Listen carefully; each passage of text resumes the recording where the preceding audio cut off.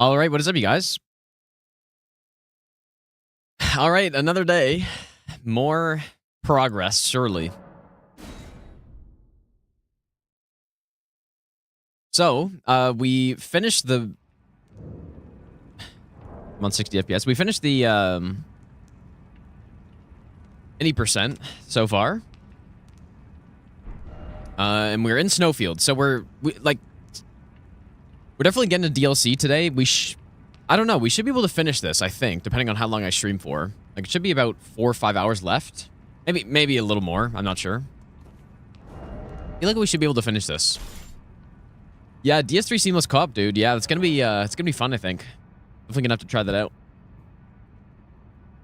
Another day, another hit. Yeah, maybe, dude. Possibly. Another day, another 2 hits, maybe. On how it's been. We could swap to lightning, but I don't think it really matters.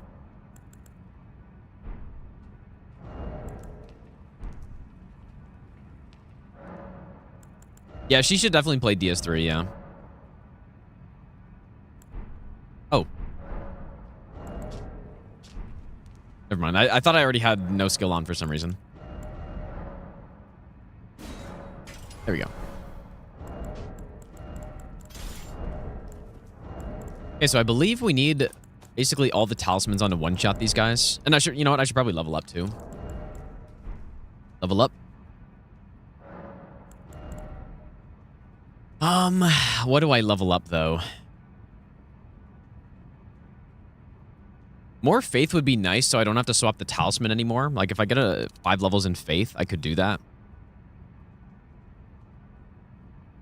It'd be kind of nice. It's a little bit, like, less efficient to level that up, but... Let me see. I'm pretty sure there was, We want 27 endurance by Renala. Or Relana, sorry. So... we could maybe start getting some endurance. Like, our damage should be more than enough, I think. Well... yeah, it's probably fine. Let's just say at this point...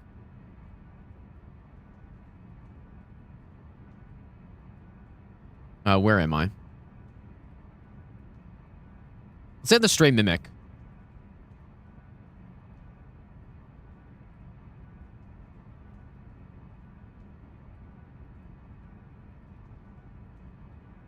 Okay.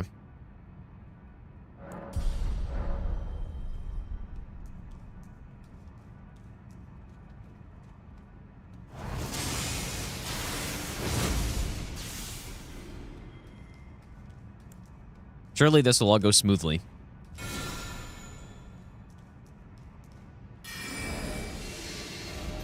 This is... I think this is one of the most dangerous catacombs, like, in the base game. For sure. Got, like, the random watchdog, and then you have this big room.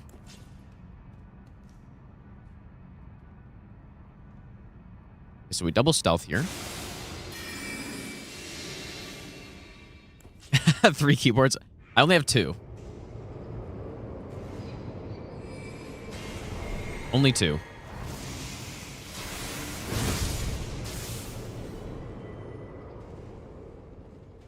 Okay, so then we shackle.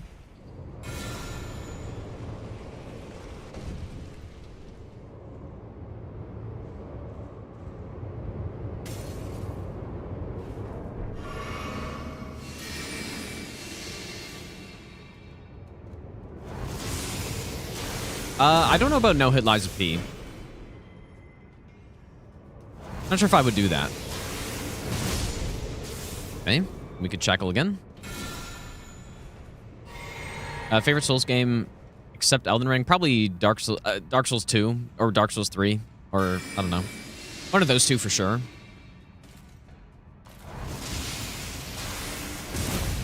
Dark Souls 3 is the one I have the most time in, but Dark Souls 2 I like a lot as well.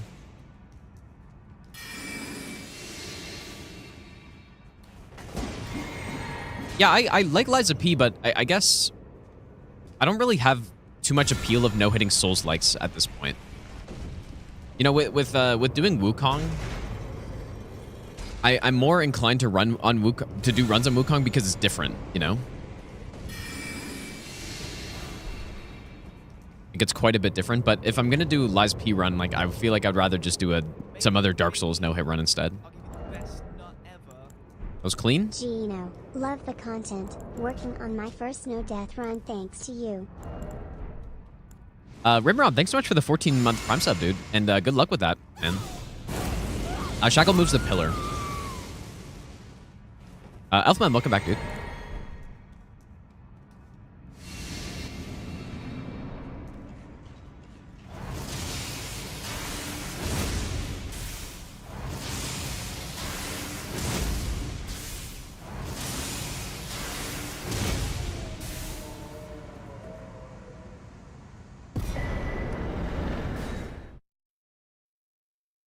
Swiggity Swooty, how's it going, dude? All right, so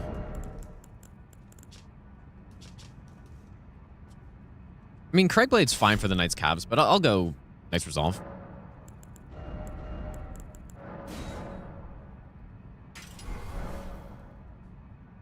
I haven't finished Lords of the Fallen, actually. Like, I thought it was okay. Okay, wait, so I run half tick left of Northwest.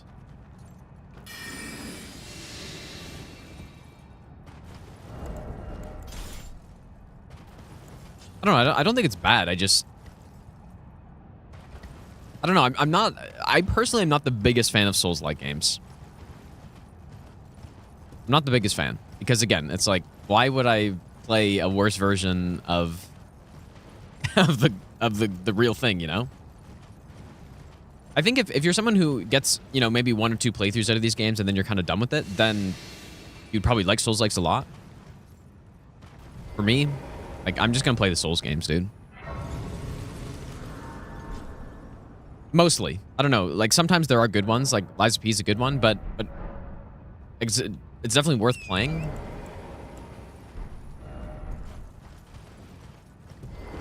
But again, for no hit runs, like, I don't know if I like it enough to do no hit runs on it.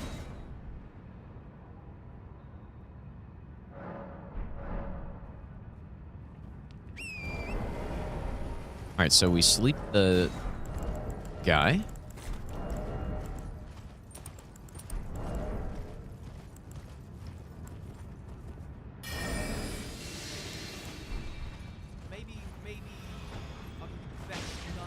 Oh, Hi, Gino. Hi, you know, Chad. okay. You know what? You know, it's fine. We're gonna start using scraps here, which I kind of forgot about.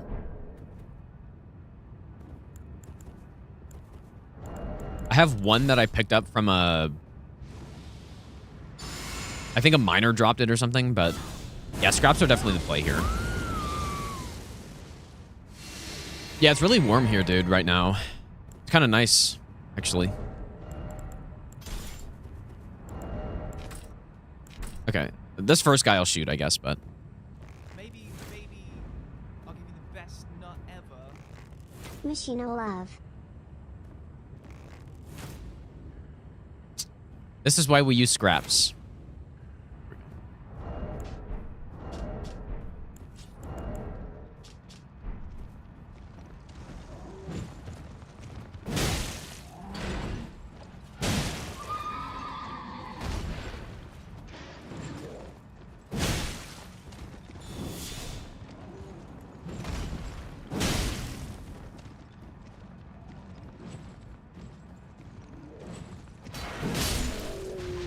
Hey, we saved the horse.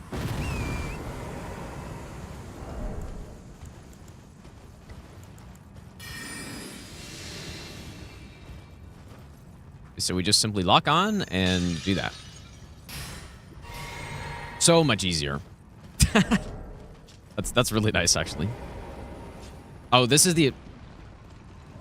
attack really scares me. Like, the halberd guys are much more dangerous, I think, simply because of that one attack.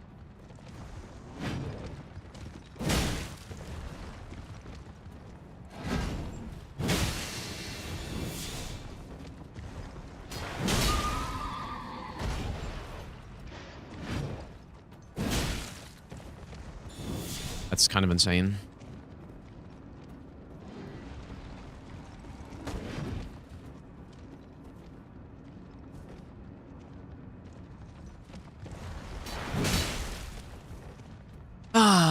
this guy's quite something, dude.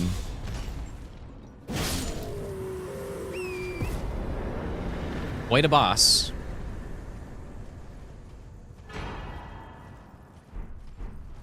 How's it going, Bender?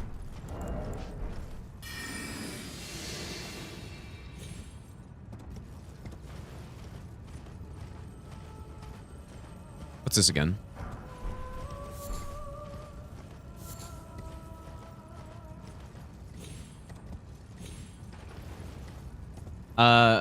I play Sekiro. I don't really play Sekiro much anymore. But I have played it, yes. Yeah, exactly, Lang. Yeah, that's what I'm gonna, that's the plan, I guess. I just need to write down when to buy it. Probably, okay, here. Probably here.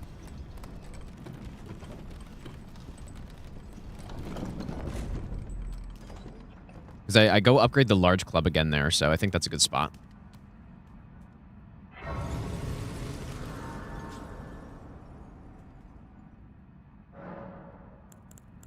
So we got Stone Barb. I think that's actually it. We kind of just fight this boss straight up. And if we don't get a stun in time, I should probably level up though. If we don't get a stun in time, then I just memory grace out, basically. I don't know, I just find it so boring to fight Estelles while waiting for the combo. Although, I say that, the other Estelle, we wait for the combo, so.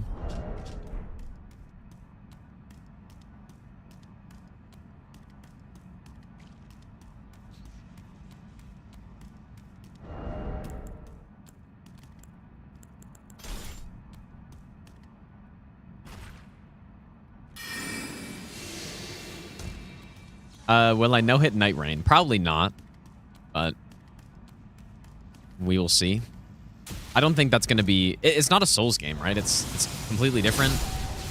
It doesn't mean it's not going to be fun to try and no-hit it, I guess, but I have no idea yet.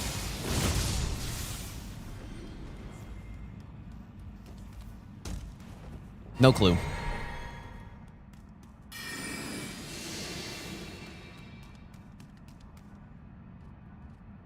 Yeah, I'll probably stream the Lasby DLC, I guess. Probably. When is that supposed to come out? Is there a date yet?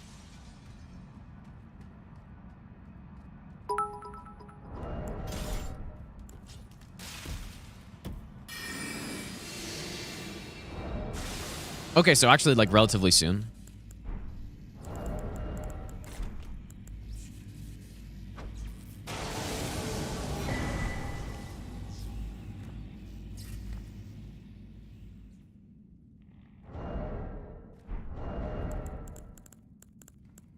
I don't think I need Red Feather here.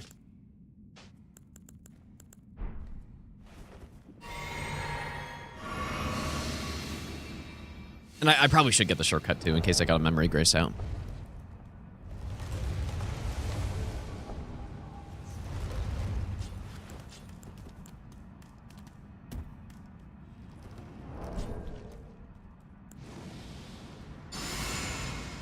Yeah, I played Hades. I like Hades quite a bit. Like, that's what I was thinking. Like, when people ask about Night Rain no-hit, like, people have no-hit other roguelikes, including Hades. Like, and those are probably really fun runs, too. So maybe it would be fun, dude. I don't know. Hard to say.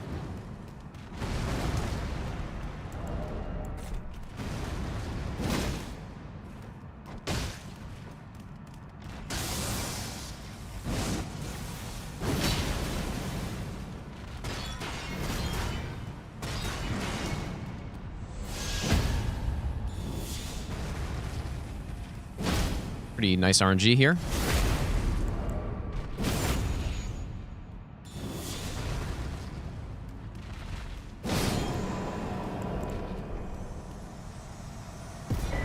My R2, I don't know what happened to it there, but it just didn't happen. I probably should set up Red Feather for that. Just seeing how that just went. Probably should. Wouldn't hurt anything. Okay, so we should have stone swords, I would assume.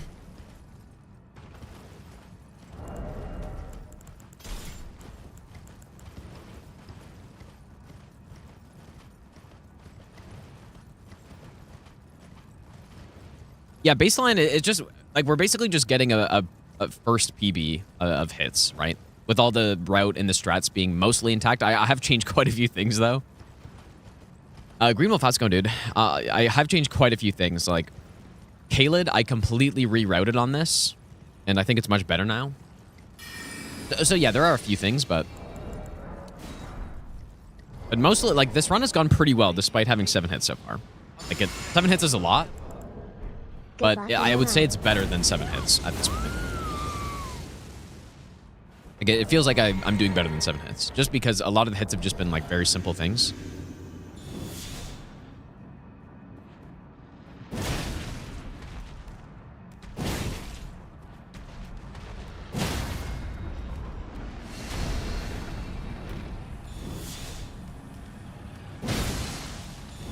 My damage is a little low here.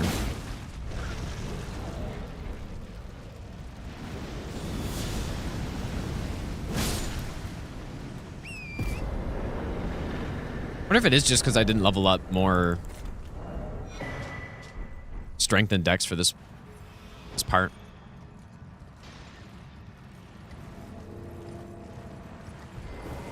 Not a problem, but I'm pretty sure last time I did that, he died before he got to stand up there.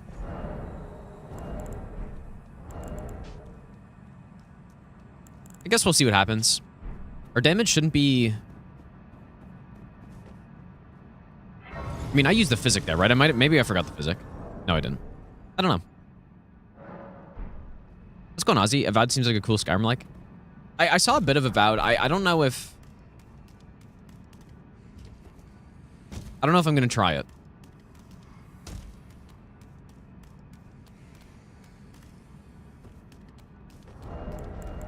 Not sure yet.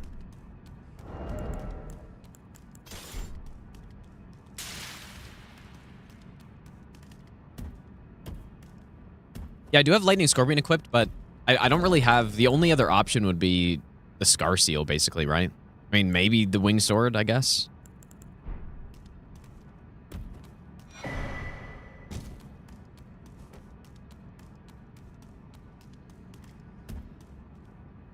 I don't know. I feel like if I wanted to play a game like that, I'll just play Skyrim, which I have been doing, actually, lately. I've been playing a bit of Skyrim, dude.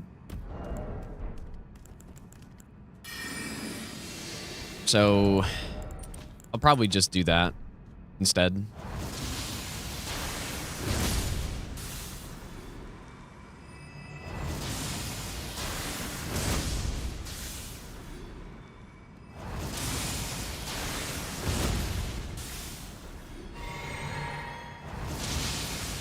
Have the alerts been working today, or... I guess I see them. Moonlight, thanks so much for the 14-month resub. Yada, thanks for the 2-month Prime sub. Paradium, thanks for the 100 bits. And Nathan, thanks for the 1-year resub as well, dude.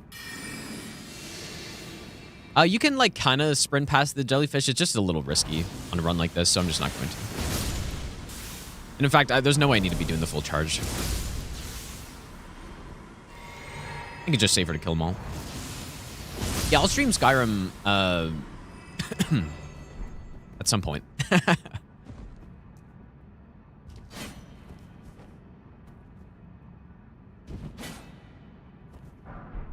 soon as I do that trilogy run that I was talking about. All right, so the way we want to do this, we do want double stealth. So maybe I'll actually just swap out the rapier once we get to the spot. So, I guess this is fine. I guess that gives us a little bit more AR.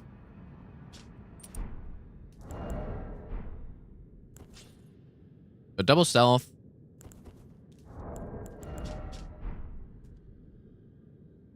Probably want a stone barb, like, once we get there. So...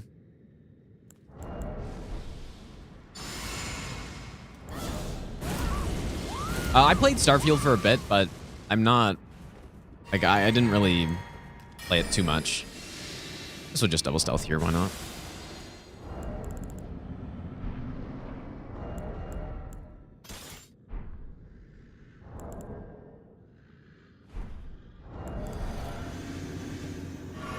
Okay, so we come to here, and then we cast.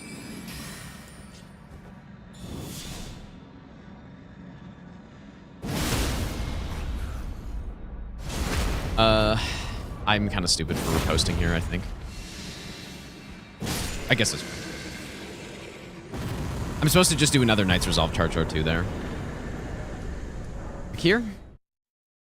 No, I haven't played Raiden in like in a while. It's probably been like 2 years now or something. I feel like I just have too much else to do right now than to... Oh, we're supposed to go get this and to play a game like that. Are we just going to melee him or what?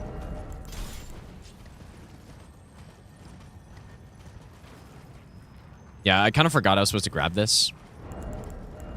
Try Volcano.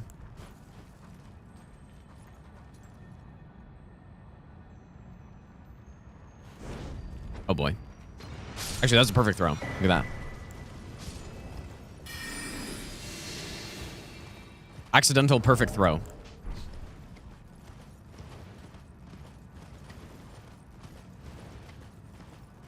Warframe stream? No, I don't think I would do that. I haven't played Warframe in a long time, dude. And I think there's too much. I tried playing it like fairly recently, and there was too much stuff. I was way too behind. I have no idea what's going on anymore. So I just, like, it's too much, I think.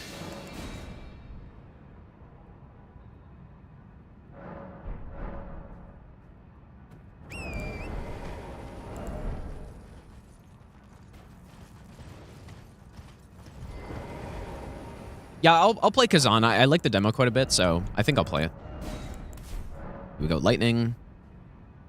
We are going to go Red Feather as well. This boss does concern me a little bit, but should be fine.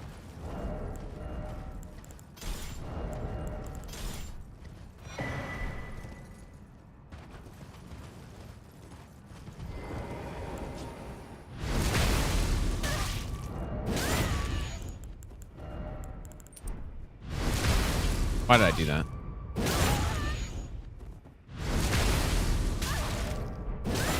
Guess it works actually still. Red Feather.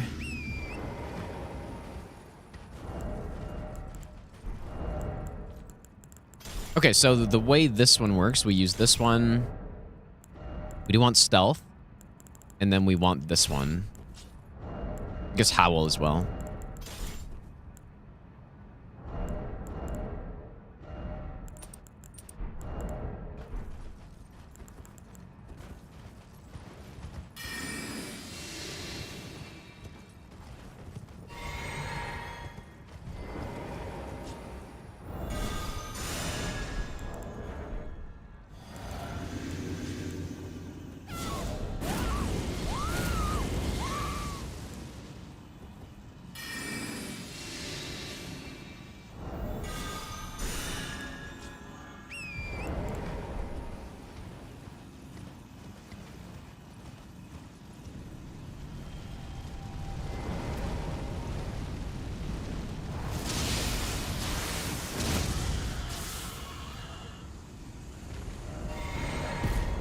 Like we don't really have that much extra damage there.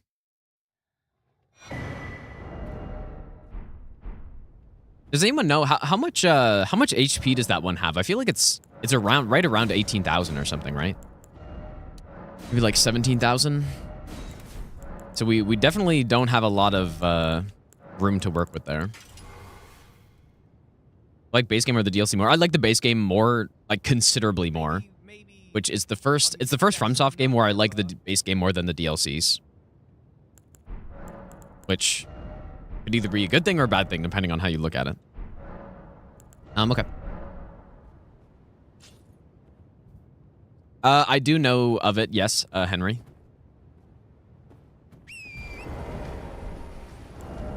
$17.5K. Okay, and how much we did 18,000, like 18.5 or something, so it's probably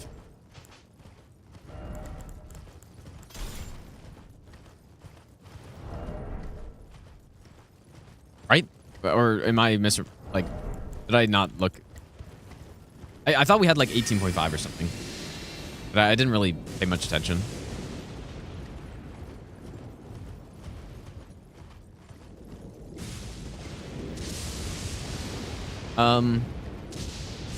Donk, thanks for the brand new Prime sub. And Dog, thanks for the brand new sub as well, dude. We go this one, and probably this one. This boss is a little weird. The way we do this.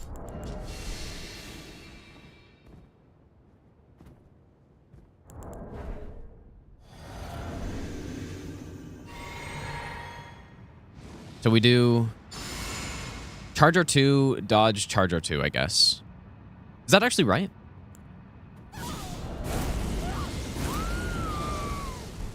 Guess so.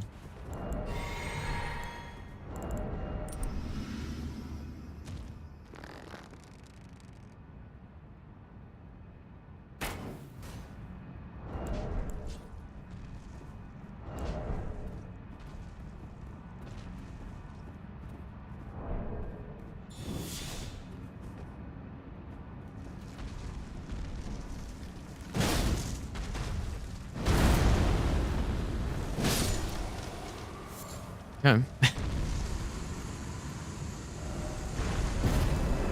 That'd be very bad if that wasn't enough damage. Be quite bad. I did see that Ziggy, actually, yeah. Pretty cool. I don't believe that's the first, but still cool. Still a run I would like to do at some point. I believe Shilky did it a while ago.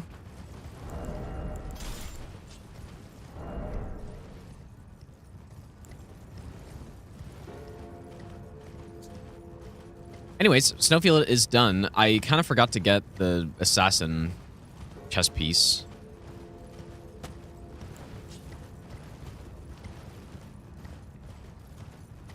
I should probably go back and get it in a second.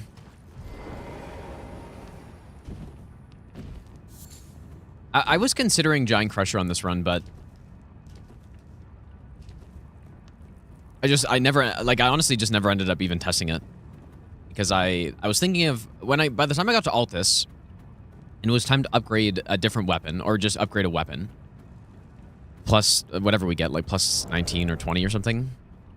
I was trying to think, like, okay, what do I want to use in this run for the rest of the game? Or at least for a huge part of the game. And Zweihander was my first thought. And so I tried it out, and I was like, oh, this works pretty well. And that is what I've gone with.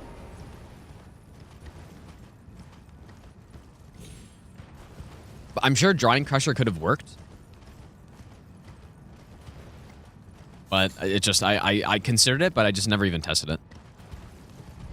Maybe a different run will do that. Yeah, level 1 rando no death for sure I'm going to do. Yeah, pierce damage is really nice, yeah.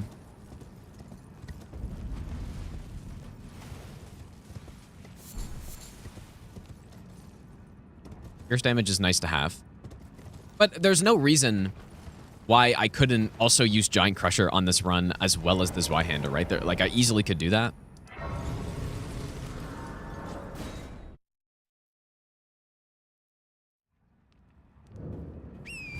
But instead I'm using a more lightweight weapon, the large club. Because it's good to have pierce damage, but it's also good to have strike damage, right? But yeah, I'm just going with the large club instead. We don't need some, like, massive hitter. Okay, so I may want to swap the magic setup here.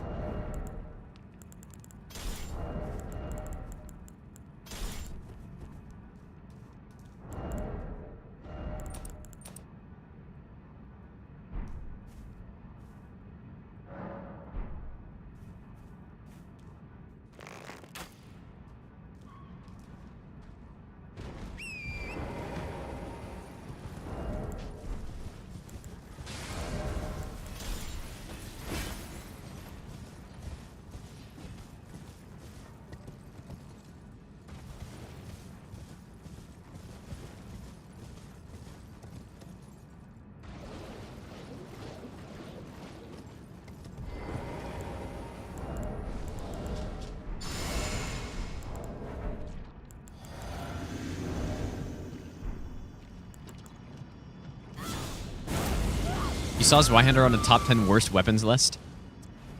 That is... I mean, that's just clearly someone who doesn't know about the game.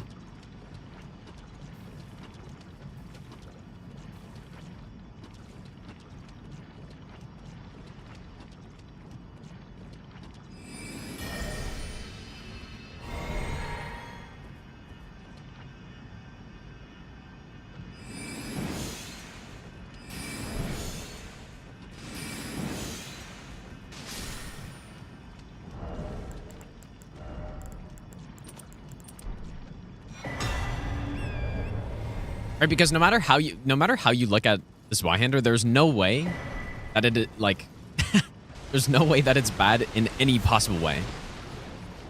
Like, it's one of those all-around very good weapons. Sure, there are weapons that are better, but like, it's not really weak in any category, right? How's it going, Gloom? Thanks for the good luck. What category would it be weak in? I don't know. The follow-up R2 is bad. There is that, I guess.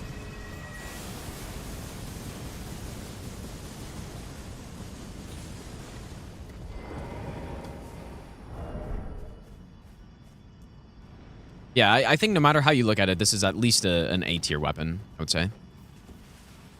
I have not played Hollow Knight. Maybe I'll give you the best nut ever. Yo, GL. At least a B-tier weapon, I guess.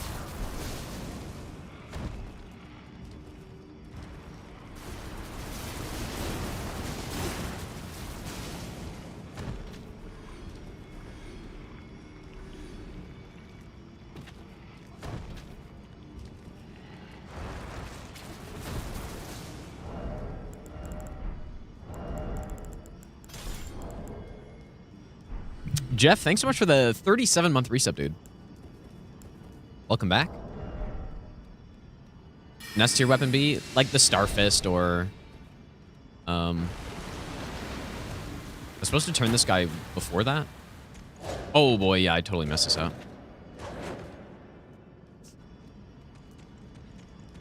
I should probably memory grace this.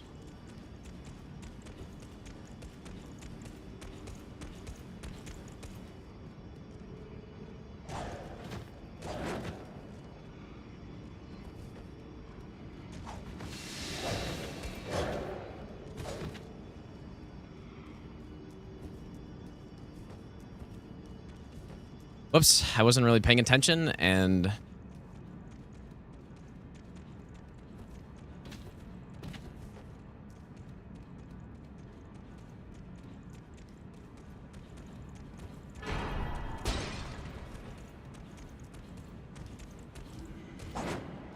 Holy shit, dude. This guy's actually insane. I went right by my head, I think. Okay. Whoops.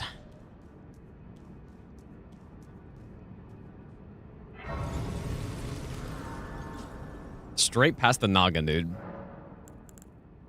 I don't know if we go get this... No, we don't go get the Summerton. Okay, so...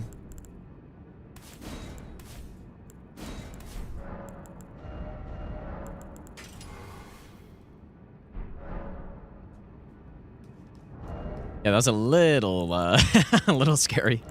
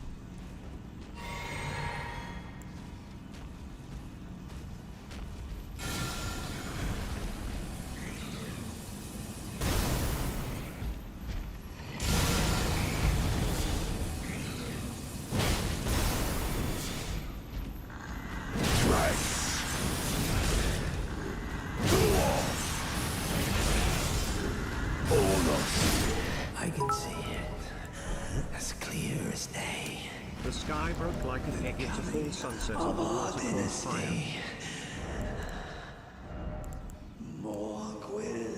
There's no question. My damage is a little bit lower here than... Oh. Oh, did I really just... Whoops. Damage is a little bit lower because I guess I just haven't... Like, I think the other route, I probably didn't even level up any extra faith at this point. And I would have put my strats into dex and strength instead of endurance, but, like, clearly it's fine, right? Elfman, thanks for the 1,000 bits, dude. Sky broke like an egg. Thanks, dude. All right, time for this part. This is fun.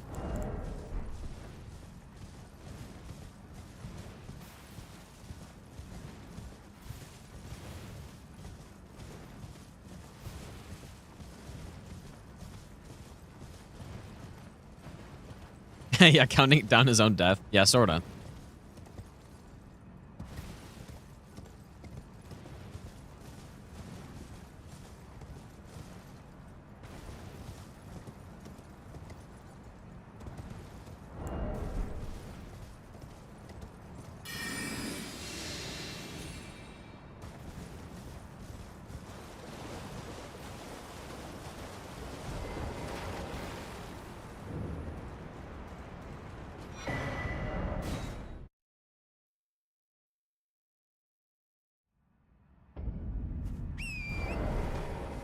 So the way we do this run, the base game is nearly fully finished. Like, we have Haligtree and we have the underground areas, and I think that's it.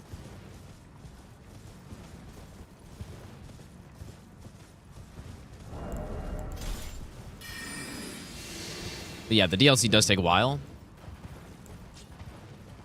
But yeah, we do a decent chunk of the DLC, and then... Well, actually, wait.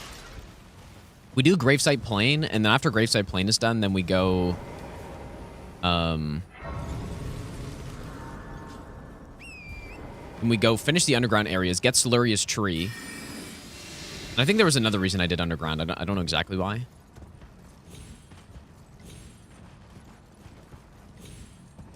There is another reason. The tree is one of them. And in fact, like, it would actually make sense to go do underground right now. But I want to get Rolana, like, I say out of the way. We are 8 hours in right now. So it's not really, like, getting it out of the way early, but still, like, potentially 5 hours left on this, so...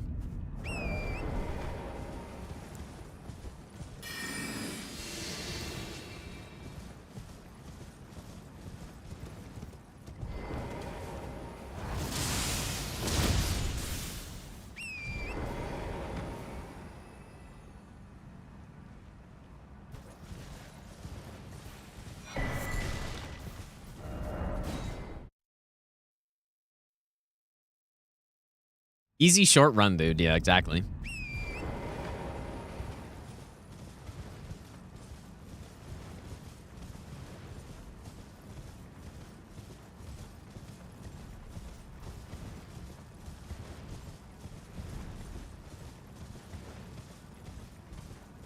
No, I didn't do God Run 3 level 1. Dino is the first and only person so far. We played a Mercy a few times on Midra, on Jory, on I don't know where else. A couple. We used it a few times, like enough that we actually grab it, obviously. Oh boy, the Rolana running section's really very scary.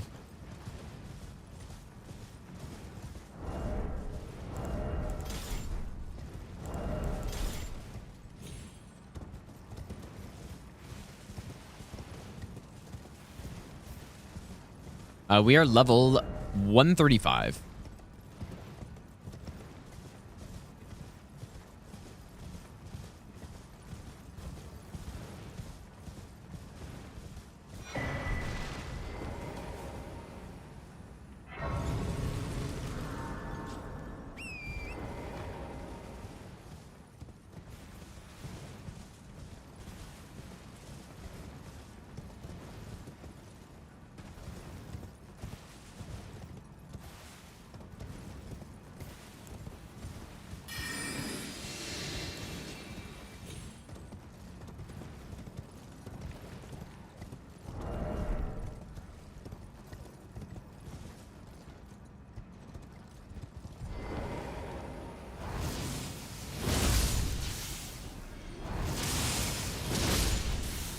do sort of wonder if I actually need to kill these guys or not.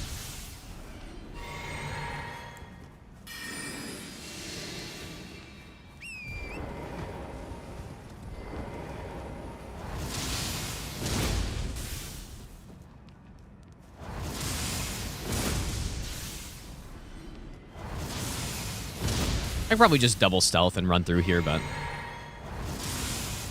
the total is how many hits we've taken so far.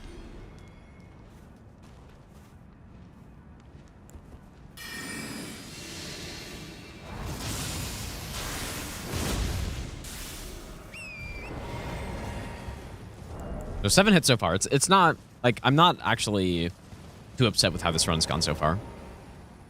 The majority of the hits are very easily correctable things. I'll probably get hit a couple more times, but... Guess we'll see.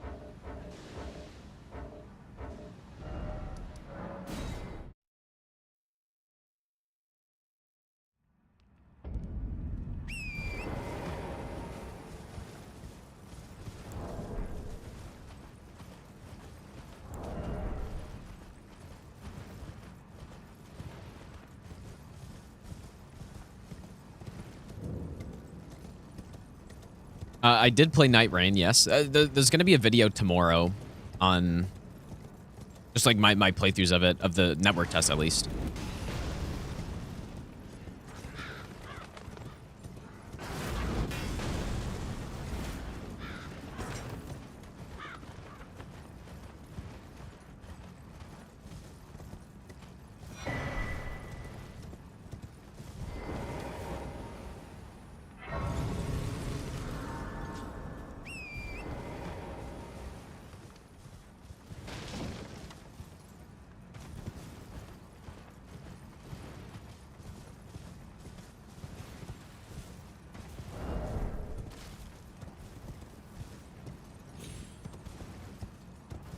This is the part right here that I don't like about coming back to the DLC. This is what I don't like. Just running around, picking up fragments. Would be a lot more fun if, you know, if we were going to kill Rolana first, if we just simply get it straight to Rolana or something, right? But I'm losing, like if I did that, I'm losing, I don't know how much damage, like 30% damage or something. It's an insane amount of damage. Sort of thing is why Hub doesn't want to do Elden Ring. Yeah, it's totally fair.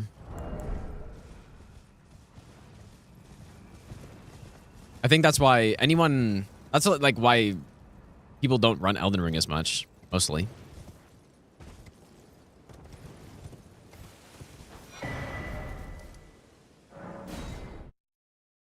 All right, so this running section.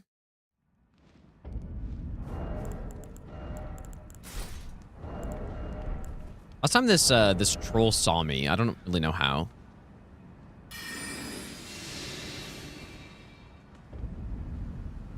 So one blessing level, you have to check the do I maybe have to double stealth him.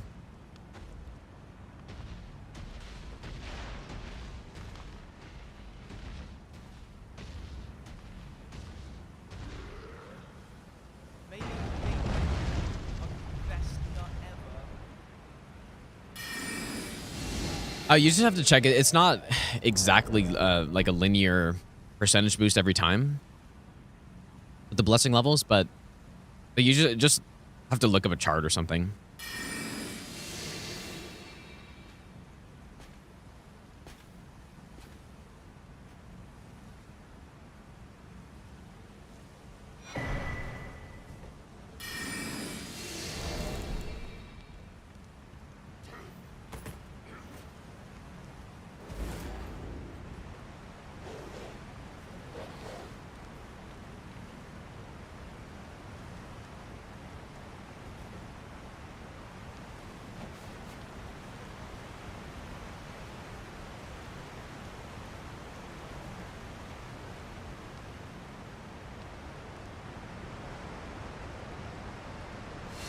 Like, can anyone search up what is the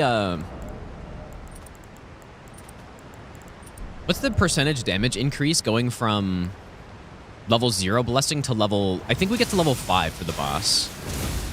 What the?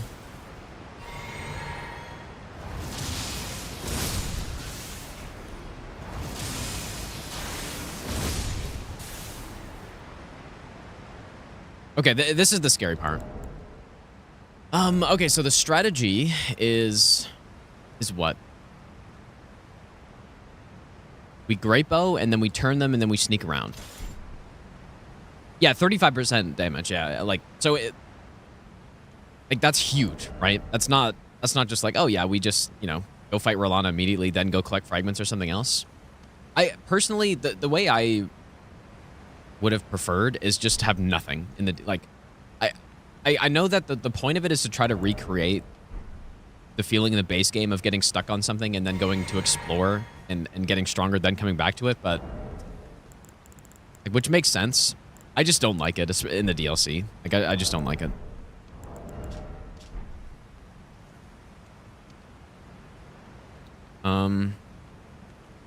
Okay. Maybe a double stealth would not be a bad idea here. Yeah, or just remembrance, yeah, but again, like, the whole point is that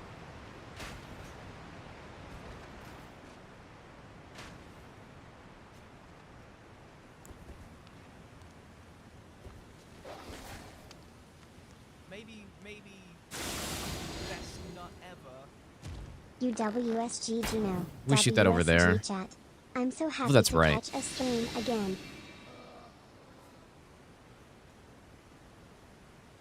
the whole point is that you can get stuck on something, leave, go explore, get stronger, and then come back. But it's not nearly as interesting of a way to increase your character's power compared to actually building out your character like the base game does, right? It's just like an upgrade that's the same no matter what type of character you're using or like whatever, right?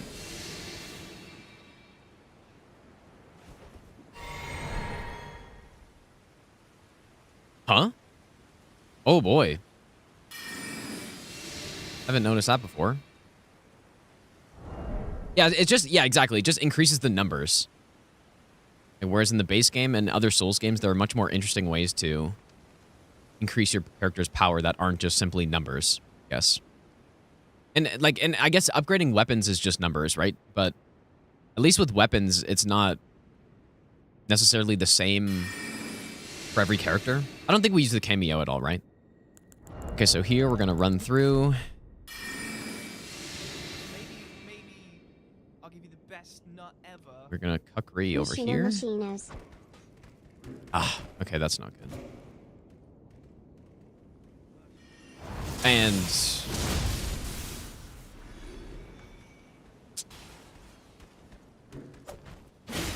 oh my goodness, dude. Okay. So that's wrong. Do I need double stealth for that? I must.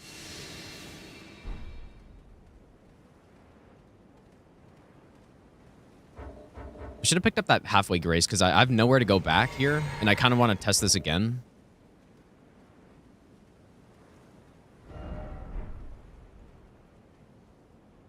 Well, I guess.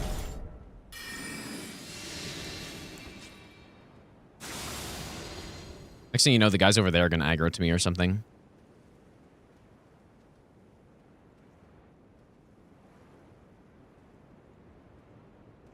I feel like I would have written down if I needed double stealth for that.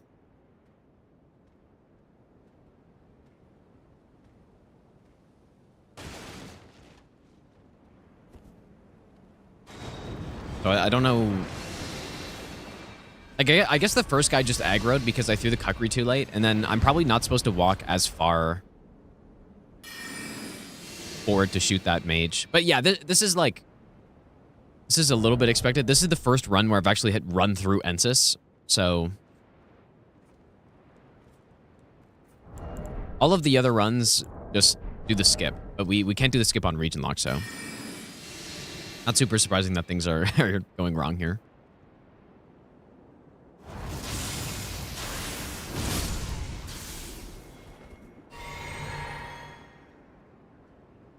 Like I need some more cuckeries, dude.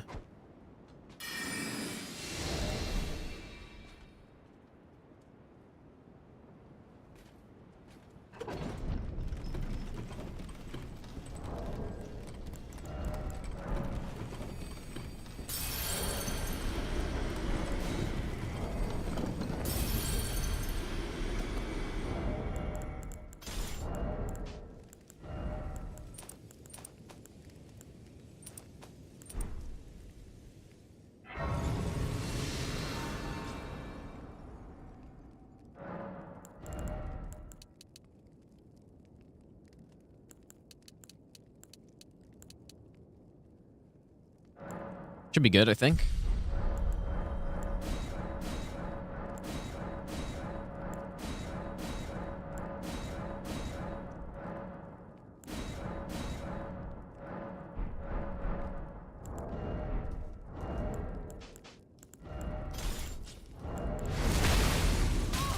Oh.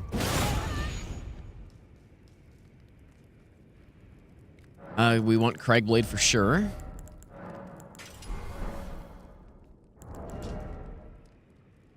Oh, you know what? We go lightning. Whoops. Lightning infusion.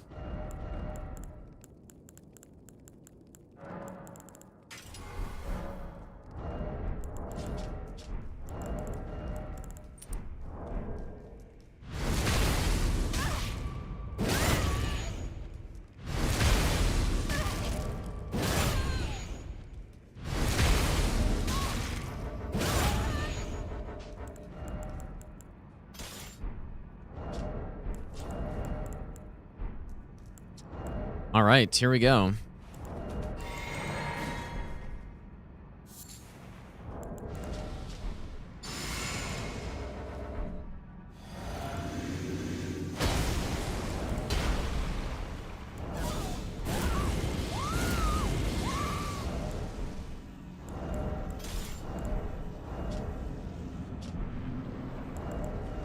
Fuck.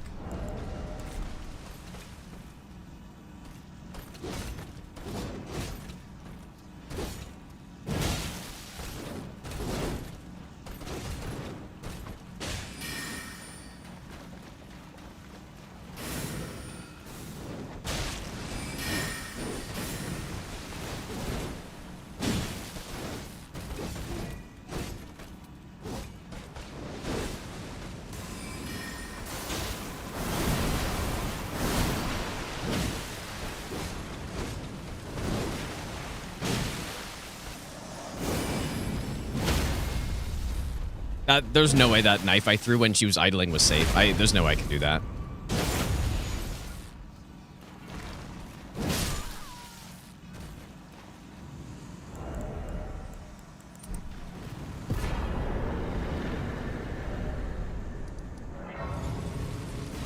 There's no way that was safe.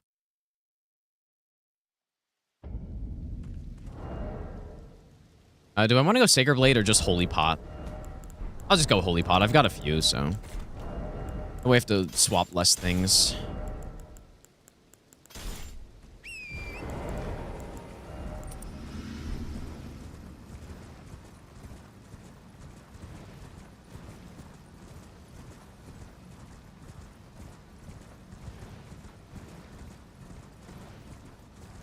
Yeah, I'll probably have to test that, but I'm fairly certain there's no way I can throw a knife like that when she's idling. Like it's just if she does her quick like pursuing attack, a double hit, I don't think. Pretty sure I'm not getting away from that. Okay, let's see if a Holy Pot's fine here. I'd imagine so, but I'm not exactly sure. If anything, this should be much more damage. Oops, that was the wrong one.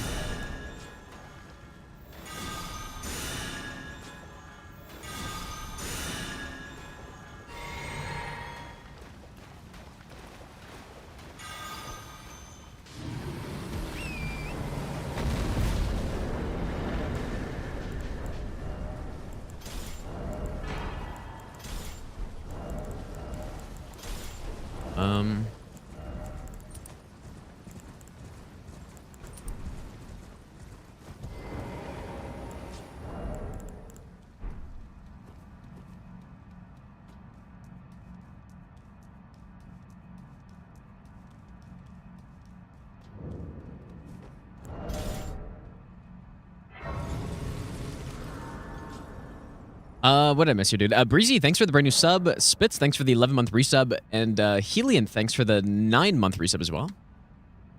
All right, so we go fire.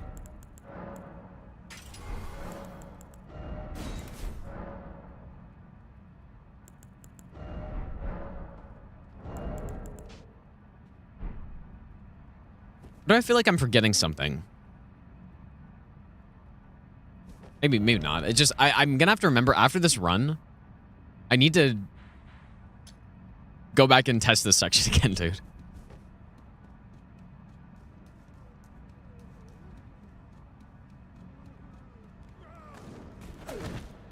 Because that was not good.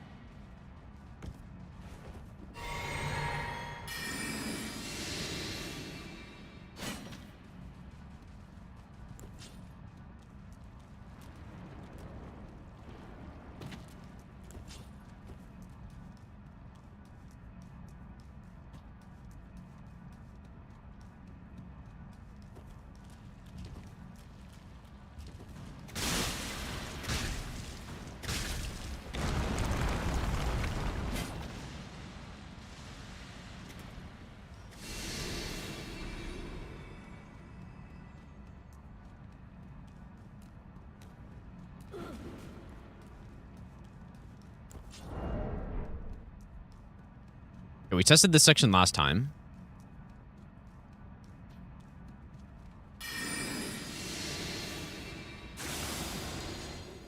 So we do this. Then we run around this side, I believe.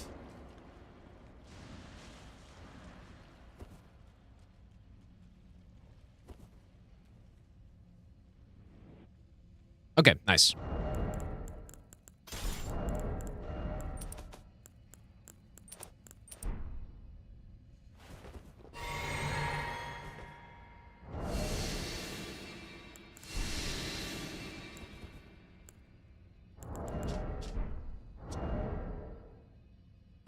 I guess, okay, so I don't have Smith's Grip Spear.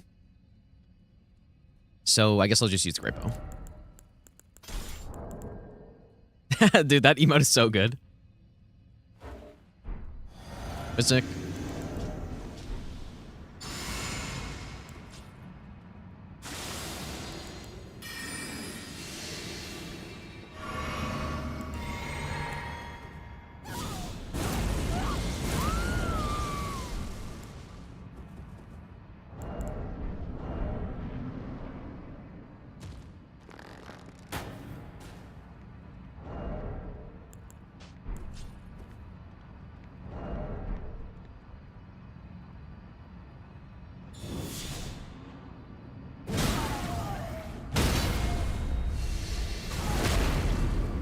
Surely that's consistent, and he can't, like, hyper armor me or something.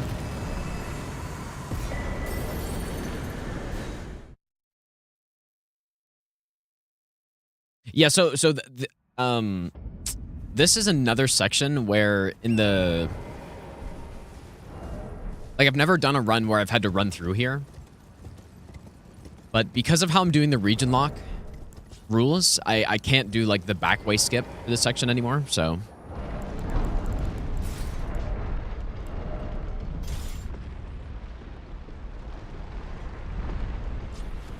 Like, it's kind of, I kind of like that we have to run through these areas.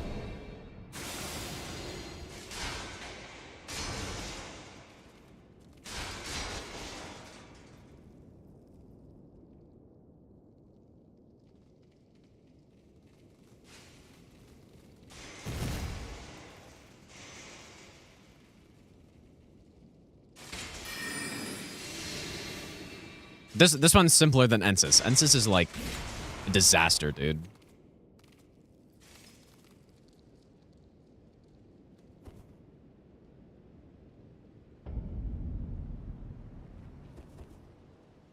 No, if it wasn't region locked, then I wouldn't go through this way. I would just, like, the back way is the most efficient way, for sure.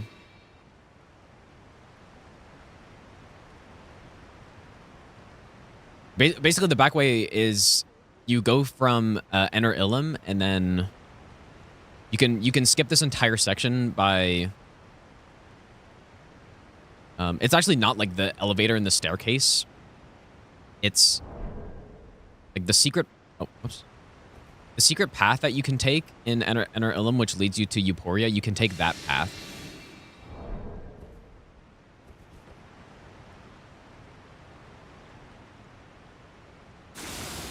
And then you can drop right on top of the Divine Beast Arena. I think I killed these guys normally, actually.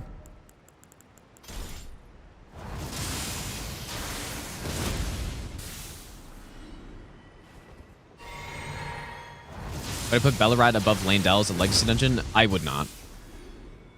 I think Bellerad's pretty good, though. But no, I wouldn't. I think Landell's for sure better.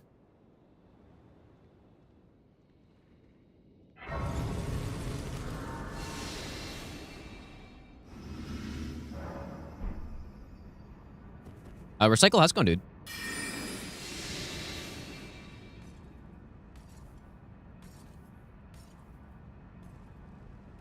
This is another part here where I'm not 100% confident this is safe.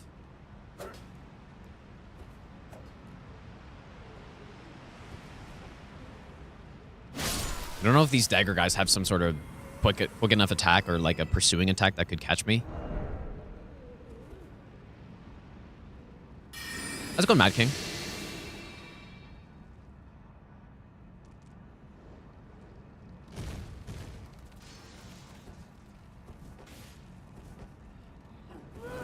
Oh, boy. Okay. Shit. I wonder if I should, like, Bloodhound step that instead. That sucks. I don't think mid-roll would have made a difference there either. I have Bloodhound step on something. I should probably just use that.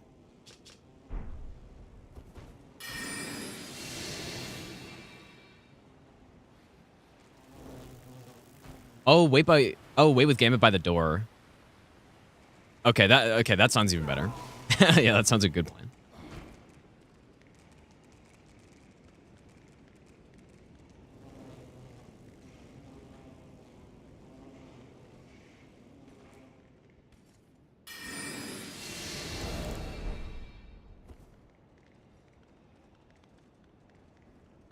It's not that I forgot he was there. I rolled a bit too early, I guess.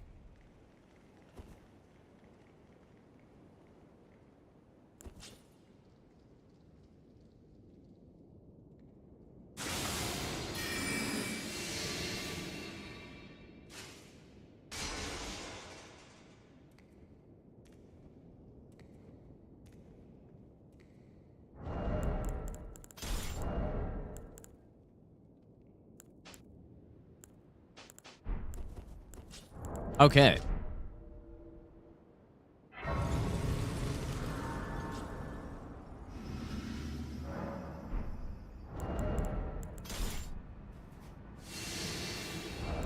I wonder... Like, what if I just throw a volcano pod on the open? I'm just gonna try it. Just see what happens.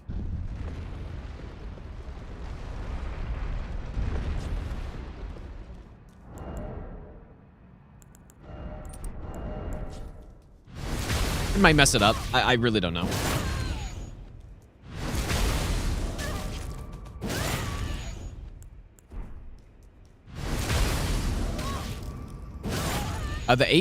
So we have 8 total hits right now. That's what the 8 is. So we can go Kite Shield too.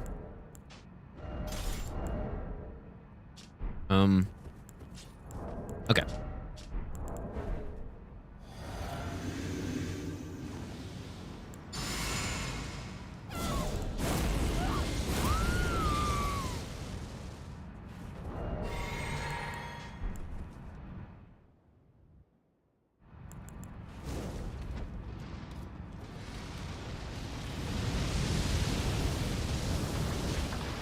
Not a ton of damage.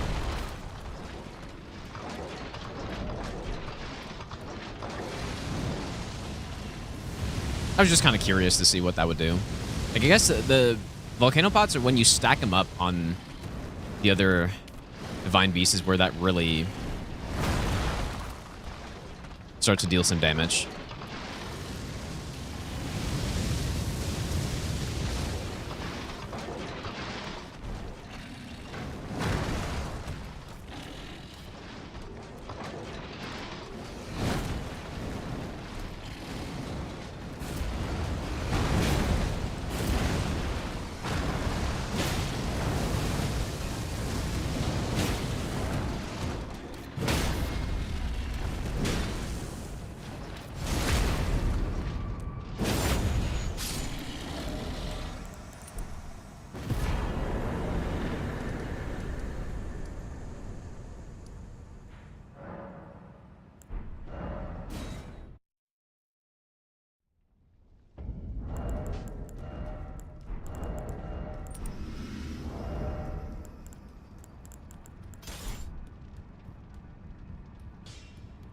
Okay, so we get a +10.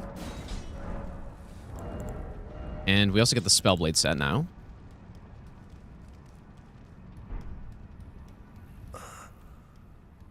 Well, the fight's not scripted, but once he does that attack, it should be as long as I have at least the physic up. If I don't have the physic up, then it's not quite enough damage to finish him off, and he's got a little bit of health left in phase 2. Get that. Should be it. Guess I'm running from here.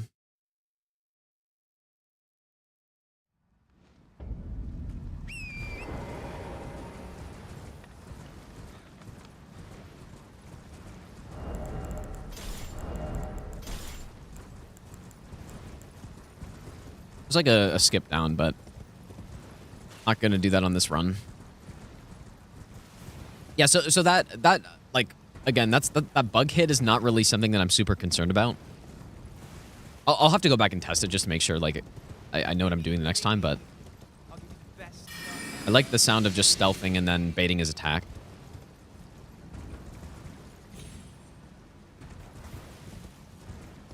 And that's sort of what I mean about this run having like so many hits on it, but it's felt like it's actually better than this, which is good. Colorado, thanks for the 7-month Prime sub, dude. I mean, that hit probably makes up for the hit that I should have taken in Ensis or something, right? Definitely should have been hit in Ensis, but I just somehow wasn't. Oh, okay, this part I definitely need to figure out what I'm doing here. Make a save. Because there are the poison traps here, and I don't really know. Maybe I can just go around them?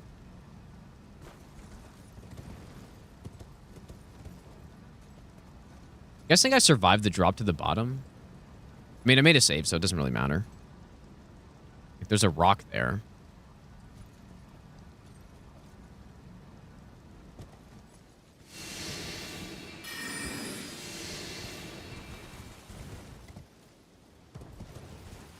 Okay, I guess that's fine.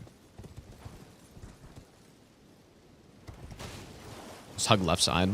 Just probably write that down, but I won't forget that.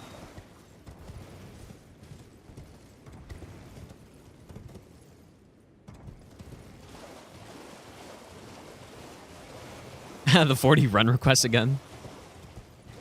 Maybe, dude. I think that'd be fun.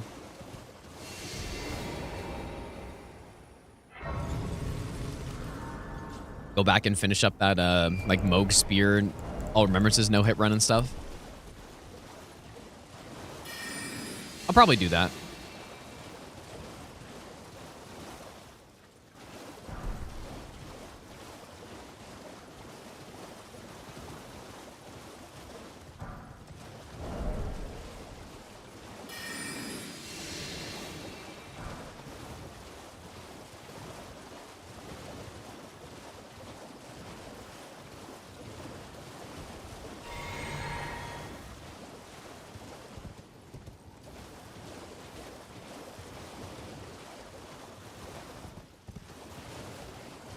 Whoops.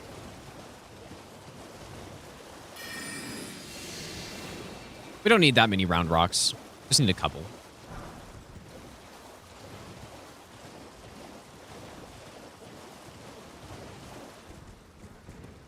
Would it contain DLC now? Probably not. Gonna have to make a new like channel point reward that's with DLC or something.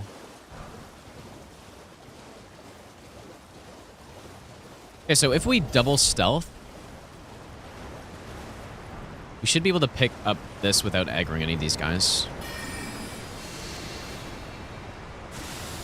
Yeah, I'm gonna have to, dude, I'm gonna have to put the prices up way higher if I reopen those. Because the inflation is insane, dude. Like, yeah, like, whatever the base run is, 100K. I'm sure so many people have 100K now, dude. I'm gonna have to jack up the prices.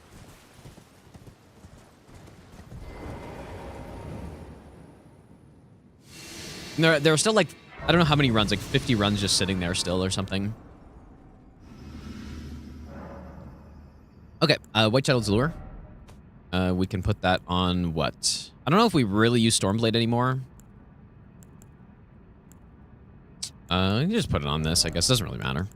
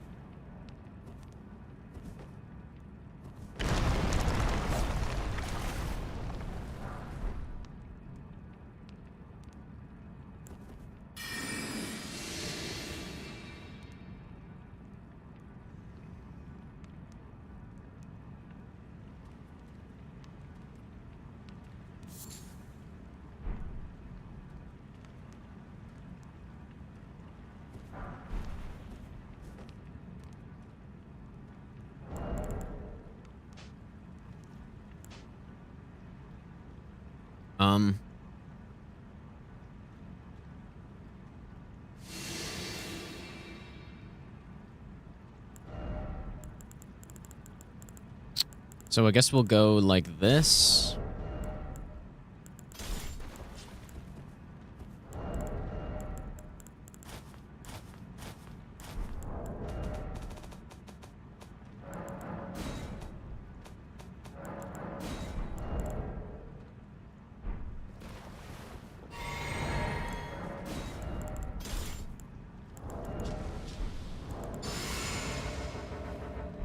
Yeah, Chief Teef, dude.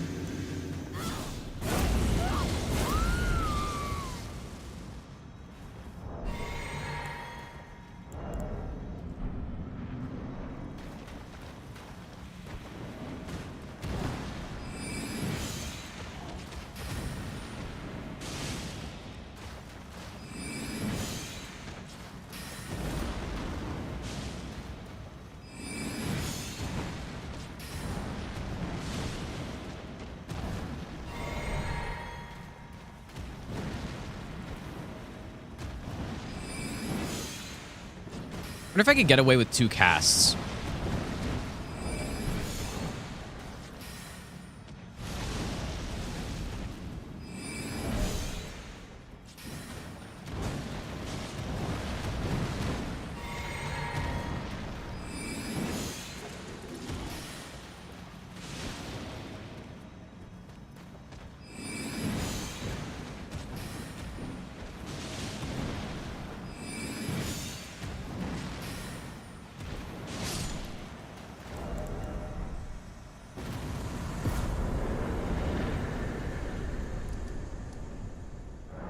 All right. This is a scary boss. Um, okay, so I say at this point to level up a bit of mind.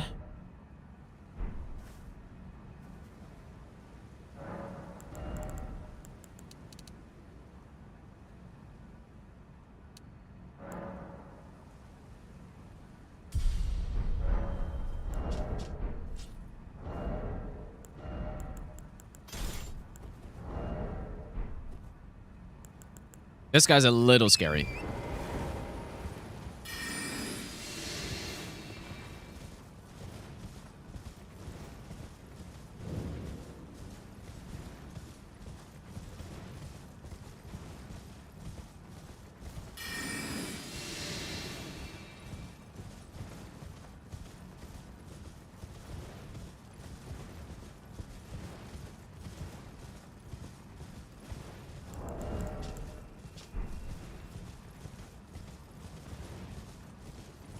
It's just, yeah, it's just the NPCs, like, we don't get Wrath from Afar, obviously, until we get to Shadow Altus.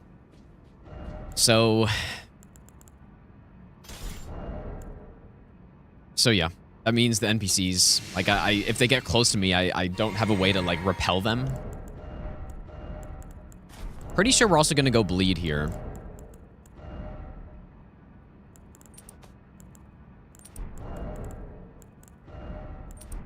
Yeah, we're going to go bleed.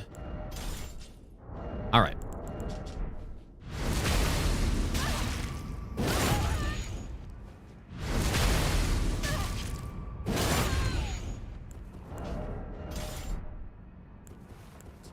So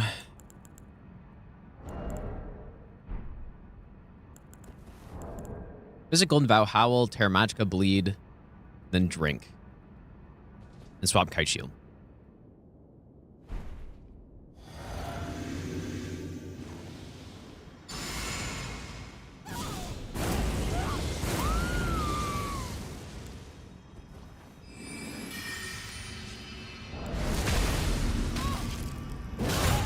Oops.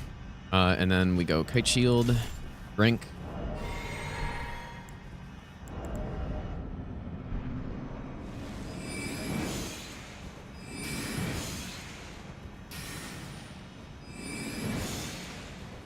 Oh, beautiful. That was actually really clean.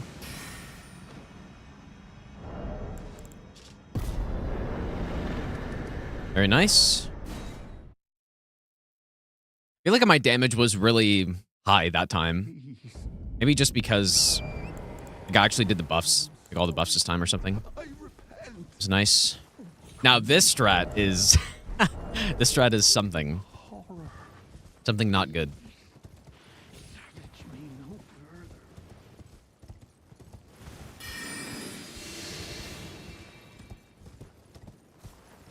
But it works. I've tested it probably, I don't know, probably like 30 times, and it's worked every time. That's not a huge sample size, but yeah, this is one where it just works, dude.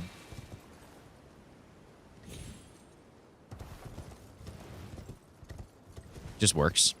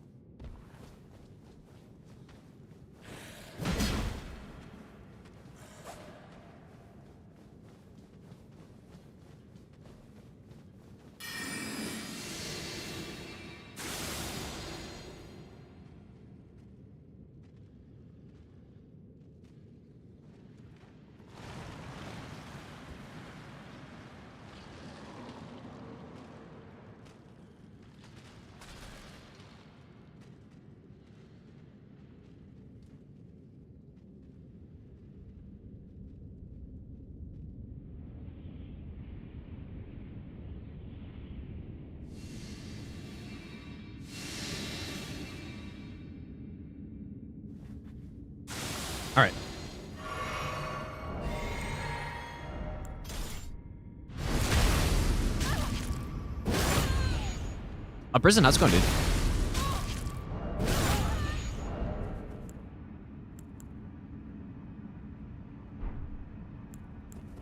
All right, so this one should be basically the exact same thing, but it's a little bit sketchier because he's a little bit closer. Physic.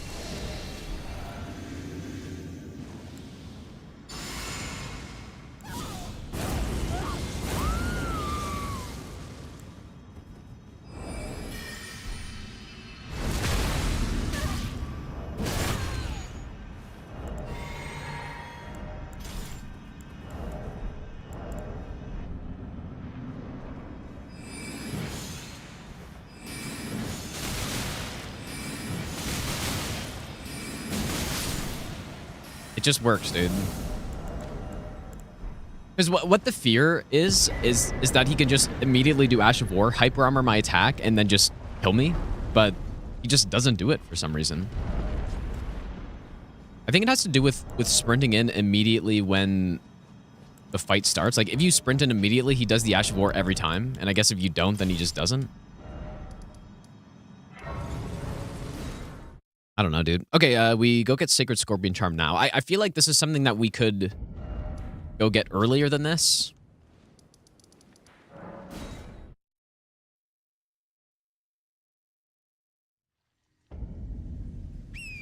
Because we do use Holy on quite a few. Like, I probably should get it earlier than this, dude.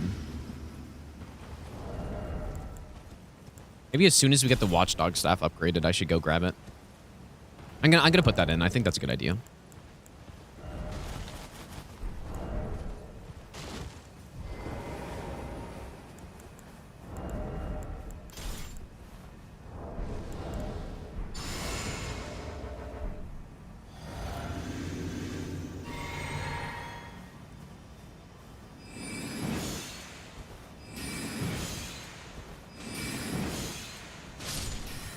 Okay, so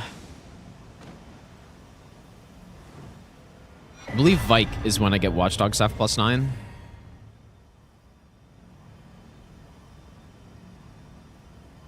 We'll get Sacred Scorpion there.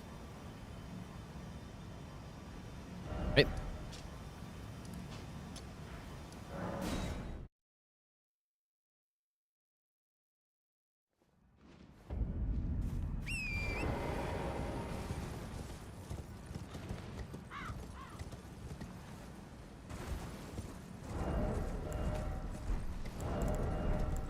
Not sure if single stealth is enough for this. We're gonna find out.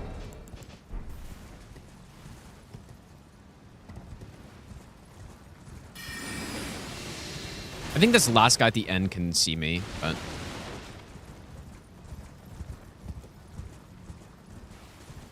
guess that was fine.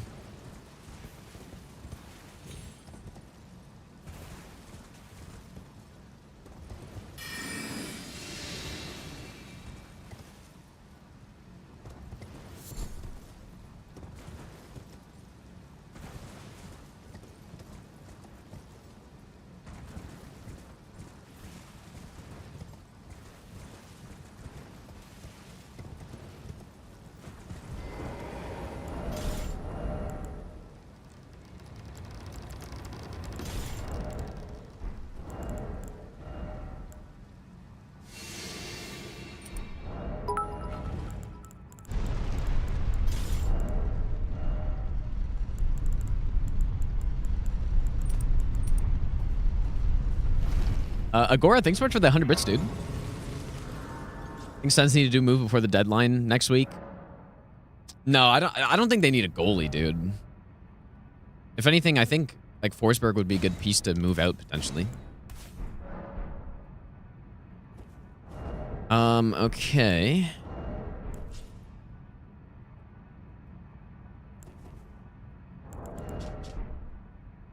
But no, I saw something that they were looking at. What's the guy's name? Dorado or something from Chicago, and they're looking at forwards, is what it sounds like. Oh, for fuck's sake, dude.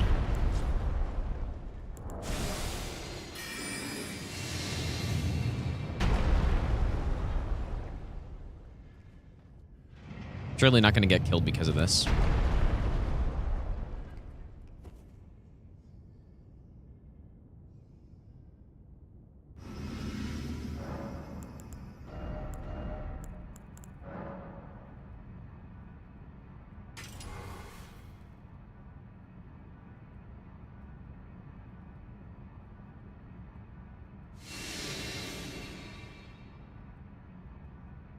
Okay, there we go. Yeah, Donato, and I think, who's the other guy?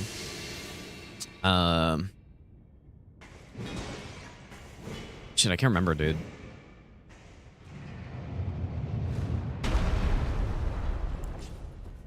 I don't know, they're looking at forwards. And that's 100% what they need as well. I honestly thought I was going to get crushed by that for a second. I have 2 Sacred Orders. I should have 2. The other one is probably Shared Order, which is just not as good, but it is good. It's better in co-op, I guess, right? That's so shit. That is so shit. That is such a garbage. Oh my god. Ragin, thanks so much for the 5 gifted subs, dude. Make sure you thank Ragin if you got a sub right there. Thanks, dude.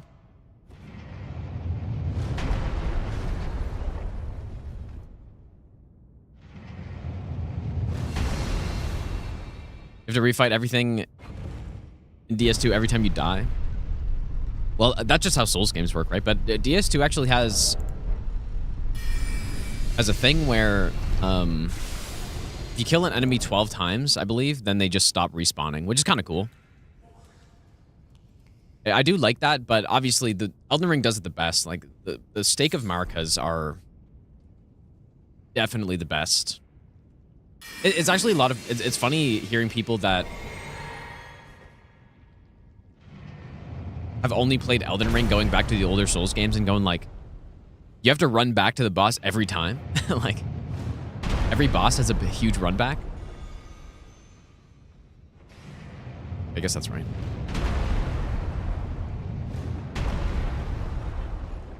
I've always... Like, even though I've played Souls games before Elden Ring and I'm not used to... I've never really been used to not having run back. I definitely like short run backs. I think long run backs, there's no point. It's just a waste of time. That's what I think.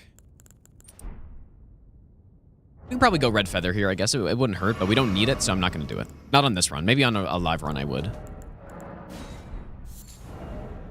All right, so...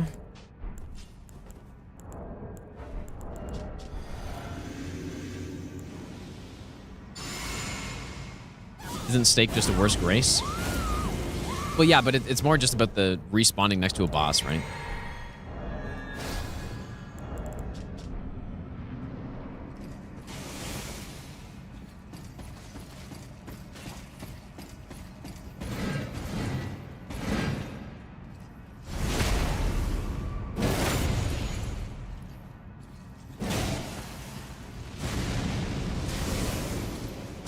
Dang.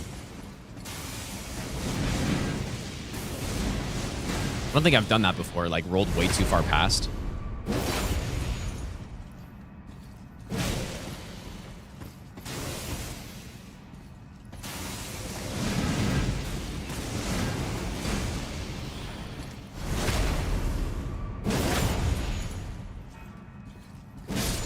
I don't think Red Feather would do anything there. All right, so Graveside Plain done. So now we're heading back to the base game. But no, what I think is the absolute best in terms of like shortcuts to bosses or runbacks, I think the absolute best is to make it so that you have a shortcut that leads back to the boss. That is like a clever shortcut, you know? I mean, maybe that's obvious, but I think stakes are nice, especially with the open world, because you're not going to have like a complicated level that has a shortcut back to the boss every time if it's just a field boss. But yeah, having runbacks like in DS1, such as like Bed of Chaos and Seath and stuff, like it just, that is the worst possible thing because it's just such a huge waste of time. So ideally you have a shortcut, I think, like Pontiff, you know, Like maybe that's a little long, even that one, but that's sort of the idea where you have a big level.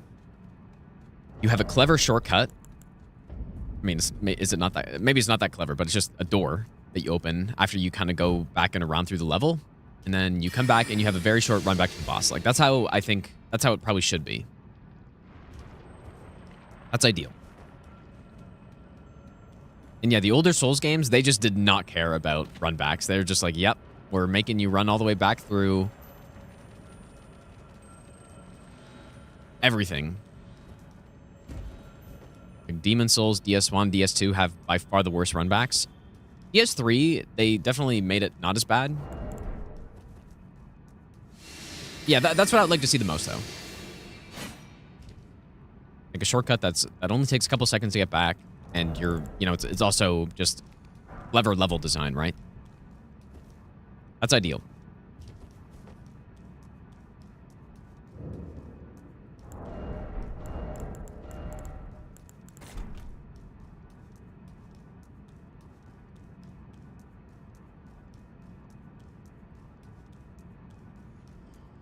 Yeah, when you go back and start thinking about the run backs, like, there are some really bad ones, dude. Some really fucking bad ones. If you've only played Elden Ring and you go back and you're trying to fight, yeah, like the King's Pets or yeah, Seath and like basically every run back in Demon Souls. Like, holy shit, dude, this is insane. How's it going, Matt? Like, all it is, though, is it's simply just a huge waste of time, in my opinion. I think some of the, like, old Souls fans might like the runbacks. Okay, I think we just walk up to here. Like, oh, yeah, you gotta have the runbacks because you gotta feel the pain, dude. Something like that. I don't know. Or maybe less of those people nowadays, I guess, with Elden Ring, but...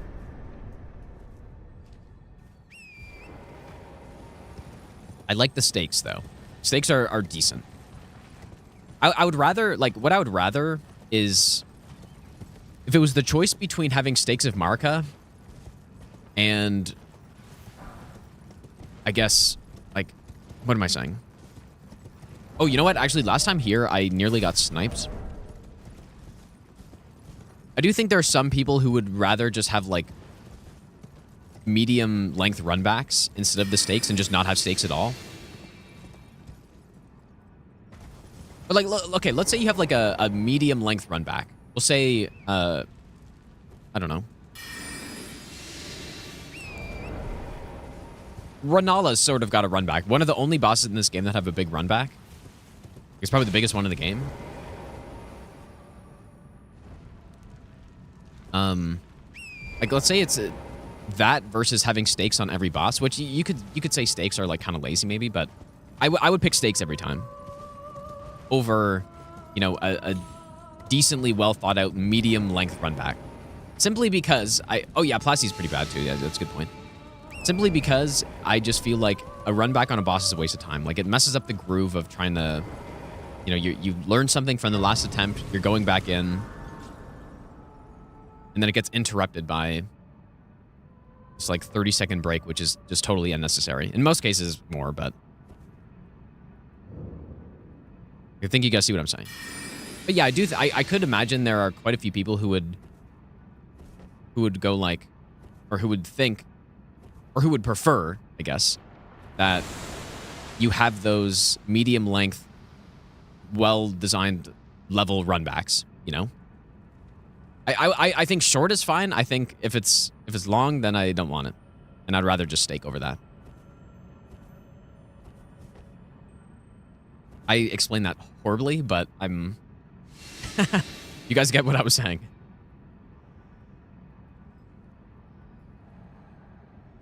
Classic explaining something while trying to do a no-hit run at the same time. You love the lack of fast traveling in DS1? Yeah, I honestly do as well. I think... I honestly would love to see an entire Souls game where you can't fast travel. But... It would have to be... The world would have to be designed in such a way that it works, I guess. Obviously.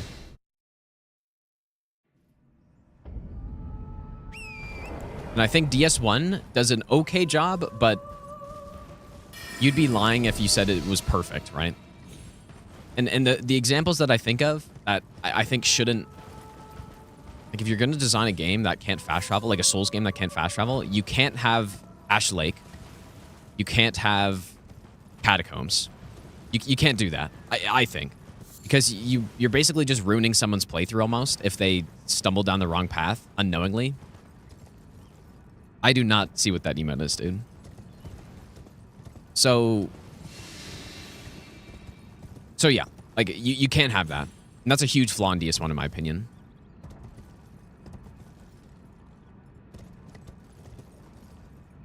Huge problem with the game with no fast traveling.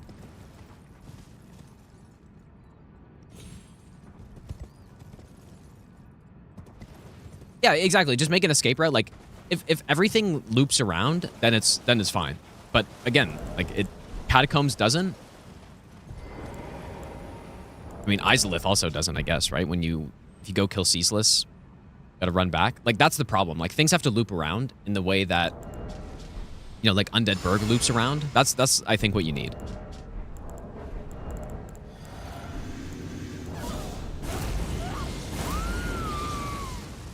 Yeah, just bone out. It's easy to say when you've played the game a lot, but if you're on a first playthrough, like, they do give you a homeward bone, to be fair. But to make it a little bit less bad... But that's sort of a lazy way to do it, right, when you think about it? So...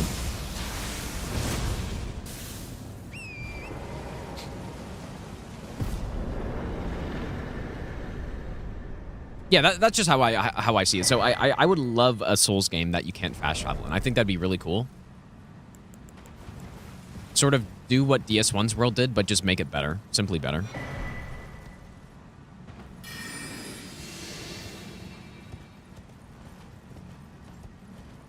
Yeah, and it's interesting, too. Like, even Dark Souls 3, there's some locations where you have some, like, interesting interconnectivity. Sorta. Like, not maybe DS1 level, obviously, but you have these, like, shortcuts or whatever that there's just no point because you can just fast travel or something, right? And an example I think of is... in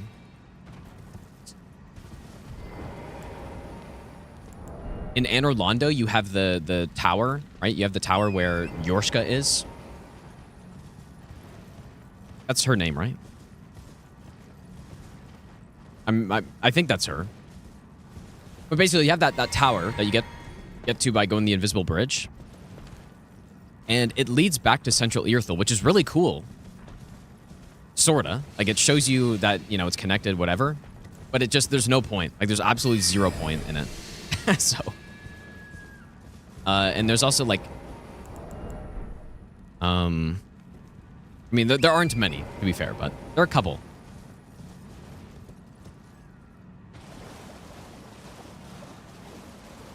And the reason I've noticed those is because when I did no bonfire no hit in DS3, I was able to make use of those, right? So I would go... I think the route, I basically killed Aldrich, and then I ran back to Yorm.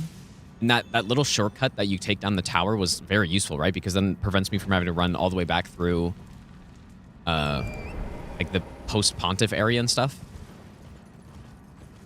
But it's just that there's literally no other reason you would ever use it, so... Basically, I think it'd be cool for them to make a game with no fast traveling in it. Like, just a Souls map, no fast traveling, but a really good world that makes sense. It'd be cool. I would never imagine they would actually do it, though, because... Like, you go from the Elden Ring quality of life stuff and how seamless everything is in this game. It's like, oh, I could just fast travel wherever I want at any point, basically. You go from that to going, like, oh, I can only walk to where I want to go. Like, I feel like they just wouldn't take that risk, so...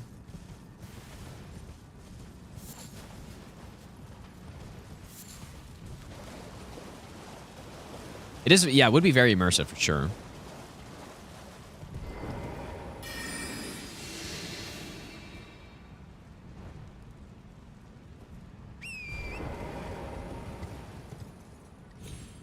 Maybe I'm the best nut ever. Yeah, Night Rain has no fast travel. Yeah, surely Night Rain's a Souls game. It's a non-Souls game with Souls bosses in it. Canadian, thanks for the brand new Prime sub.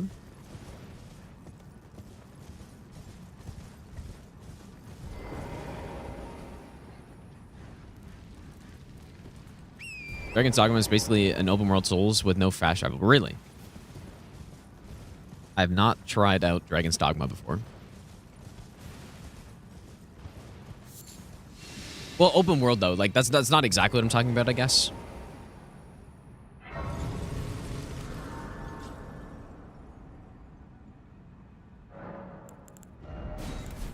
I'm talking about I guess what do people call Souls? Like a semi-open world sorta. It's not a full open world, big vast areas, but you can go wherever you want. It's connected. Like a semi-open world game with no fast travel. Simply. Yeah, I think I would imagine Night Rain's just gonna have every good boss they've made in it, right? You would think. I don't see why not. Like, so there should be Artorias, there should be Manus, there should be Halmine, I'd imagine. Ornstein and Smo probably. Like I couldn't imagine why they wouldn't add those bosses into it.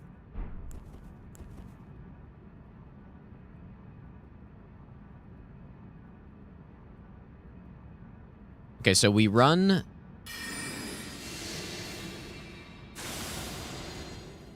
one tick left of east. It's like here.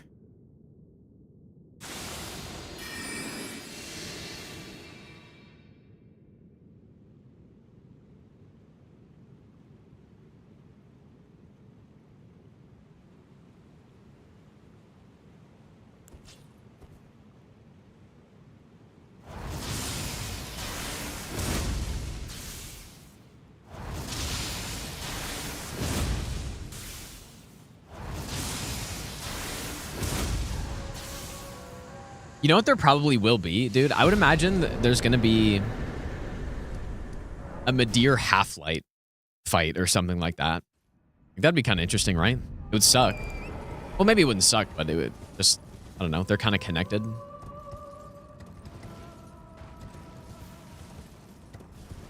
There'd be some interesting combinations of bosses. Ornstein, old Dragon Slayer, and Dragon Slayer armor all in one.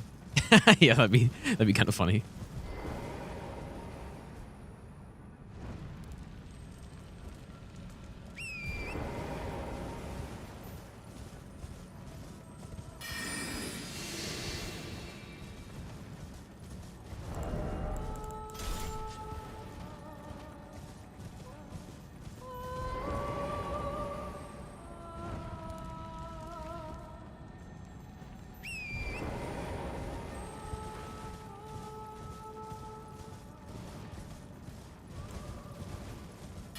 Is that guy making weird noise over there? Or the girl singing sounding weird?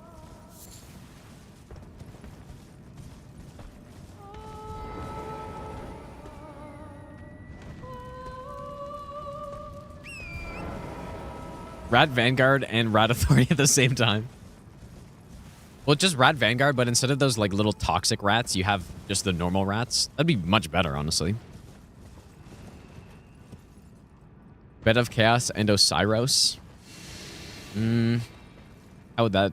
Okay, Bed of Chaos, obviously not going to be in it. First of all. No, there could be some pretty cool duos. I would have to think about them. But...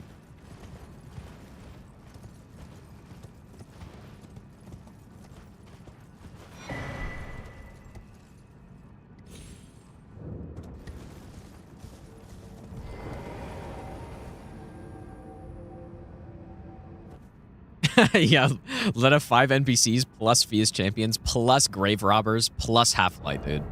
Surely that's a boss. Half tick right of north. Just 100 NPCs in the arena, and you're just getting absolutely, like, they're spamming role input reading you, and you just can't do anything. It's half tick right.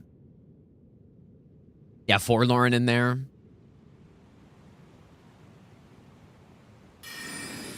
Just every NPC boss they've ever made in one fight, and it's just, like, you just get instantly evaporated. I think we go to about here. Oh. This is the wrong spot. This may be why I should buff for this.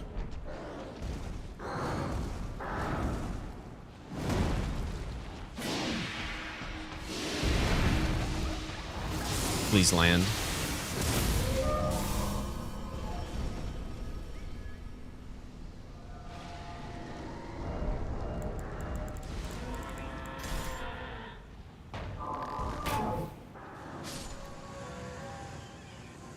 Yeah, I need to remember where the spot is here.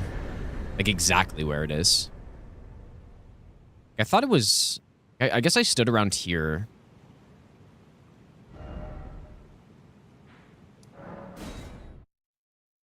I don't know.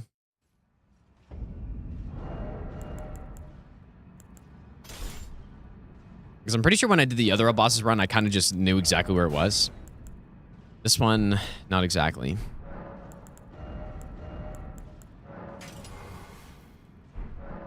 All right, that should be good.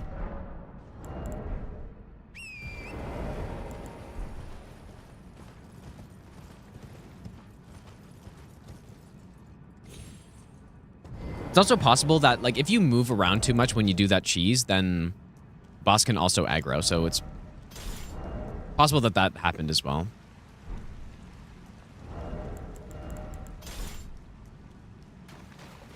Toto, how's it going, dude? Lawrence, Cleric, Beast, and Amelia for the ultimate scream off.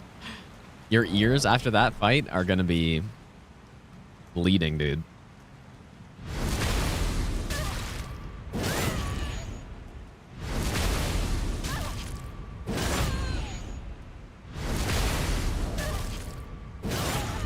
I guess you could also just have, like, Marga plus Maggie plus Margot plus Gillica in one arena as well. That'd surely be a good one.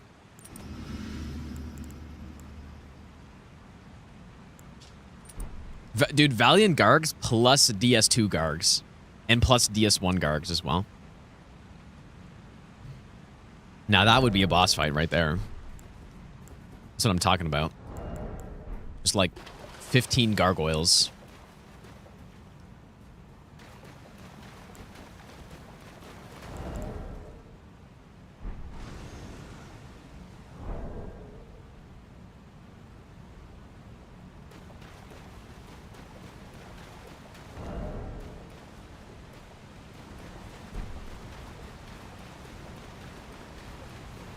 All night calves at once.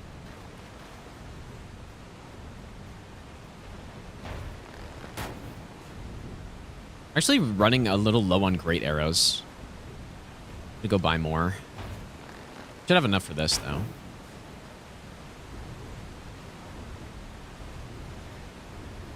Dude, Abyss Watchers and Artorias actually could be kind of sick. Like, that's actually one that would be kind of sick.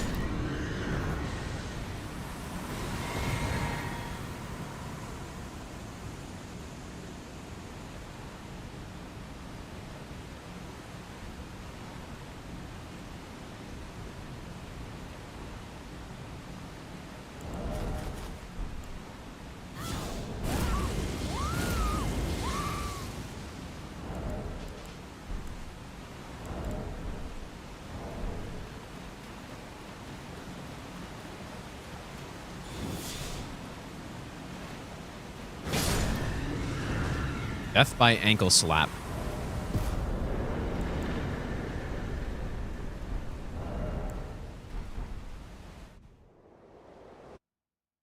Oh, yes. Okay, so we want to go get golden lens here. Which I use for a few things. Use it for one of the well, actually, no, we don't even use it on the Ghost Flame Dragon. It's more of a backup. But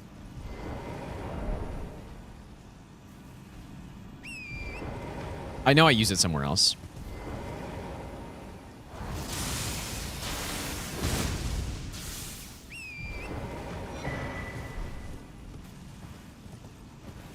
Oh yeah, it's really good on the double Drake fight as well. And it's good on Senesax.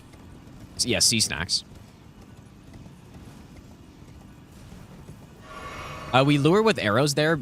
So the reason we bring him behind that pillar is so that when the other gargoyle flies in, he also doesn't aggro. Like, they won't aggro to you as long as they don't have line of sight on you. Or it's not actually line of sight, but like as long as there's a barrier between you and the boss, they won't see you when they fly in.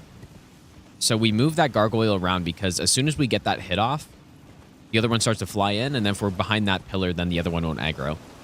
Basically. Like, if I just do that out in the open, then it'll aggro, which makes the strat not work, I guess, right? But, like, you could just fight it one-on-one at that point. Like, if you want to kind of do that strat, but a no-hit version of it where you just one-shot the boss, you can basically just do that opening strat and then get the gargoyle to stop at an arrow sort of in the middle of the arena, and then you can get, like, a gigantic hit off the start. And then potentially even just kill him right away before the other one flies in and then get like a one-on-one fight. It's a good strat to do even if you're not trying to do no hit, basically. That's what I'm saying.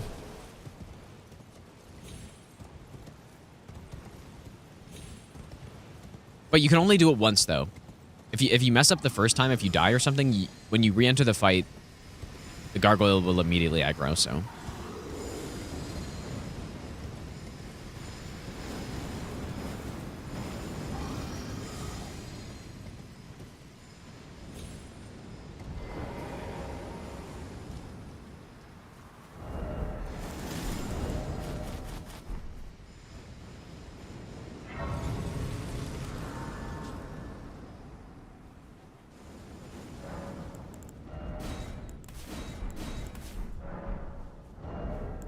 Okay, so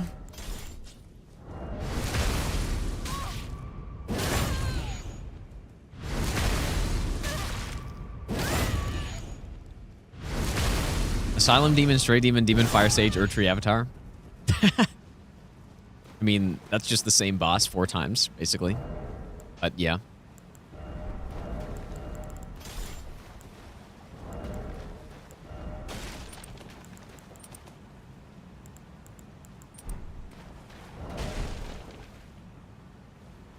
Yeah, Vanguard as well. Maybe Good point. best not Arthuro, thanks for the 7-month Yeah, Prime so sub. Arthuro again, thanks for the 7-month Prime sub. I appreciate Thanks, it, dude. You almost got it. Not quite, though.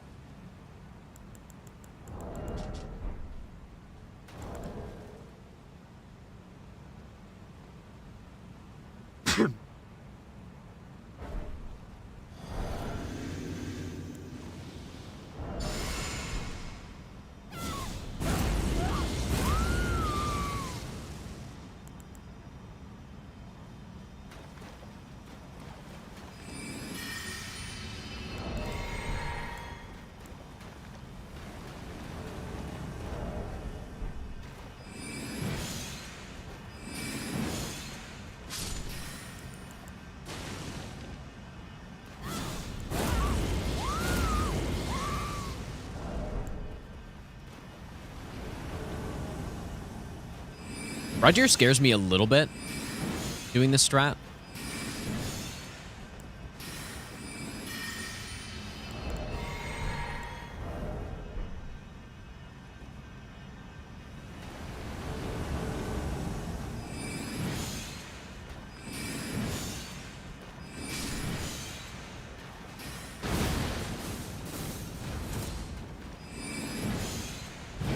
Ooh, boy.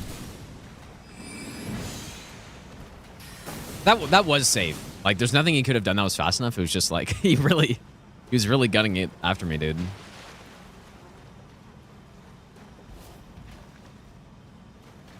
A little bit of bad RNG here, but killing Lionel is the most important thing. When Lionel survives, that is very annoying.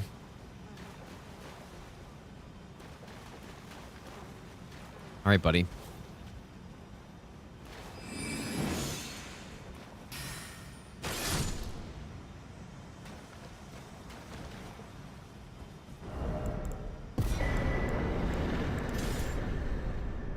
Okay, so we now go back here. Maybe I'll give you the best nut ever. Oh, okay. Actually, I guess we go here. Marquise, thanks for this 2-month Prime sub. Thanks so much, dude. Best boss in the game right there. Surely, dude. You are correct.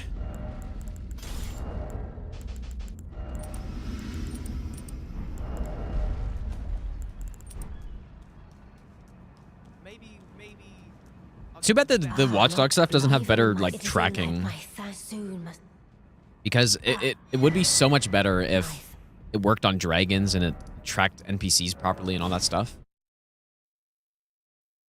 It's too bad. Because it kind of makes it, like, not a good weapon. Because of that. Like, what I'm saying is basically, if you try to go to a big boss like a dragon, and you try to... You lock onto their head and then try to use Watchdog Staff, it just will not go after their head. It'll go after the center of whatever you're attacking. And so it makes it, like, a terrible dragon weapon because of that. I mean, the normal R2 moveset isn't terrible for dragons, I guess, but... Ash of War, you would think it would be really good on them because it's like, oh, I can aim at the head, it can track really well, it does a lot of damage, all that stuff. It just doesn't work at all. Unfortunately.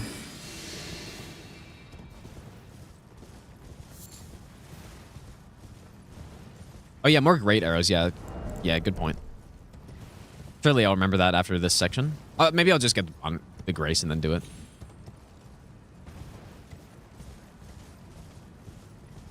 This is an actual practice run. Yeah. We've taken 8 hits so far. So just go to this guy.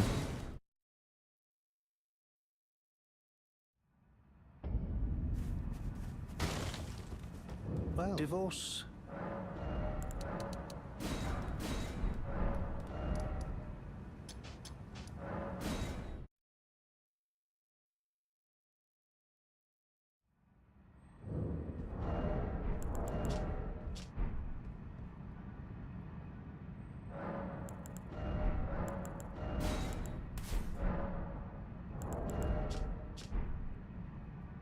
I still swap this other one as well. Go charge attack.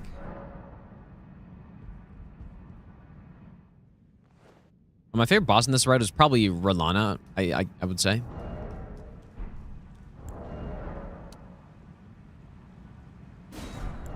I do not miss one of these.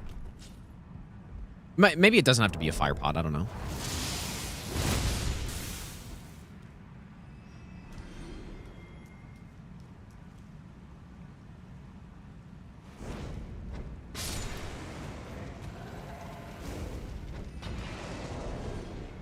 Oh, I guess we're about to find out.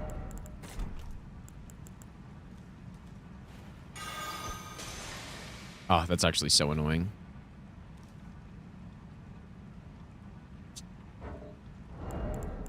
that's very annoying. Oh, dude, I have volcanoes. So that would have worked fine.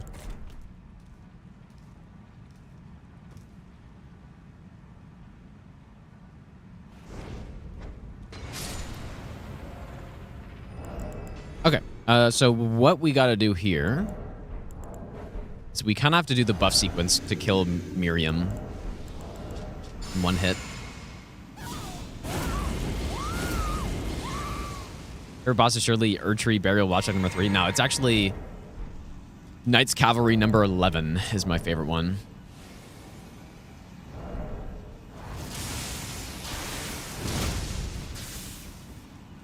It's weird. Miriam has, like, it's sort of similar AI to Esger. Or not Esger, Gary.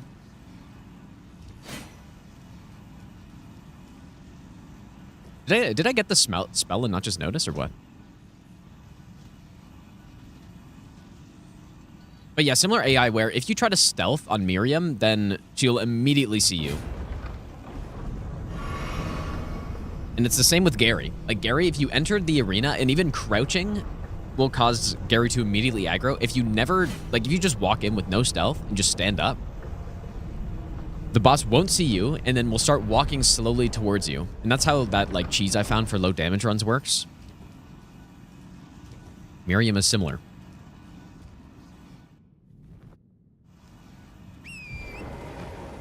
No, like, stealth doesn't do anything here. And like I said, if you stealth going through this area, Miriam will immediately see you. It's some weird anti-stealth thing. Some of the bosses have.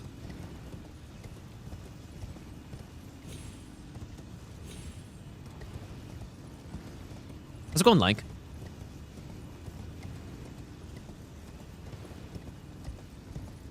How much better is this tower in Convergence mod, dude?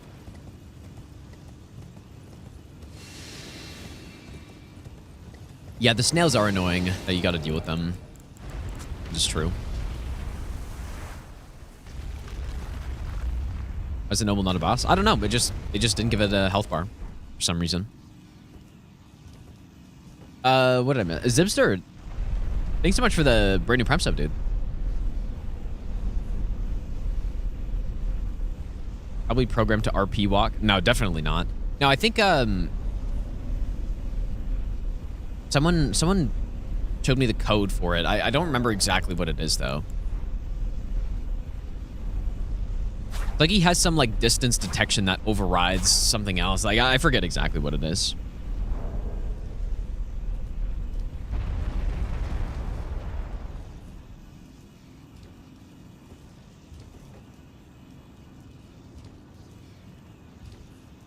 Resetting the run after hits.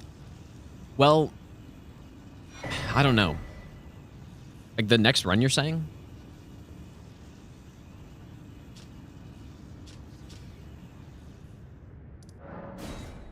I am not sure yet. I feel like I need to do another full run through of this. Like, at least one more before we start actually going for it.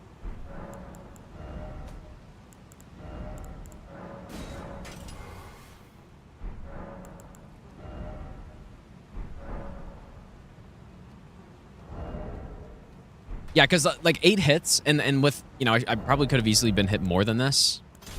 Like, there are still definitely things that need to be worked out, and I just need to get used to doing so. So yeah, I'll at least do one more full no reset run. Like, that might be off stream. I don't know. We'll see. It's kind of hard to practice a run like this because it's so damn long. So it always gets broken up so much across, like, multiple days. Akoi, thanks, dude.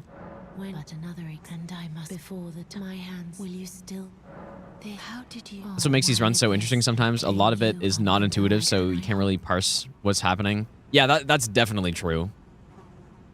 I mean, I tested Jory for, like, probably an hour and a half the other day. And basically no one knew what was going on. Because the thing I was testing was, it's, like, very obscure. It's very obscure, and, like, it's like, oh my god, what the hell is he doing, dude? It's like, oh, clearly it works. Like, no, I'm testing for this one specific thing, and I have to run away from the boss so that I use up, like, the not teleport and all this stuff. So, yeah. And definitely that, that Miriam thing. And the strat that I actually use on Gary is the same sort of thing, right? I walk into Gary with no stealth on this one, and I just blast him.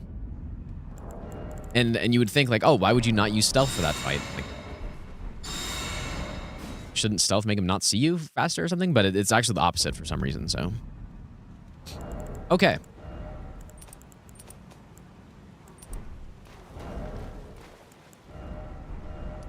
I also need more cuckeries.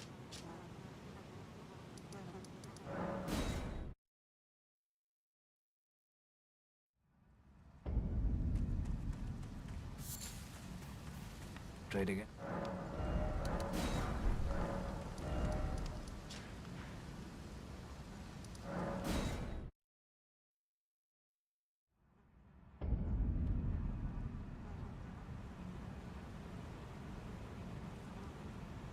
Yeah, this is an interesting strat.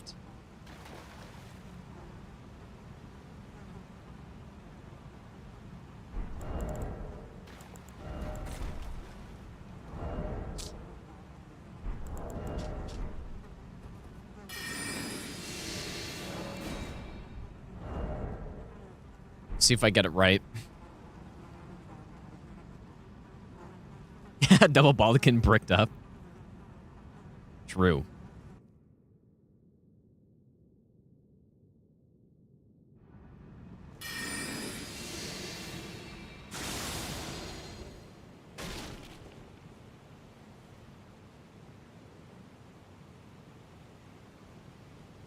No, I'm not definitely not doing this all with no breaks. Like other all bosses, like my other all boss runs that I've done so far have generally been 2 or 3 sessions, I think. Actually, maybe 2, maybe only 2. Okay, so where's the route that I'm looking for? I think is it that? It must be that one. Okay, so we're gonna do this. We're gonna buff. I don't know if it's that one actually, dude. Oh no, you know what? Okay, wait, it's okay, I see it.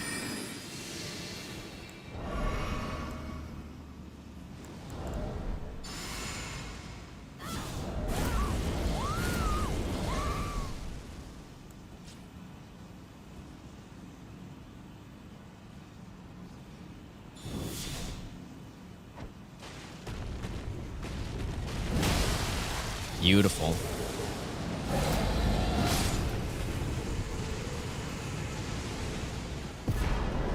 How it's done?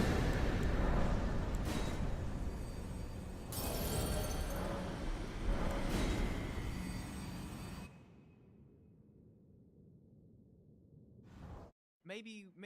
Yeah, I really like this strat, dude. It's very satisfying landing that big headshot.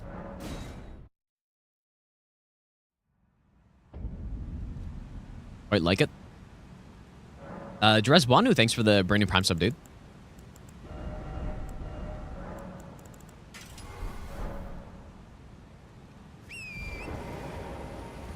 The screenshot? No, I think it's okay. I think the more times I do this, the less I'm actually gonna need like a screenshot or something. But yeah, maybe if I ever plan to come back to this route or, you know, look at my spreadsheet again, basically, then maybe a screenshot would be a good idea. Because I would see in my notes, it just says like walk, crouch to route. I would probably have no idea what that means. Like, what route am I talking about? But it's the one that's just over the rock. Maybe I'll give you the best nut ever.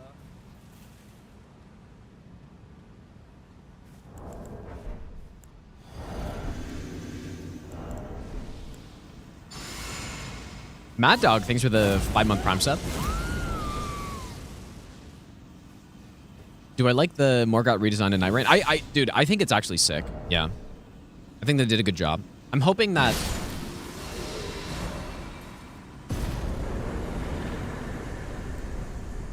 Gotta wait until I get the tree. I'm hoping that basically every boss that they put into Night Rain is not just a copy-paste of what it is in the base game or whatever. They should do things like they did with Morgott, where... Especially the random encounter, or it's not random, it wasn't random in the network test, but the encounter on that bridge where he like flies off of it and then does a flank attack on you. Like, I thought that was so cool. You guys know what I'm talking about? Because at first I thought he just fell off the edge and died or something, but then he just comes up behind you and slams you into the ground. Like, that's the sort of stuff that I would like to see. I mean, the extra attacks they added too, it's nice. You know, the big blood attack is cool. The big spamming projectile attack kind of annoying, but at least it's different, right? I think that's what they need to do. Keep doing that with the bosses. Make it so it's not just the same copy paste from the base game. It'll make it a lot more interesting. Maybe I'll give you the best. And I imagine that's what they will do, Love probably. you. Hopefully. But yeah, I don't know, did Centipede Demon have any new moves? I haven't fought that boss enough to know if there are new moves. There were some that I didn't recognize, but I fought that boss very few times at this point, so I don't know. Like, I didn't recognize his big fire explosion attack, which may have been new. I don't know.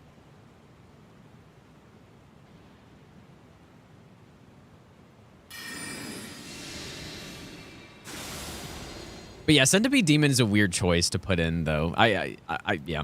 Like, I wasn't a huge fan of that fight in Night Rain. Mostly because even in base Dark Souls 1, it's kind of a mid-fight at best. Spyros, thanks for the 4-month resub, dude. That one, I don't know. I'm surprised it made it through when they were looking at what bosses to port over. Yeah, the DTS fight was tough, dude. Mainly because, like, the times I had issues with it was when I had a teammate that kind of, like, first of all, that I couldn't communicate with, that didn't really know what to do, right? It's like, oh, I'm going to go fight the dragon or the Draconic Sentinel for a bit, and then I'm going to go try to fight the guys on the side, and it was just a disaster. That is mostly where I ran into issues.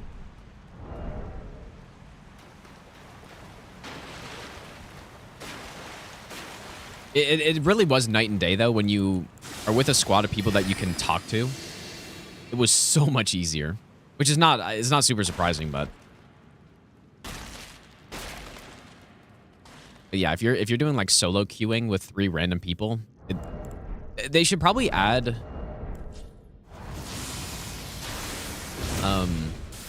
like not necessarily voice chat, but adding, I don't know, like some games have a chat window where, like, I don't really play online games too often, but like, I don't know, some games have the chat window where you can just kind of,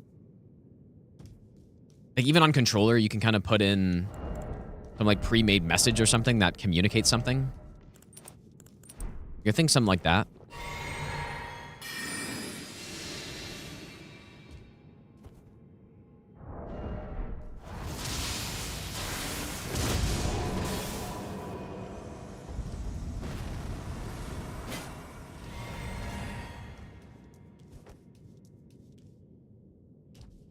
Yeah, like Rocket League, like Overwatch, I think, I remember correctly, has something like that. Or you can just quickly say, like, good game or something or whatever.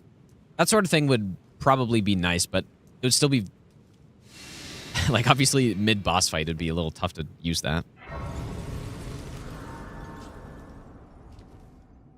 What's right now one of the best bleed weapons for PvE?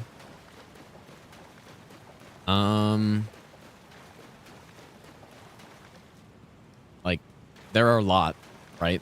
Basically, anything that has a bleed infusion with seppuku is going to be pretty good. But if you're looking for the best, like, I don't know, paired curve swords, paired twin blades are probably the best ones. Because they just hit so many times. And, like, it kind of doesn't even matter which one you go with. But yeah, if you just go, like, I don't know, the Twin Knights Twin Blade, whatever the hell that one's called, and like even just the base Twin Blade. Eleanor's is good too, if you want to use it on like Millennia or something. Yeah, Twin Blades are curved swords. I think Twin Blades are more versatile probably. But either one.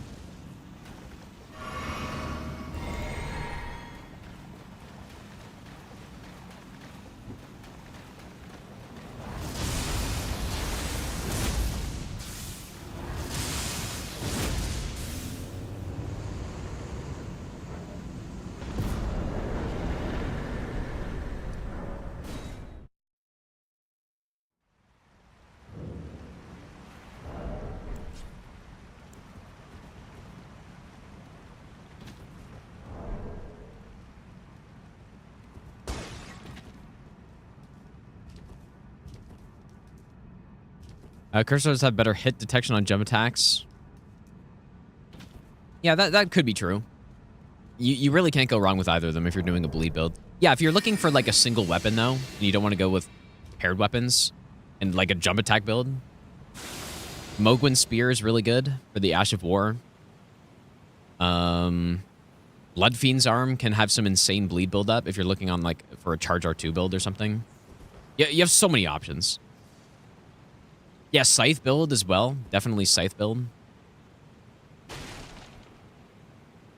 Double Grave Scythe can work. Or, yeah, Grave Scythe spinning weapon. I don't know. I did a lot of these setups in some of the weapon-only runs that you can probably find. I haven't done Curve Swords yet, though.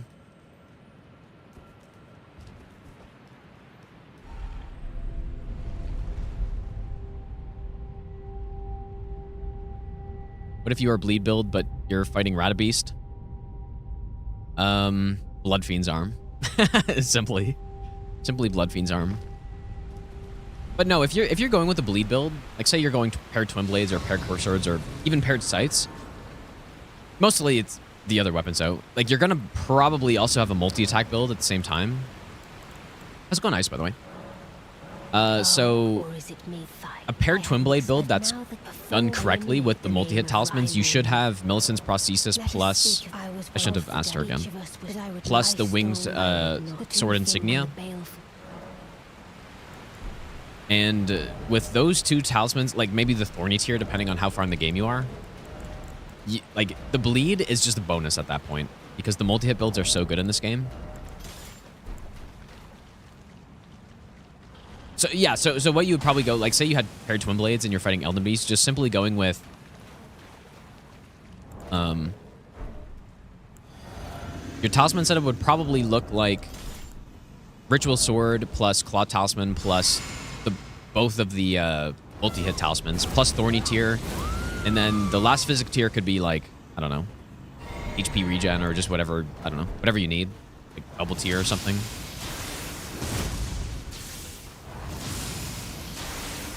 Beautifully fought. Beautifully fought. Definitely was more of a challenge than I thought. Now I can finally stand before them. This is farewell, my dear. Beautifully fought. Was more of a challenge than I envisioned.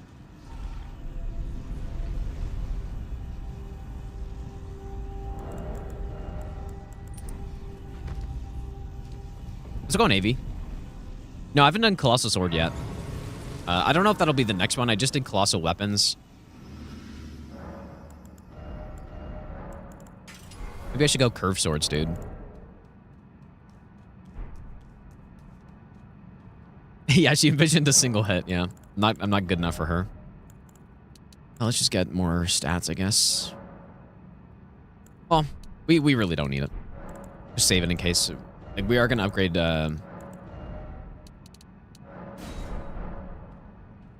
We're gonna upgrade Sacred Relic Sword pretty soon.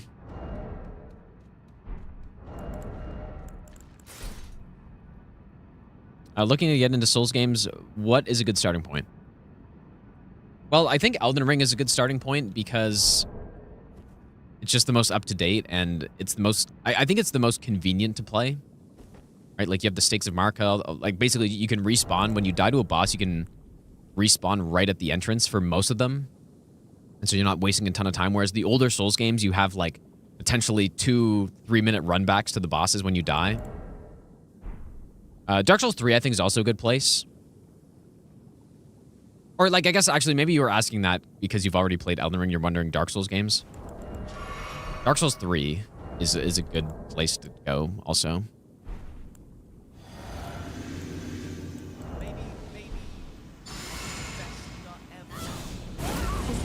Pengu, thanks for the 2-month Prime sub, dude.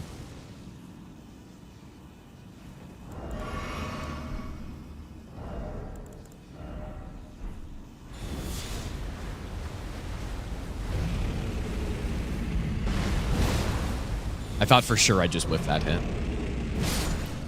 Probably wouldn't matter anyways, though.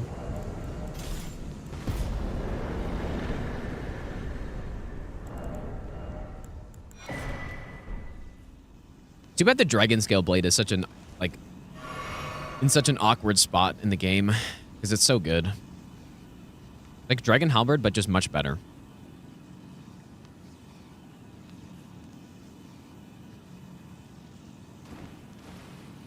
Dark Souls game stories connected. Yes. They are. Even if I'm not a big story guy. Well, at least not for the Souls games, but...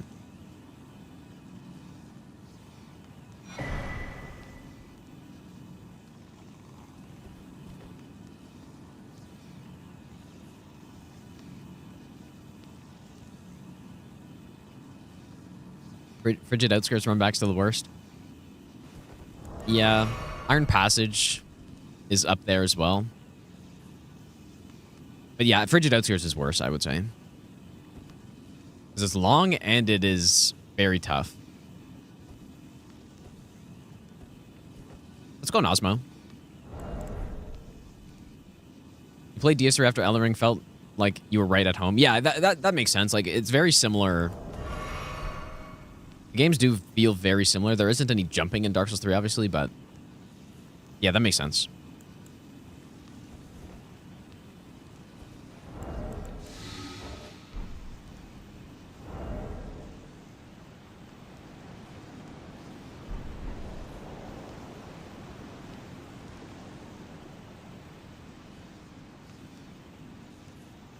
I feel like if you start with DS3, you're never going to enjoy DS1.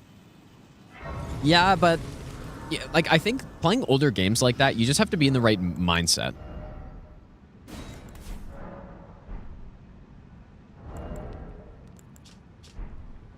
You have to be going into it with the correct expectation, and then you can enjoy it. Like it's the same with playing any old game, basically. I would say. Imagine playing Skyrim and then going back to play Morrowind after that, dude. Like, you're gonna be probably having a tough time. But that's an even bigger extreme, probably.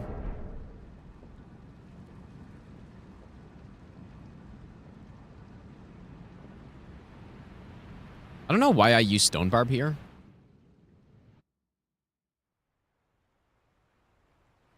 Like, that actually doesn't make any sense. Why would you use Stone Barb? Just gonna remove that. Like if I'm waiting for the combo here, which is the plan, Stone Barber is not gonna not gonna do anything. Unless I get super lucky and it happens right away. But even then, like, getting the stun to hit sooner doesn't matter. So yeah, for this Estelle, like the other Estelle, I use Stone Barb and I, you know, try to, like, I just basically fight the boss and get a stun. If I don't get the stun, I just Memory of Grace out. This one, however, I'm pretty sure the reasoning is that our damage is too high. And so trying to get a stun before phase 2 starts is just not really realistic.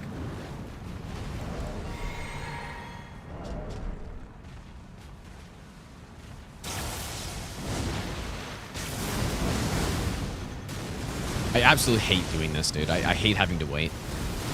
But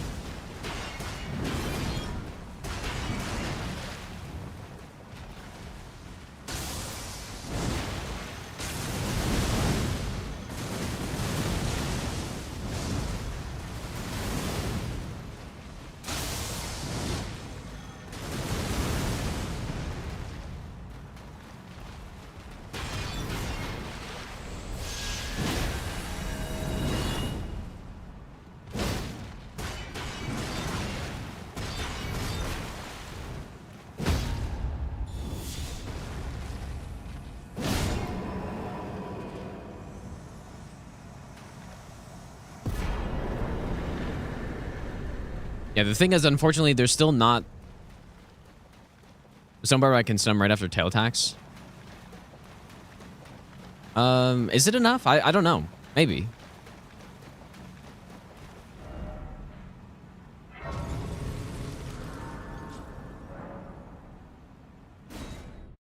But yeah, the problem is that there isn't a one, as far as I'm aware, at least, there isn't a 100% dodge on the meteorite attack. And like 100 people are going to go like, oh, you just simply run to the side or you simply dodge forward or whatever. All of those methods are very high percentage, like 90, I don't know, probably like 90, high 90% chance that it's fine. But I've gotten hit, like, after testing it hundreds of times, I've gotten hit in those ways. So, unfortunately, it's not. Like, I think I don't know. I don't even know what the most consistent way is. Like, quick step to the side is good, but it's again, not 100%. Sometimes a random meteorite just comes in and smokes you. And, like, that's it.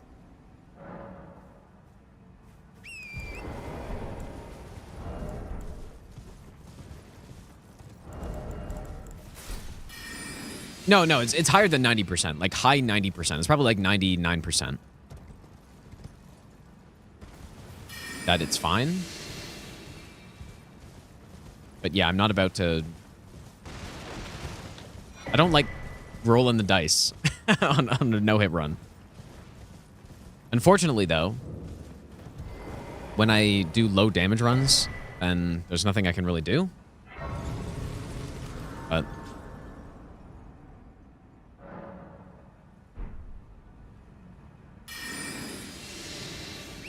all right, more fragment collection.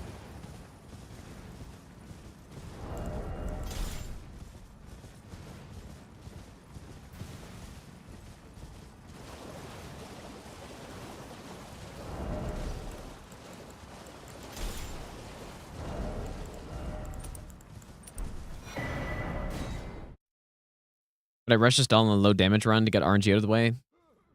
Probably. Yeah, I'd probably try to do that.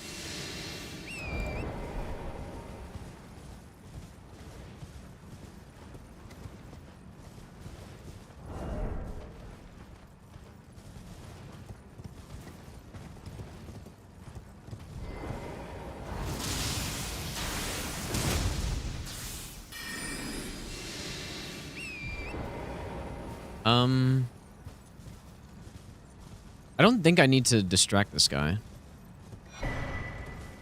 Okay.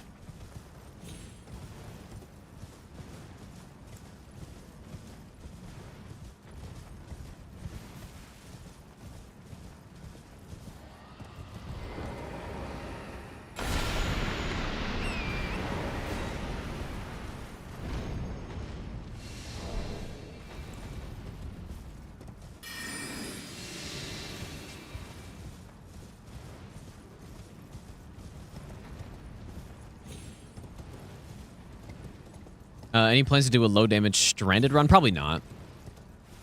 I don't think I would do that. I'd rather do like full game runs if I'm gonna do low damage.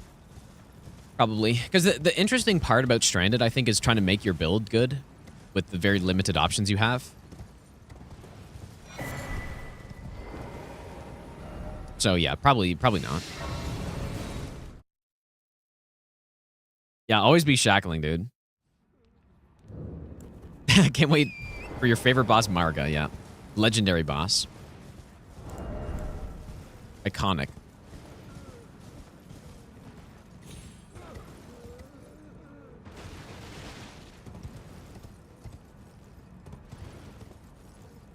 Why does Mesmer have pet hippo? Is it a pet or is it... I don't know what it is. That's a good question, actually.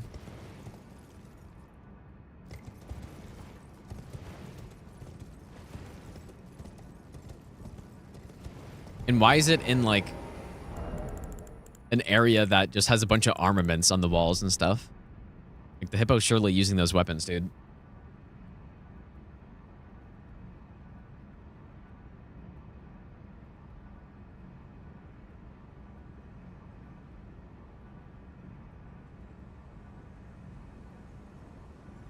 The guard dog.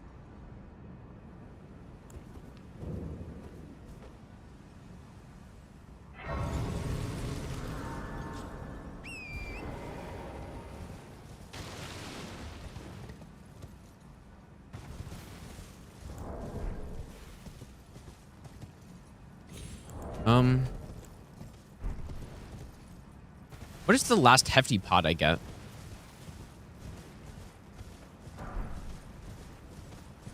Why can't I think of it?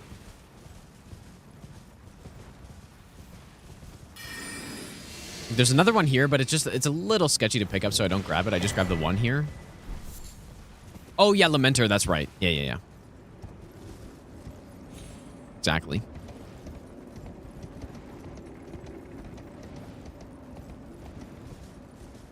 How do I always open map while lighting Grace? If you light a Grace while at an angle, you have a little bit of time while you're pivoting to like do stuff. Which one is more forgiving, DS2 Vanilla or Scholar?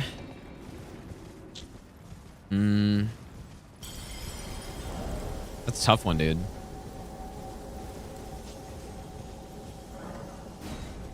I don't know, actually. Certain areas in like each game are easier. Vanilla doesn't have a Forlorn, and Vanilla also gives you the DLC keys right away. Or it doesn't have random Forlorn invasions. So probably Vanilla, I guess, but I would recommend, like, if you're playing DS2 for the first time, I'd definitely play Scholar. Scholar's the better game, I think.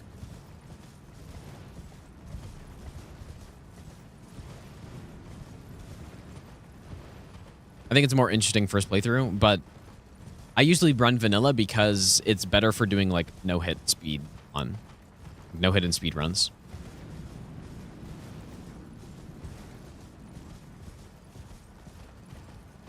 Scholar has more mobs. It depends on the area. Like, Undead Crypt, Scholar has significantly fewer mobs. But in, I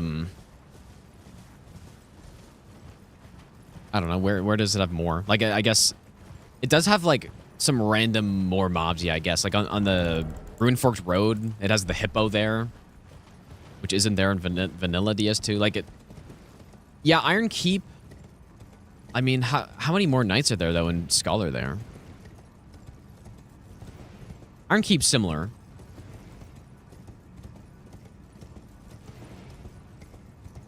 Like, Shrine of Amana is similar as well.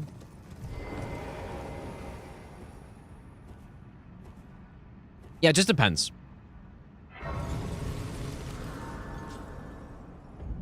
How's it going, Hunter?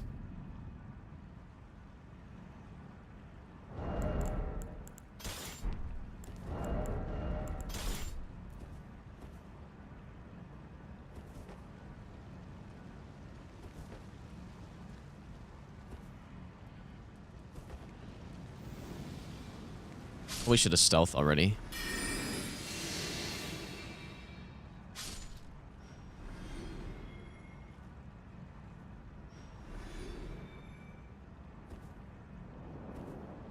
Yeah, you can still buy Vanilla DS2. You can't buy Prepare to Die edition of Dark Souls 1 though. I'm pretty sure.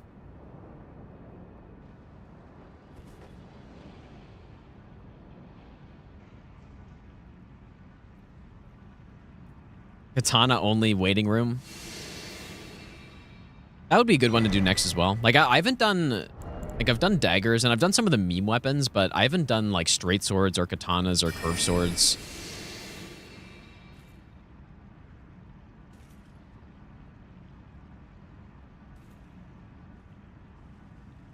And yeah, the goal of those runs is basically to use every weapon in the game. And then I'm going to make, like, an ultimate weapon tier list. PvE weapon tier list is what that is.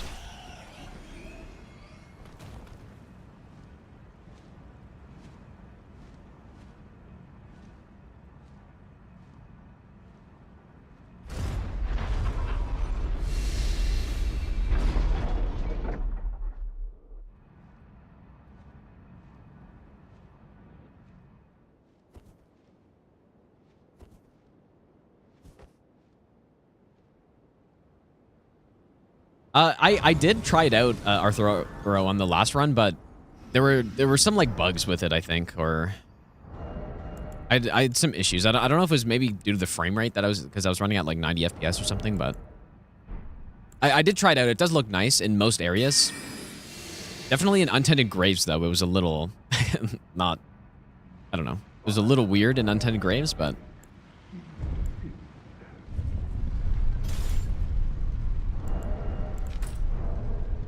I'm not sure if it was a bug or if it was meant to look as like the way it did.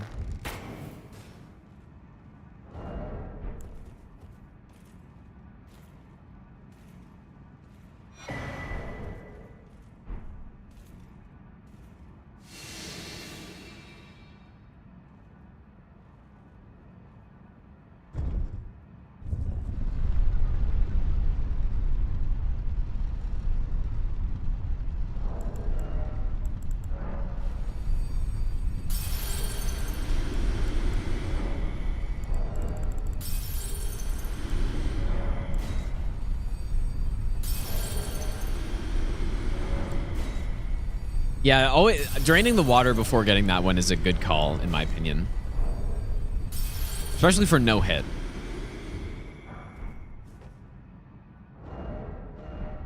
I think that's the right choice. Is Assassin best class to start no hit DS3 with? Yeah, for no hit, probably. Ultimately, though, it doesn't make a huge difference which one you start with. But Assassin is, yeah, Assassin's good. Especially if you're using hidden body. Eventually.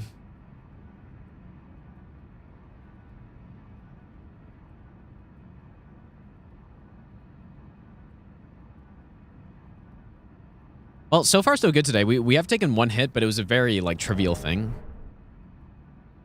But now we're getting to the real bosses here. I say real as in like remembrances, I guess. They should mostly be scripted.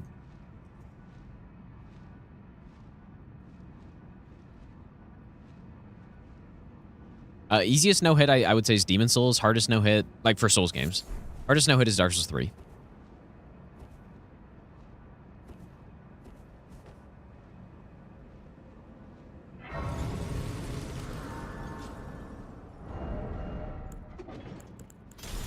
Elden Ring is also among the easier ones.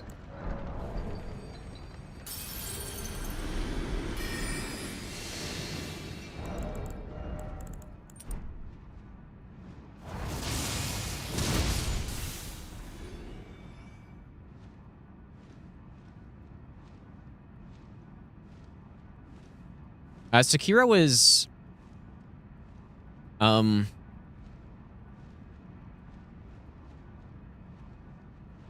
Sekiro is also... Like, I don't know. It's right in the middle, probably. I would say.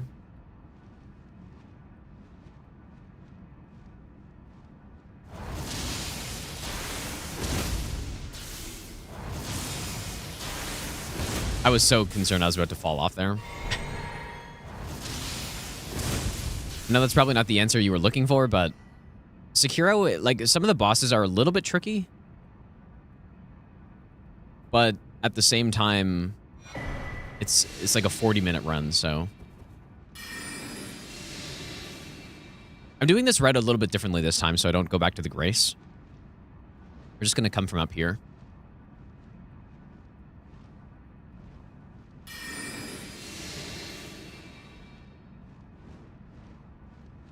Which I think is fine. Surely is fine. And then I think we just run off here. Not sure if jumping would kill me there. I should maybe check that. Oh, but yeah, the reason why DS3 is the hardest is because just you have consistently harder bosses, I would say, than the other Souls games, and then the running sections are also like among the trickier ones. But the running sections definitely used to be, when people didn't use hidden body, it used to be much harder. But I still think it's harder even with hidden body than the other games. Like mostly it has to do with the fact that you have Soul of Cinder right at the end of the run. You don't really, if you're doing any % no hit in the other games, you don't have anything close to that. Right, like Emma and Ishin and Sekiro, if you're doing Shura, not as hard. Like, no way. You have like Wet Nurse, you have Elden Beast and Radagon. They're just not as hard. Simply.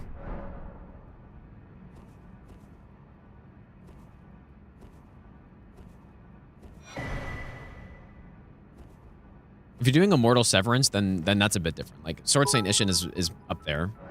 Probably not quite as hard to no hit as Soul Cinder in my opinion, but like close though, definitely close.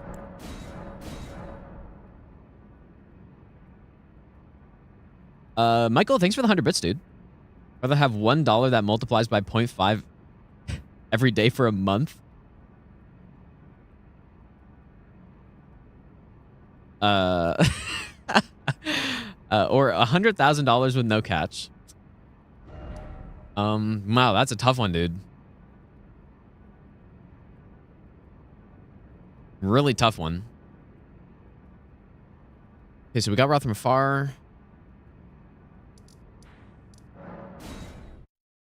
Sounds like a multi-level marketing pitch. Yeah, sorta. Yeah. We're level 9. Am I supposed to get level 10 by now?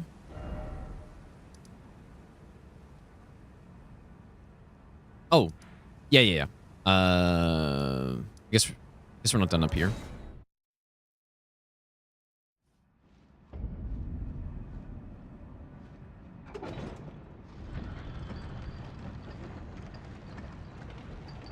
Yeah, 0.5 is dividing the amount, yes.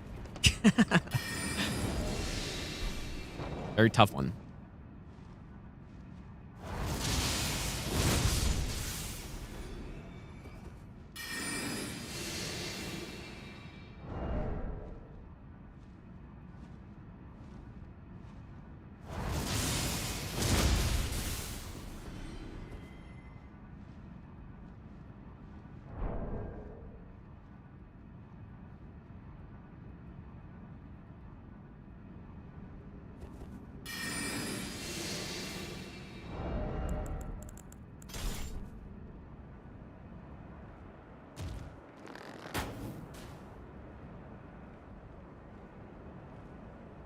How's fire damage in DS2?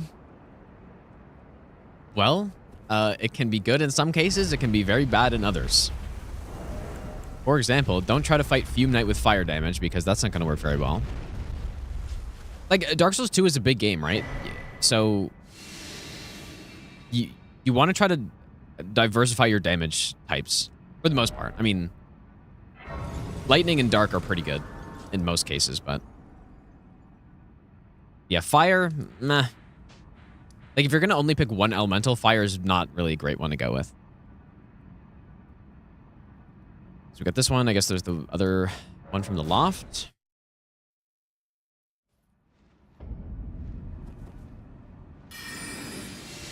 Close.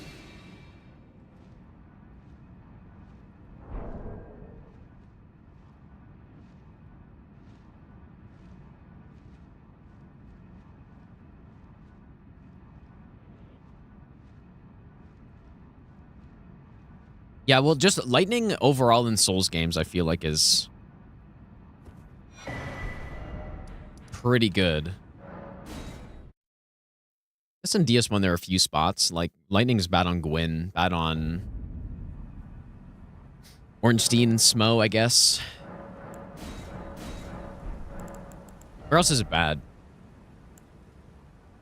I don't know, but lightning in Dark Souls 3 is good everywhere except for Dragonslayer armor, basically. I guess Nameless King. And then lightning in DS2. Where's that bad? I feel like lightning in DS2 is almost good everywhere, dude. Okay, so I'm going to swap to magic.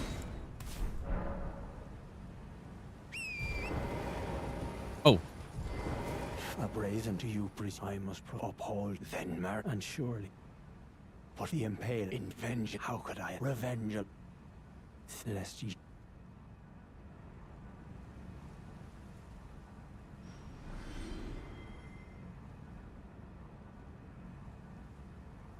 Write that down.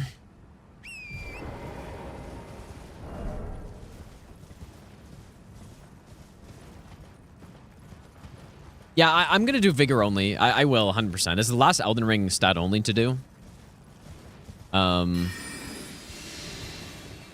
So yeah, I'll do it for sure. We'll see if we can make it interesting. I'm sure it will be. If we, like, basically just use things that manipulate our HP as much as possible. So things like Bloody Slash and, you know, Bloodblade, I guess, and Seppuku and Blood-sucking Tear, all that stuff we will use on that. Just because, like, that's got to be the best run to use that sort of thing on, right?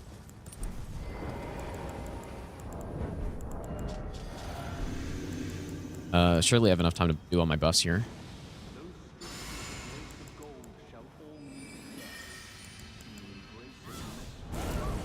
Seems like I do.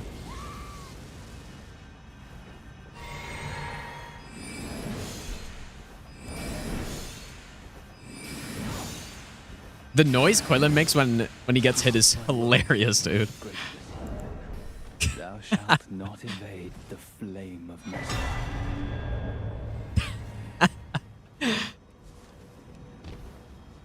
Actually so funny.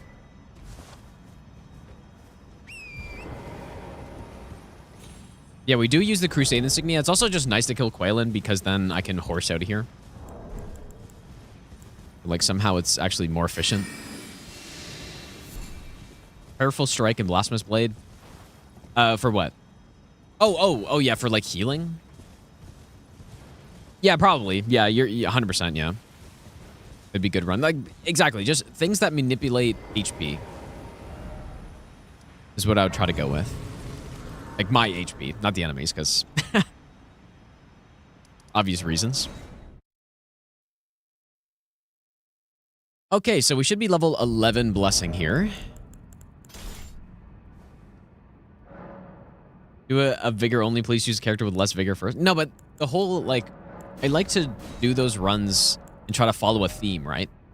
And so starting with, let's say we're trying to do, I don't know, if I'm trying to do Strength only, starting with a mage character is not on theme at all. So that's why I don't like to do it, even though, yeah, it makes the most sense stat-wise and stat allocation-wise, but... And we go Holy here, right? Holy plus Charge. Sacred.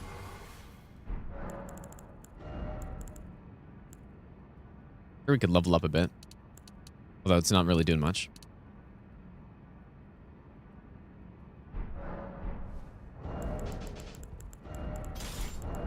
Okay, Bleed Mask. Holy. Red Feather. And I think we just go Bleed.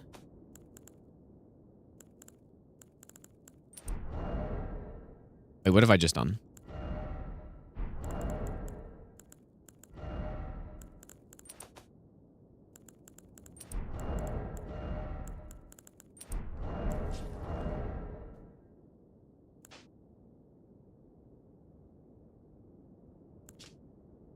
All right, let's see if this works.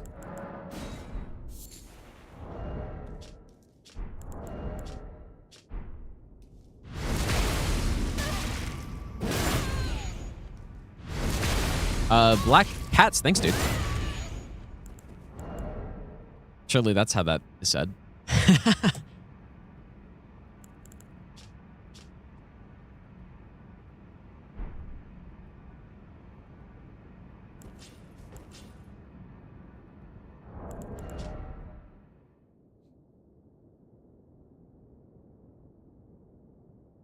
Oh, yes, we also use the Kite Shield.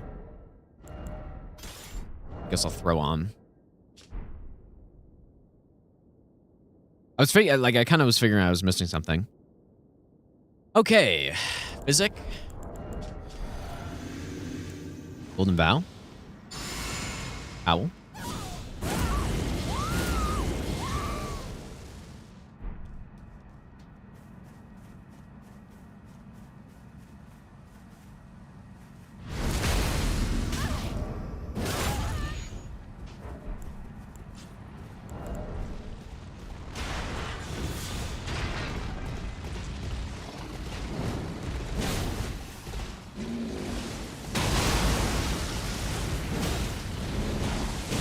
I'm so stupid, dude.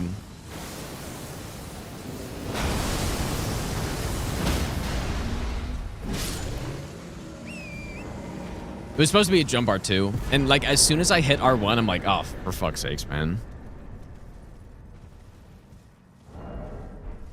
Still clean save though. No, I definitely wouldn't bone out of that. There's no way. I would just roll it like that. Like it's still fine. It's just that's not exactly how it's meant to go.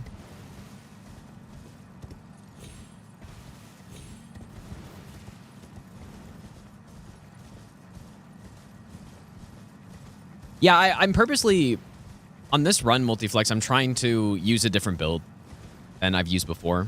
Like I could just go Starfist on this. I could go Blood Fiend's Arm, but I specifically wanted to have a different setup on the run. You know, like a quality build with a different weapon that I haven't used for no hit before. I think the route's sick, actually. I like the strats with it. They are pretty similar. But no, I think it's cool that this weapon, it works really nicely on this, though, overall. Even if it is slightly worse than those other weapons. Not by that much, though. Guess I'll do this. Get him out of here. Why do all Elden Ring streamers love saying Shirley? I have no idea. I don't know. I don't think I've ever heard other streamers saying Shirley a lot, but to be fair, I don't really watch Twitch much anymore, so.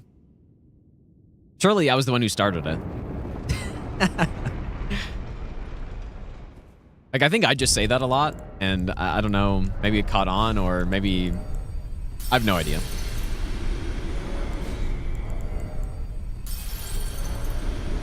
The emote's funny, too.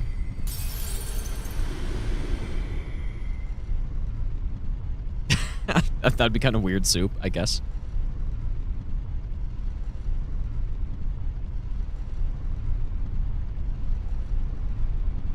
Are we finishing this run today? We still have a... There's no way it's only an hour left. I don't know why I got this, Grace. It's a huge waste of time. Actually, you know what? Since I got it, I may as well do the things I have to do here. Oh, yeah. Okay, so we get Blessing, level 12. Fire. Fire.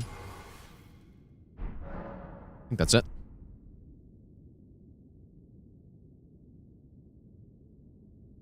Do I have the nerve to roll that 170 bosses in?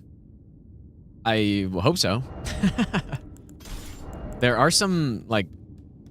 We do some rolls later. I mean, it doesn't really matter, right? But the meta roll is scarier, probably.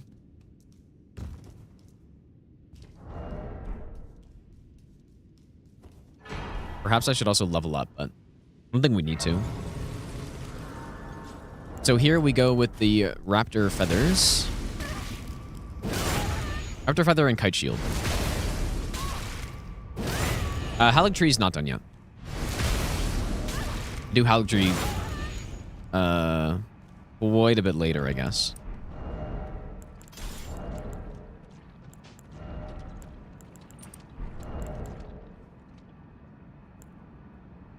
Is this right?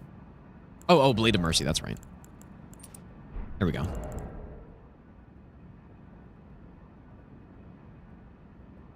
Crusade Insignia doesn't work here, does it? Does anyone know? May as well try it, because the R2 talisman doesn't actually do anything for us here, so... I don't know if it... Does it count as killing one of them? Probably not. I'm just gonna try it. I don't think there's any reason to not try it. Now we go with this one. Alright, so...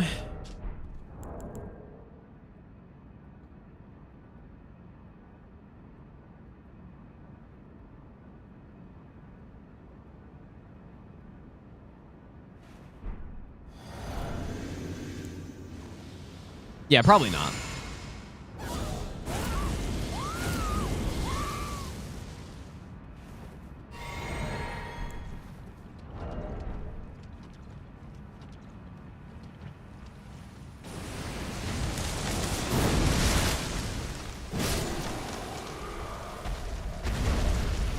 Definitely Blade of Mercy works, though.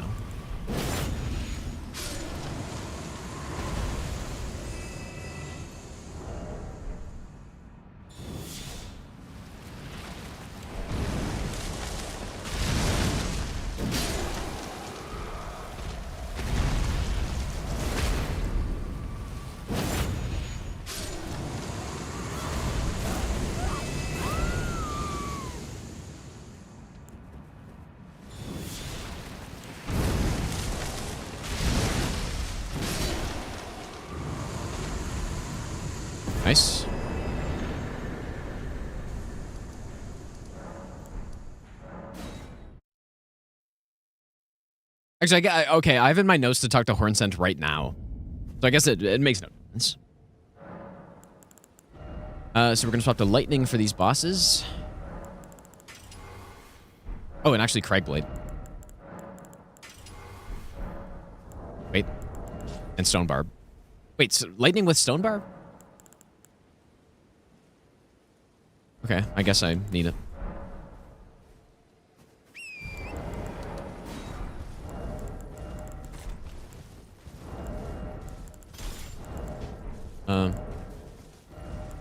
That one on.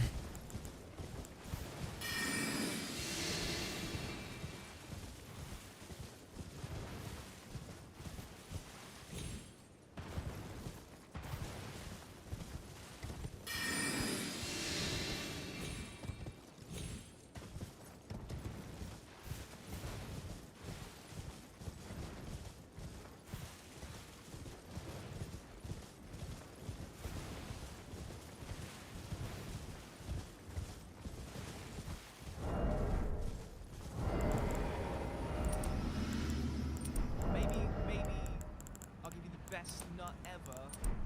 Hi everyone.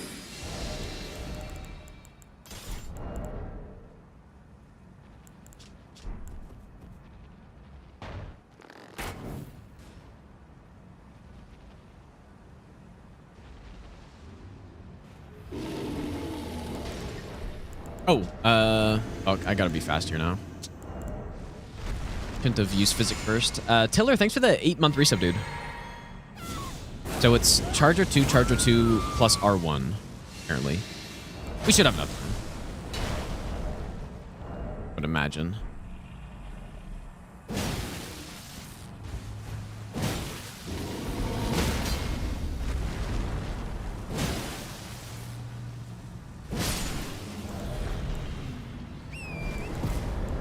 Very nice.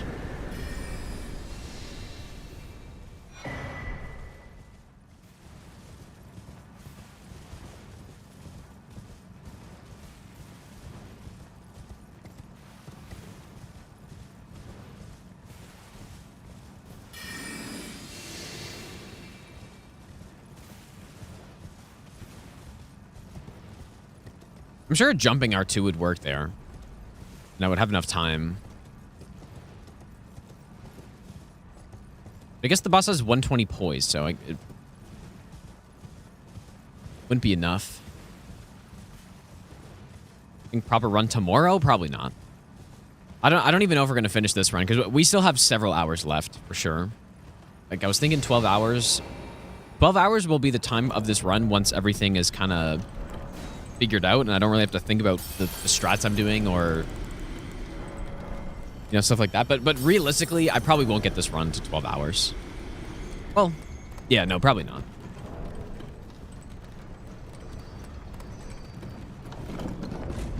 Okay, so we swap back to Lightning.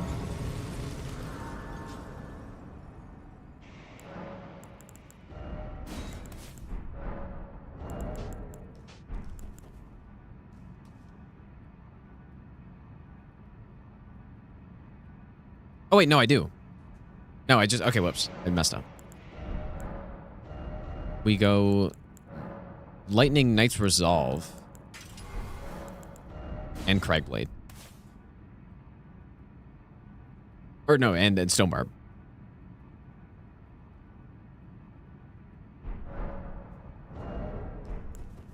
Okay, so this one and the thing.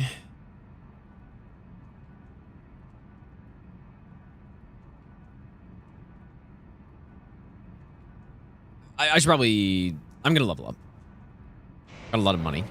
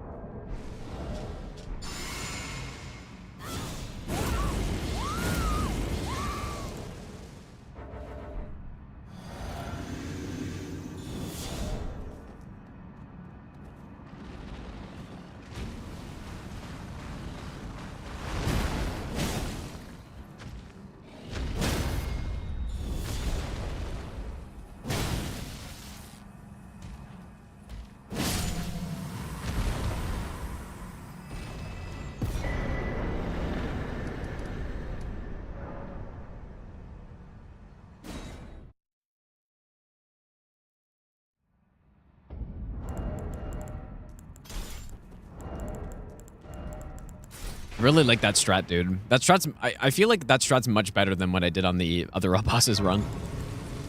Where I somehow lost a run to Hippo. Okay, wait, so... I double stealth. I think it's so I don't get chased in the next section. We get the hefty pot.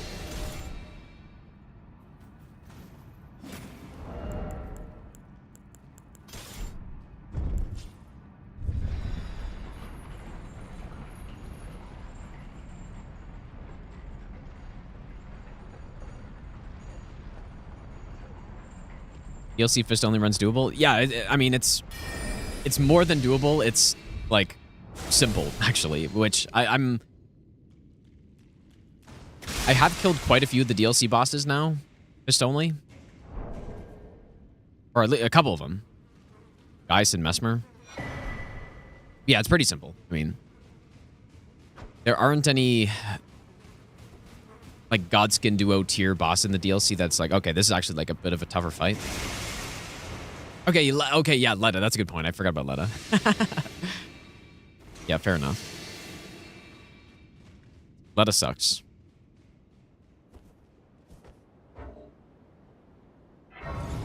Ah, interesting. This enemy still kind of chased me, but I think that's why I double stealth. Okay, so got the hefty pot. Everything should be in place for this kill now. So let's go to Mesmer. We're going to open the door. And we're going to go over here.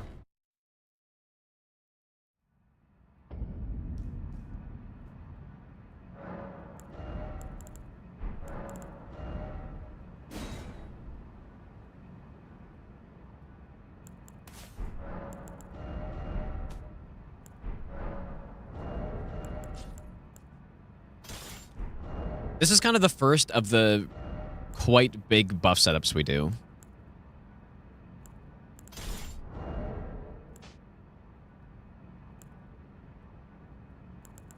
Red Feather, Lightning's fine, Axe is fine. Injured of Rot, Mushroom Hat.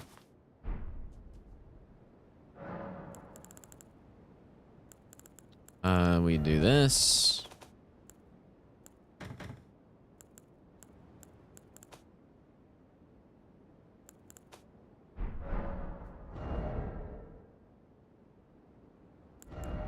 I feel like something's missing still. I think Seppuku goes over here. Kite Shield, maybe? No, I don't even need Kite Shield. So, Physic, Bloody Flesh. Okay, so we need that. Physic, Bloody Flesh, Howl. Poison, and then... Do I really not use anything in this other hand?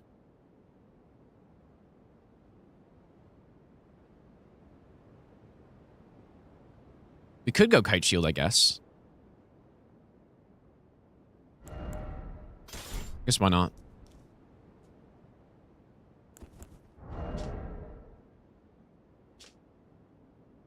Okay. I think this is right. And then we swap this for Lord of Bloods. I was testing making Crusade Insignia work for this, which you can, but that's actually why we do the big detour underground, so we can get the Mushroom Crown for this strat.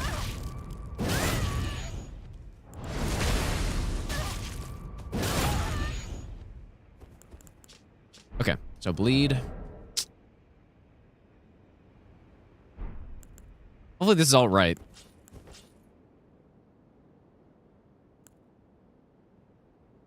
I'm gonna make a save, because I... Okay.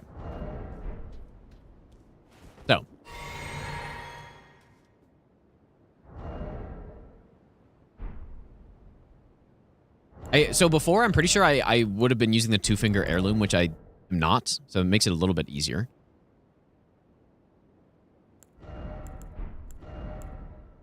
This is one right, this is two down.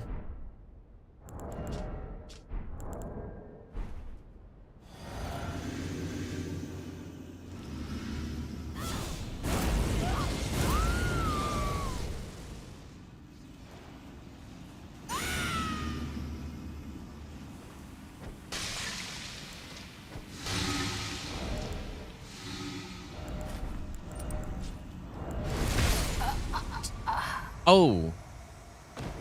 Shit, okay. You know what? I actually wrote that down too. I'm supposed to do 4 gambits into seppuku instead of that. Oops.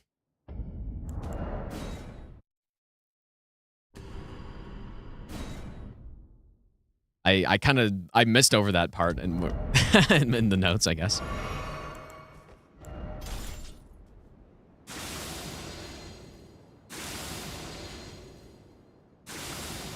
There we go.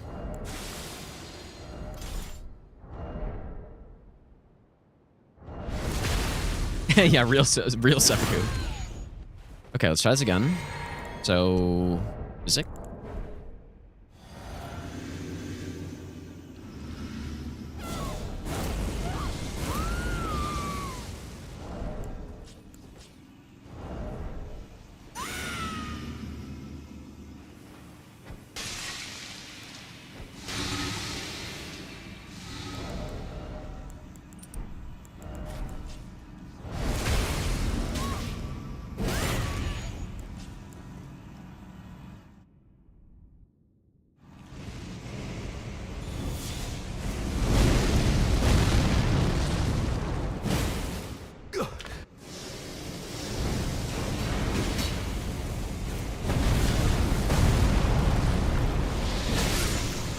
Mother.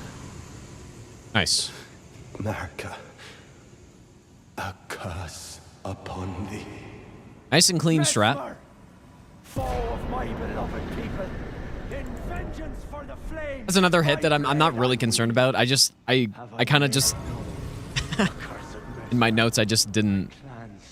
I just kind of like skipped over that line where I said to use gambits instead. We meet upon it was sublime to think he when he himself to see it.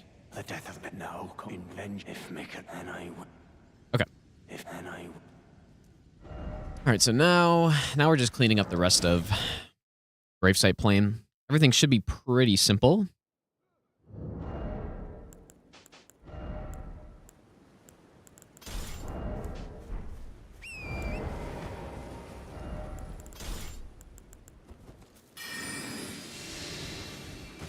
Yeah, so you get into the arena. So the way it works is when you open the door and fast travel away, it queues up the cutscene, but only basically for like the area where the cutscene is loaded in, I guess. So I think Ainrun was the one who found that strat initially for doing some like other one-shot. But the way it works, you open the door, it triggers the cutscene, or it queues up the cutscene, and that specific grace, it just like it happens to be in a good spot where you can walk into the area where the cutscene gets like loaded in, and then when the cutscene happens, the whole event happens, you get teleported in, basically. So the reason we do it, lightning physic. The reason we do it is because it, like normally you open the door, and then, and that takes time, and then you, like, it basically just makes the buffs last longer if you do it that way. That's the whole purpose of it. And when I did my other all bosses run, I triggered the fight and then Memory of Graced out instead. But this is just like a better version, basically. So it ports you immediately into the fight, and then you don't waste any time on the buffs. Okay, last time I got hit in here because I like wasn't paying attention. Or actually, no, that was a different dungeon. Just kidding.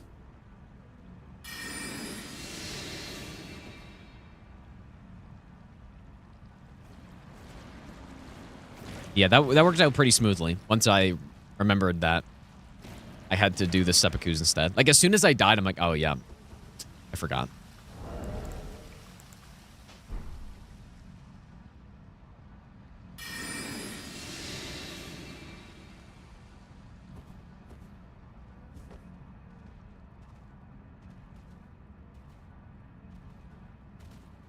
No, yeah, Mesmer is consistent to fight. I just do that because it really simplifies the fight a lot, right? Actually, you know what? Maybe it was this cave I got hit in. Oh, it totally was, dude, yeah. Right up here, the guy ambushes me, and I think I forgot or something.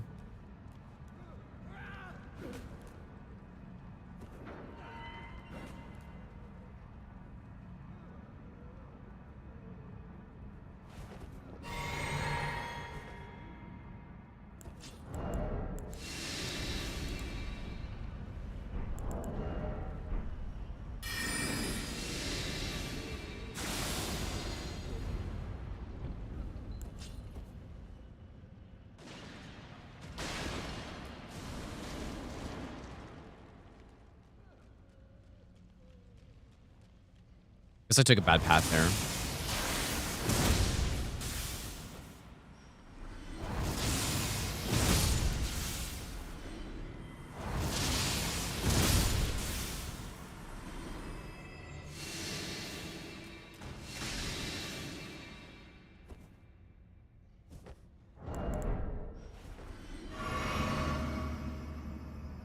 Should not need red feather here, I don't think.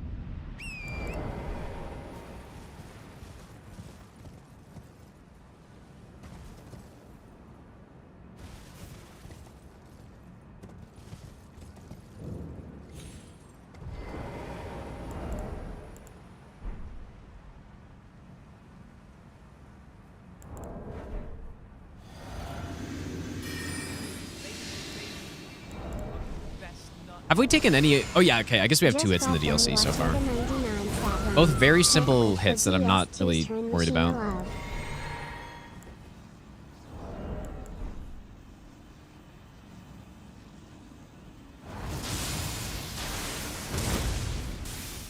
Thick Veiny Sausage, thanks for the 1-year resub. Thanks so much, dude.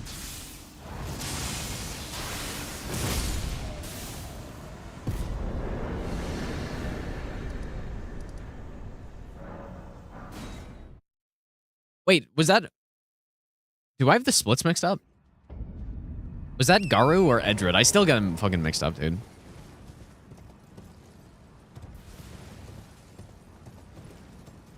Is Garu the tongue guy? I think so. Yeah, okay.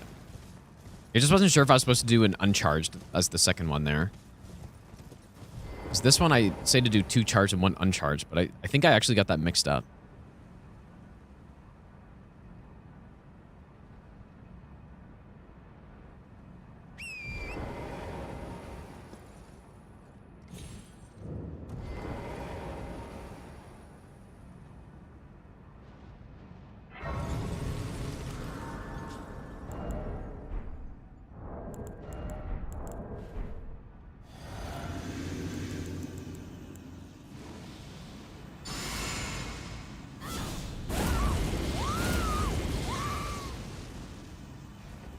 Because this guy just dies in 2 hits, so I definitely have the notes on the, like the wrong way around there.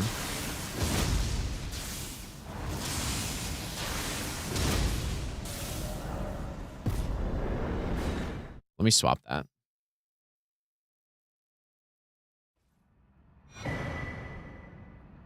Okay. Now the Ghost Flame.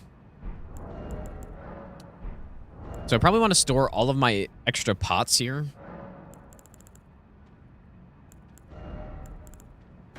So I don't have too many.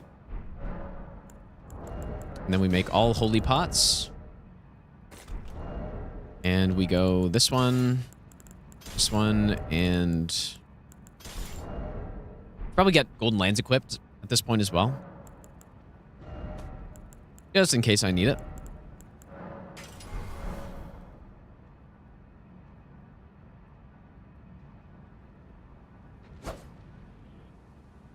Yeah, it's really nice that you can jump from like that brace up there. What it means is that I can totally avoid ever having to run past the Ghost Flame Dragon, which is really nice, because that guy... It's actually more about the archers around him and just randomly shoot you. And then I learned recently that we can jump up this wall as well.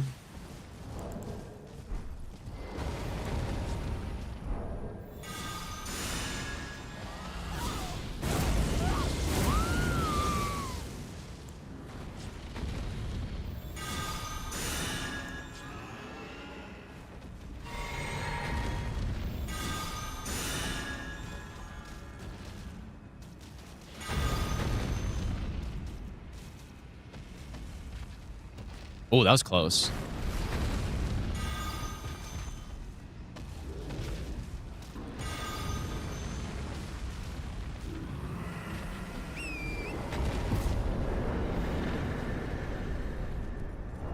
Good.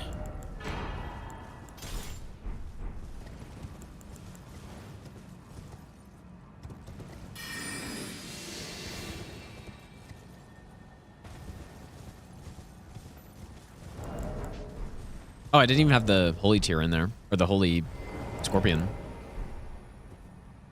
Whoops.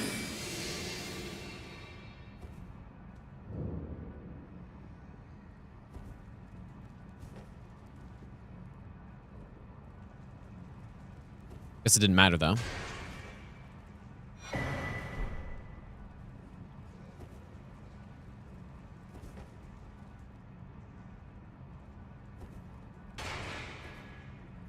It's a little slow going to get this, but I think it's worth it for the Letta fight.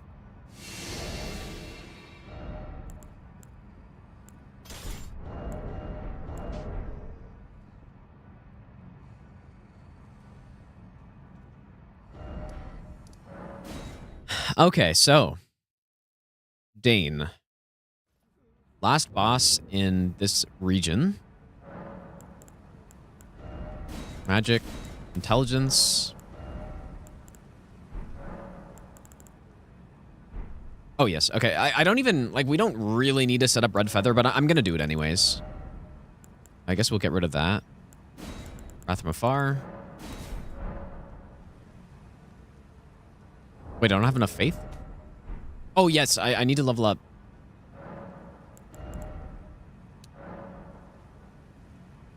It's an extra 1 point? Okay, yeah.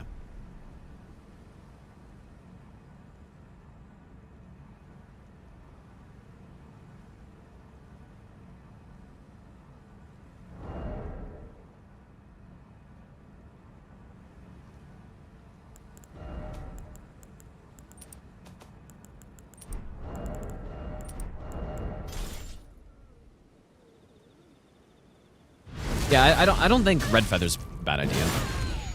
Only thing to make sure is that when you're setting it up, you don't aggro all those guys over there.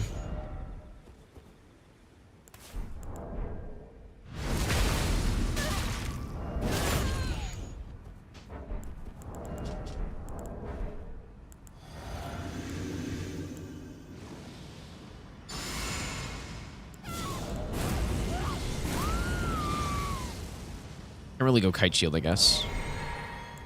Okay.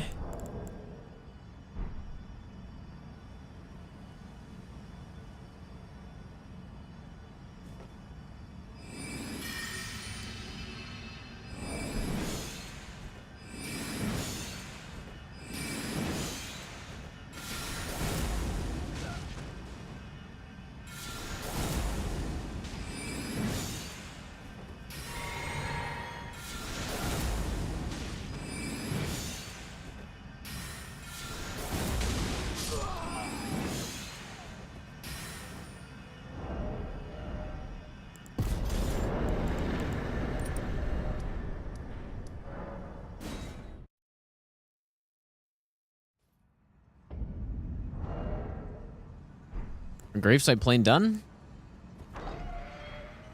Yeah, good old Wrath from Afar cheese, dude. It's not that old, but yeah. Wrath from Afar is so good on NPCs.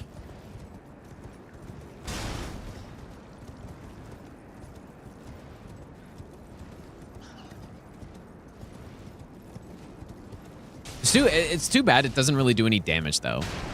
Maybe it would have been way too overpowered if it did some good damage. But imagine if it dealt like 50% more damage than it does, and then it's like, oh yeah, you just simply spam that and nobody can do anything.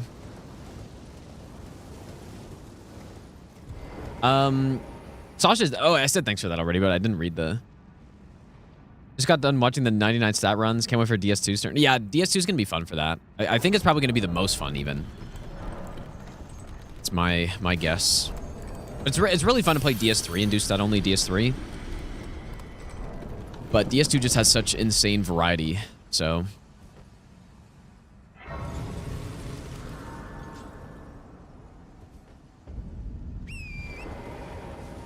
Tips for staying so calm.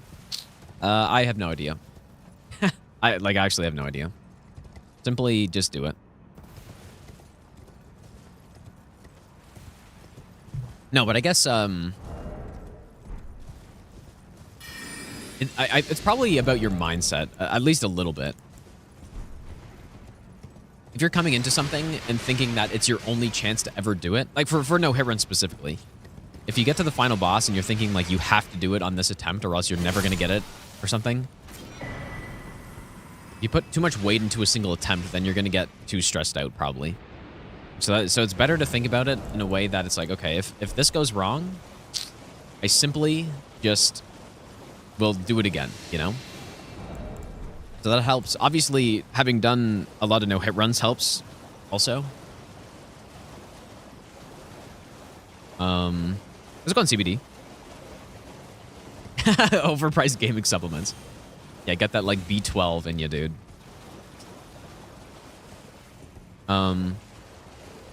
But yeah, I think that's mostly what it comes down to, for me, at least. Right, if I get hit on the final boss on this run, like, who cares? I just simply do it again.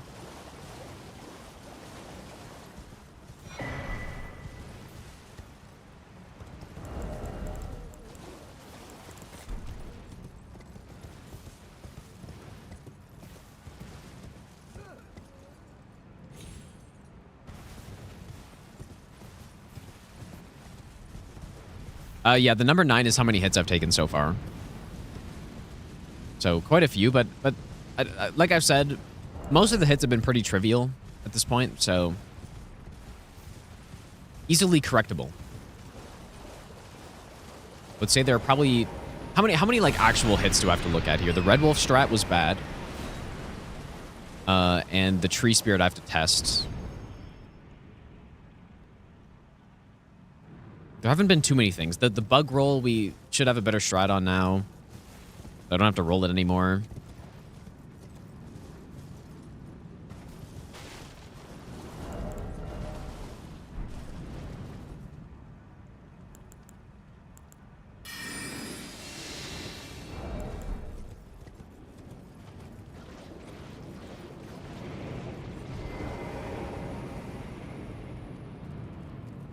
Oh yeah, seppuku hit, yeah.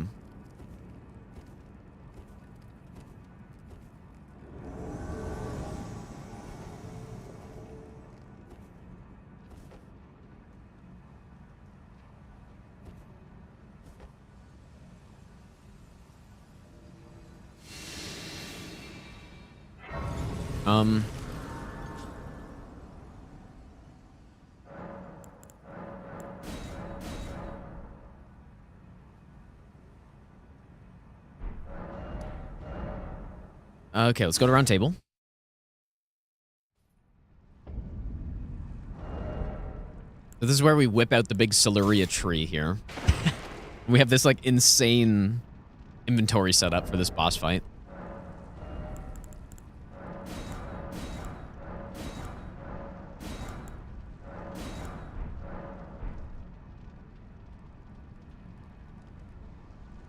Would I say Hippo's in top 10 bosses in Elden Ring? I would say no. Not even close.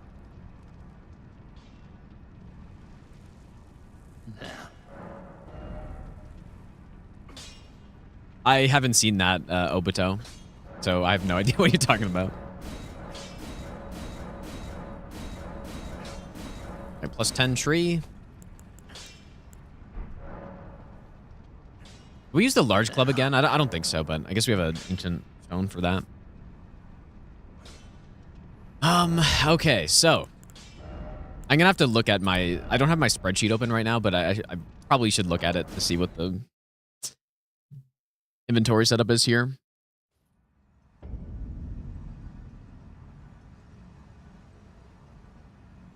Okay, so it is...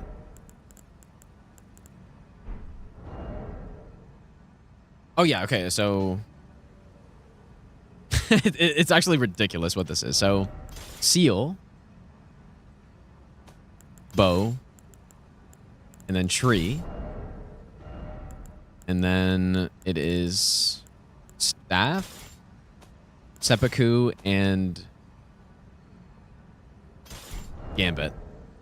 So that's what this is here. And then we go with the helmet.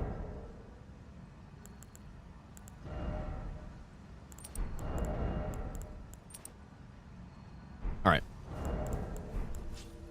And this is another one of those setups. Wait, do I?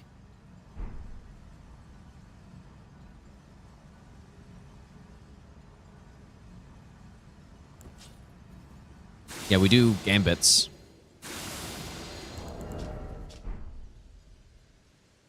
Almost Elon Musk build. Could you imagine Elon Musk on his first playthrough doing this strat that we're about to do, dude? We could go faith tier, I guess, but I guess why not? Sure, why not? Oh wait, no, we go Stone Barbers. Why not? Surely this is what his first playthrough looked like. He'd pay someone? Who would he pay, dude? Like, this isn't just like PoE where you know, make a good build and... Well, I mean, I don't know, maybe. Yeah, like, yeah, I guess you paid me, dude. That's the only one. At least for this strat. I don't know. Most convoluted strat of all time. Okay, so we did the gambits, I think. So what we do...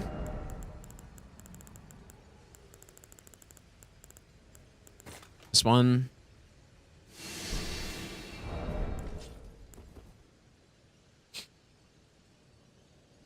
Golden Vow, Bloody Flesh, Howl, Drink. Gambit, Unseen Form.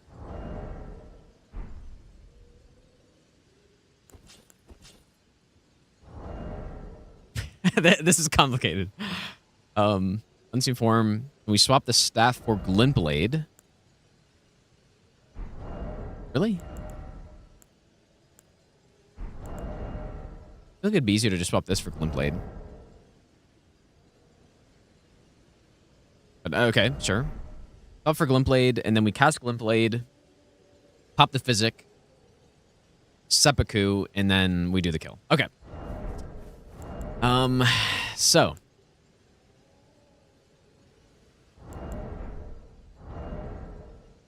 Golden Vow. Sacred Bloody Flesh. So Drink now. Owl.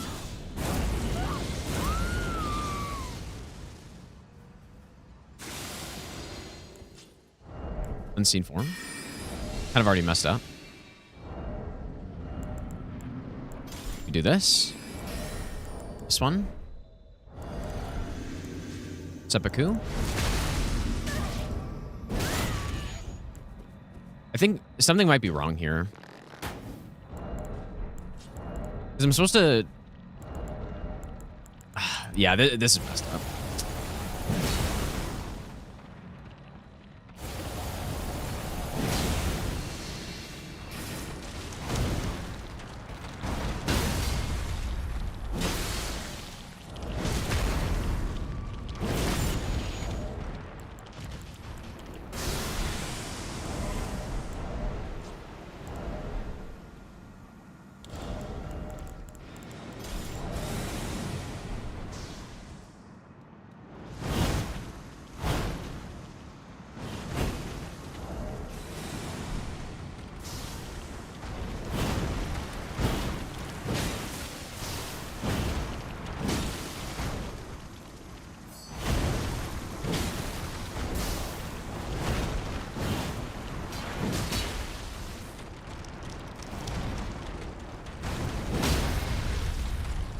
I'm gonna do that again because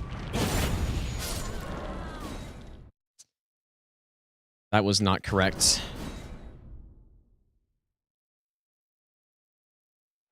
But like, I should have looked at this more closely, dude. I don't have Red Feather equipped here. I have the Warrior Jar because I need to swap Lord of Bloods to Red Feather.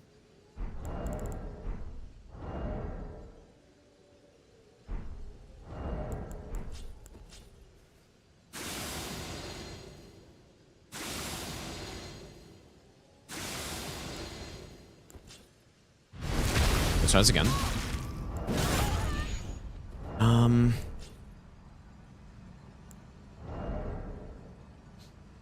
Yeah, here we go. There's a golden vow. Bloody flesh. Drink.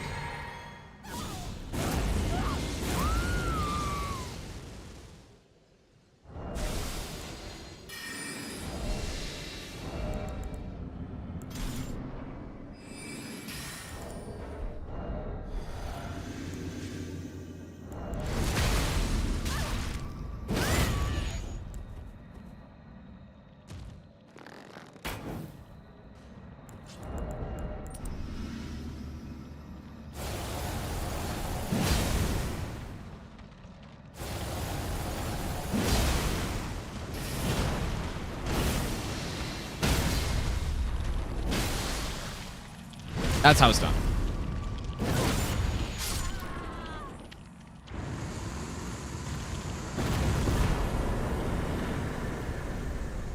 Yep. That's how it's done.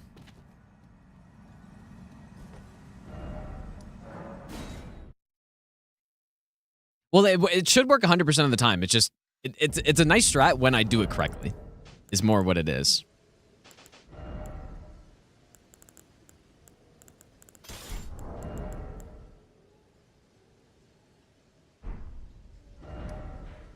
Wait, how many, I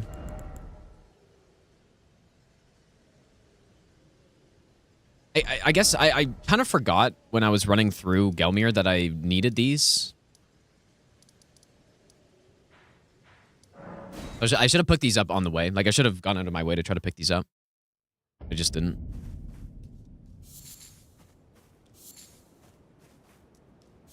Just need a couple.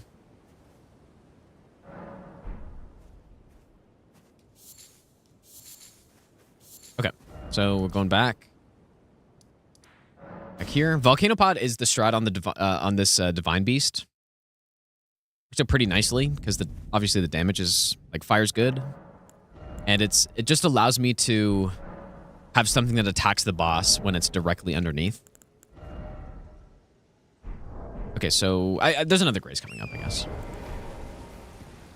We're doing Consort as the last boss on this run. It'd be a little risky, but we fight him late anyways. So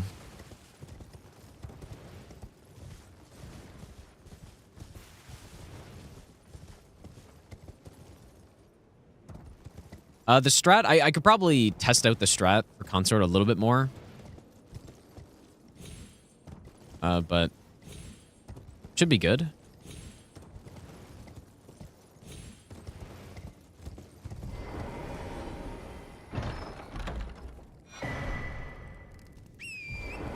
Planning more no-hit runs on other Souls games? Yeah, 100% I will, yeah.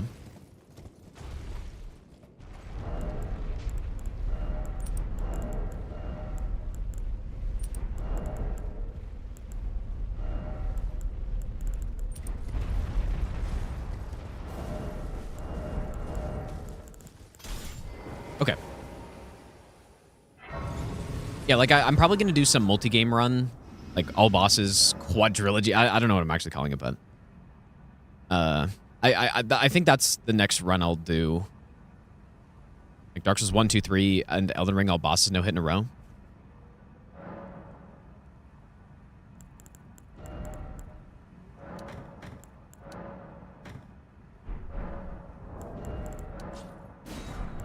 Make all those. And then probably go fire.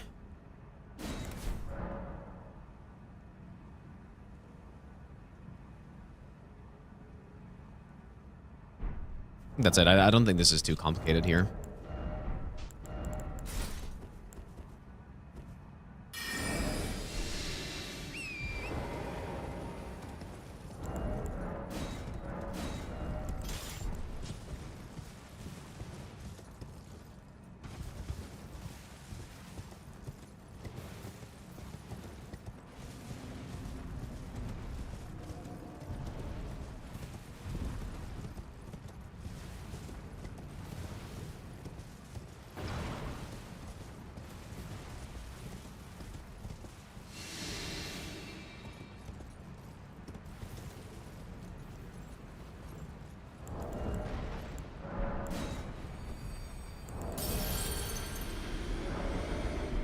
What's the build for Bloodfiend's arm?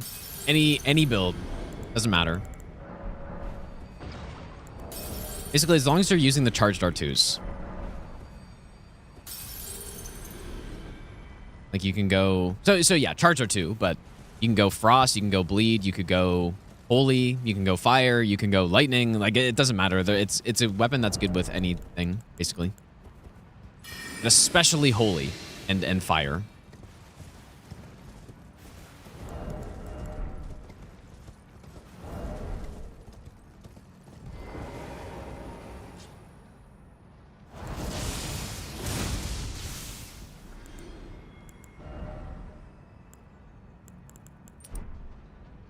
Okay. Let's get the great bow out so I can bait him. I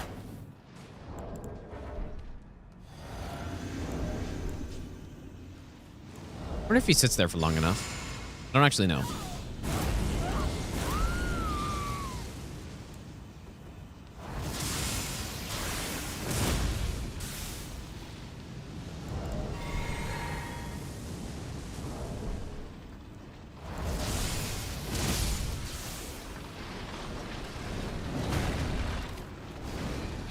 Really?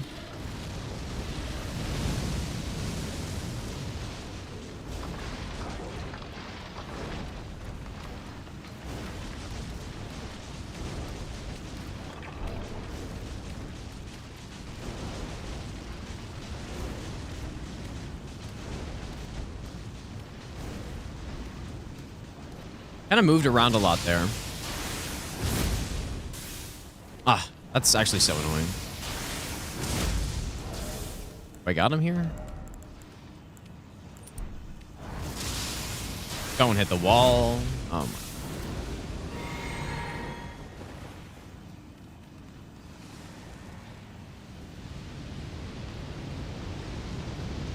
That really just goes straight through walls, I guess.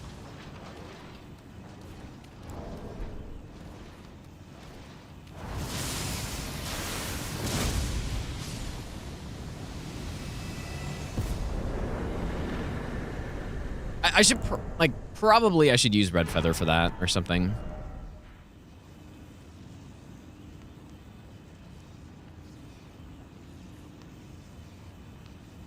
Just to make sure he dies, because it gets a little annoying when he runs away and stuff. Okay.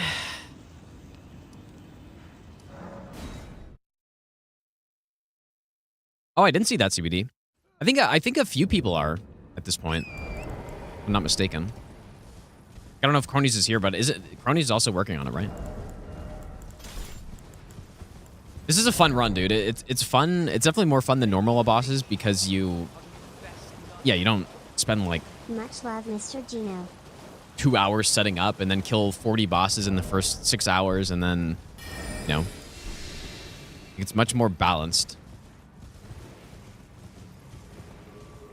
Brother Mayo, thanks so much for the 2-year resub. Welcome back, dude.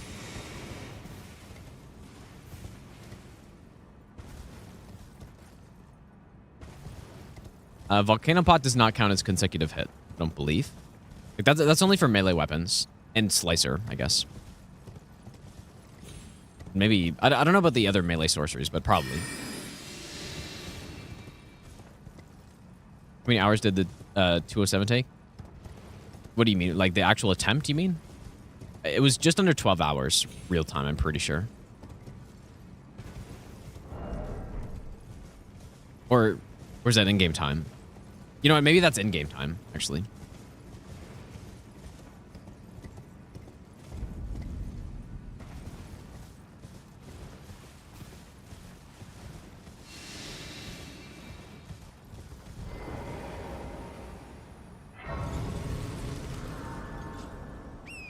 Not sure why I get this grace, actually.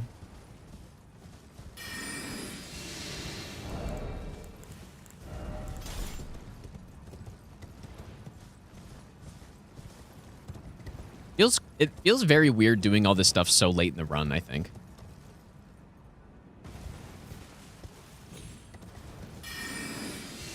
Because normally you'd be at like 2 or 3 hours, and then you would be rushing to go get this stuff because it's so good. Two-handed talisman's so valuable. And, I mean, maybe that's kind of it, but... And I guess also the fragments over here. Nico Bella Grace. Yeah, maybe. Good point.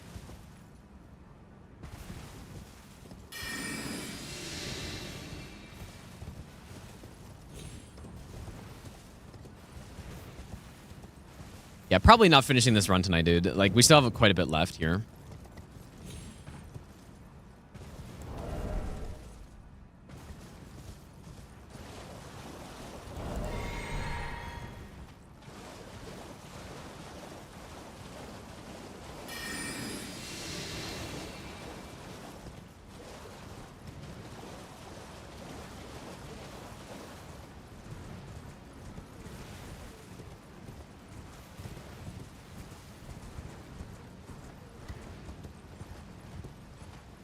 Hit number 9 was a self-hit accident. Like, I killed myself with seppuku, basically. Because I, yeah. Best nut ever. PogChamp, Machina Flex.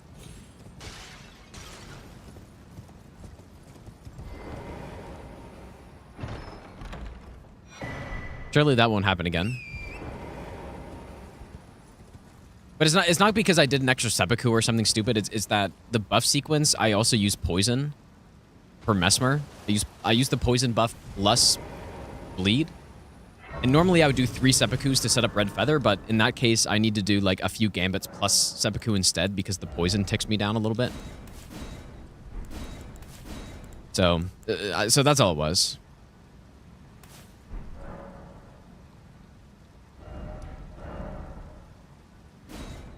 All right, time to go get another weapon upgraded.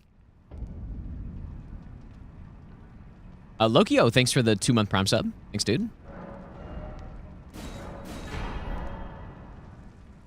Imagine, well, I guess actually, I was going to say, imagine picking the wrong weapon, but you could just go dupe it. It's not even a big deal.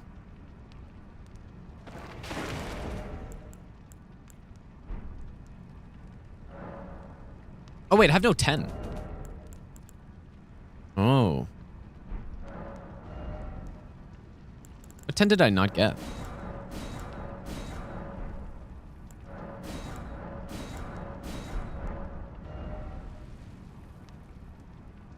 Well, oh yes, okay, yeah. Ashen Capital 10.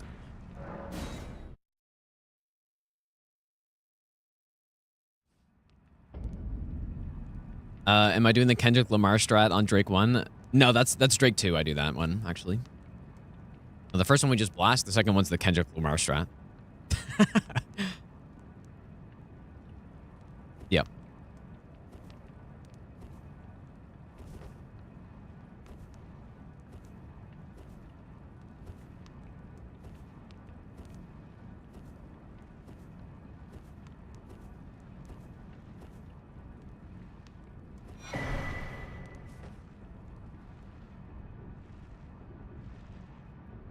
Yeah, you need to see it.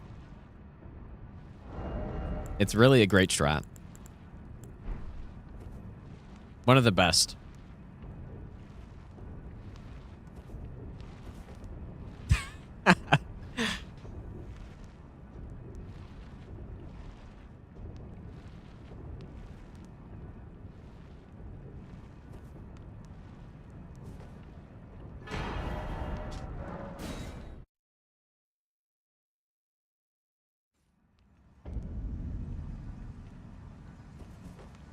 Oh, have you heard along that it would not? That's funny, dude.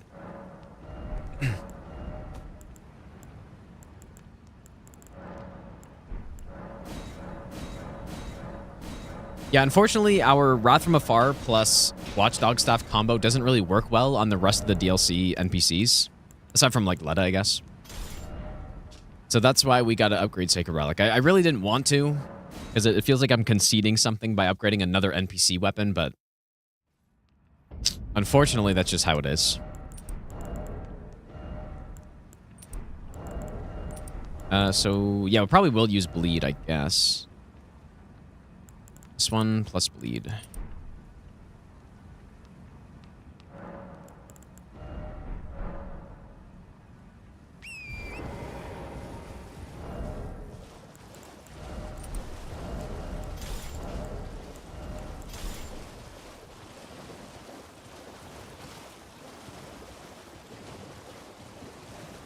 Are we gonna get a Genome Monster Hunter Wilds region locked stream? I don't know. I don't really have any plans on playing that, but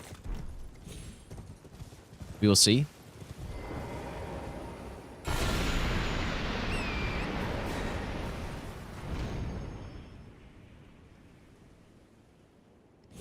It's kind of, you know what's going to be also a little bit of a unique feeling that, or just a feeling I haven't felt before, is being 180 bosses in and having like relatively difficult stuff to do left, you know?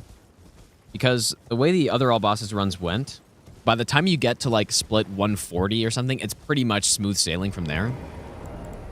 I would do all the hardest stuff as early as possible. But on this one, we still have some sketchy bosses alive, right?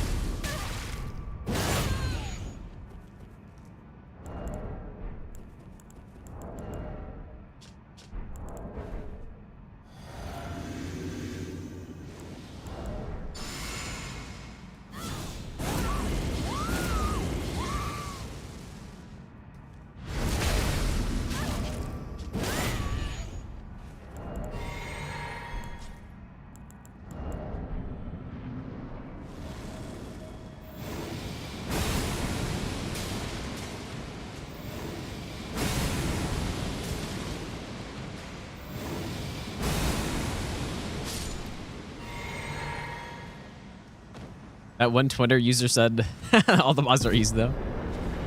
Yes, the best source of information. Best source, Twitter user. Okay, good. I having a little bit more mind for that is probably not a bad idea. I wonder how much mind I need to do 3 casts of Sacred Relic plus a Rathmafar. I guess let's figure that out.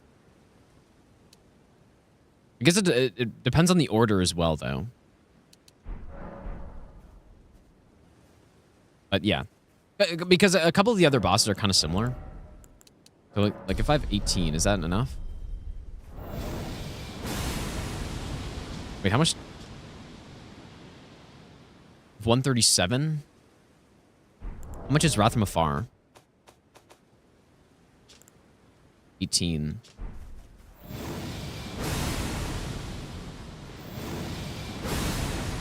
Maybe you need like 19 mind? I don't know what the mind cutoffs are.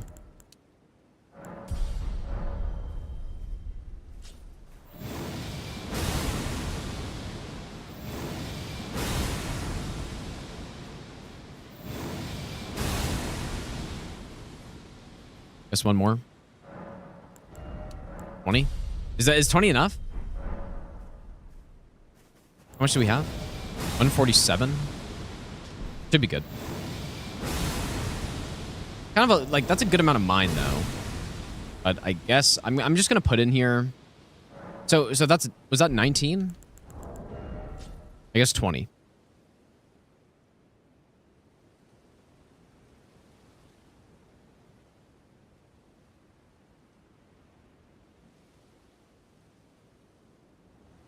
Okay.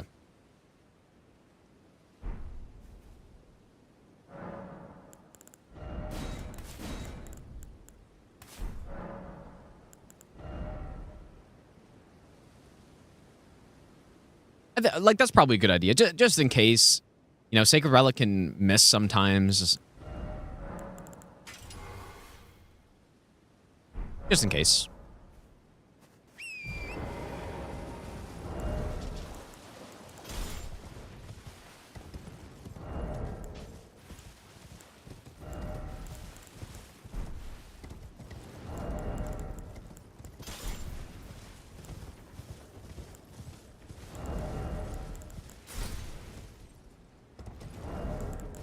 Okay, so this fight we go fire.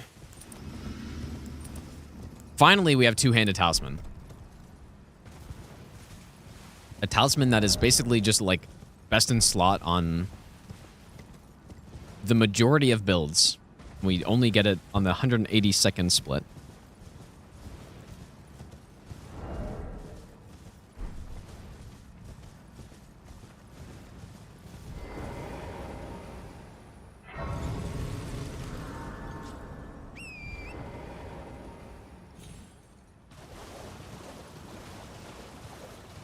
You remember the idiot who kept arguing on Twitter after I posted world's first 165 no hit? Yeah, I mean, that happens all the time, right? It's always...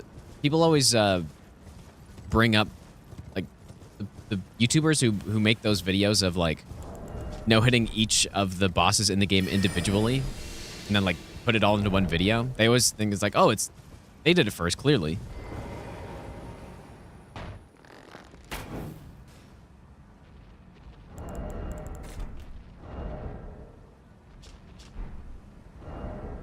To be fair, it is, like, that's a pretty honest mistake, though. Oh. Hey. It's a little interesting. I have no idea why I took an extra step forward.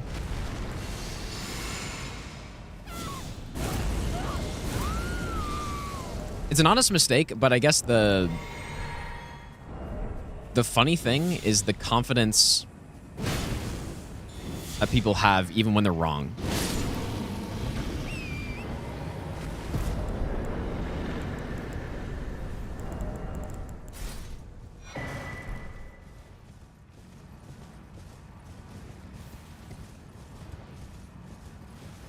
Because some people are like, oh, okay, yeah, like, my bad, I got it mistaken. But then others are like, they're just, don't bother looking, just like, yeah, I'm right.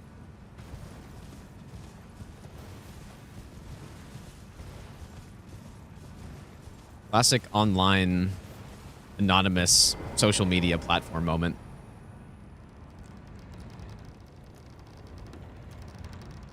All right, so we use the good old Siluria's tree on this fight.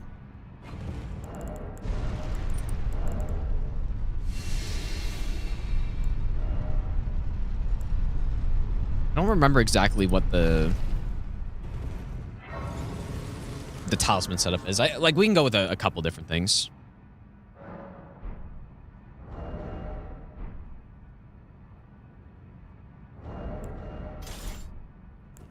I don't think I need double stealth, but I'll just do it anyways.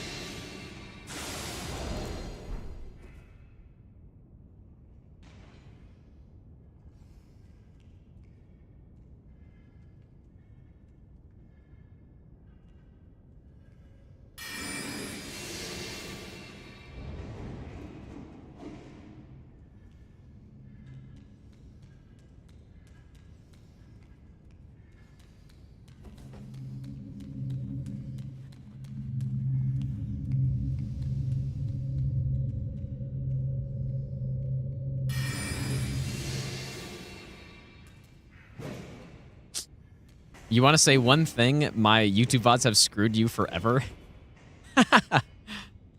Can't ever watch a Twitch VOD now. Yeah, that's fair. I mean, that crispy 4K YouTube stream with the good player that isn't hard to find.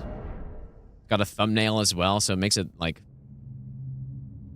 even easier to see what it is. Night and day. There's a really nice skip in this catacomb, but I'm just too much of a coward to use it on this run.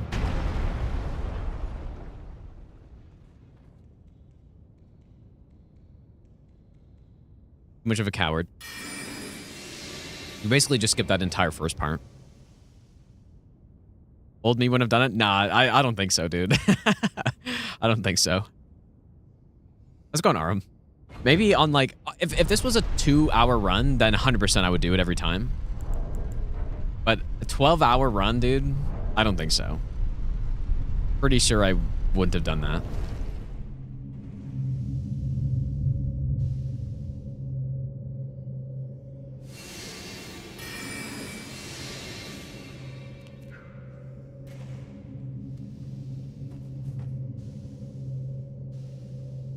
Okay. We do have that one roll here. I wonder if it, like, Bloodhound Step would be a good call. I'm gonna do it. Imagine trying to do a Bloodhound Step on this and you just don't have any... Oh. Dude, that, like, totally messed it up, actually. Okay, don't Bloodhound Step that. That totally messed up the dodge somehow.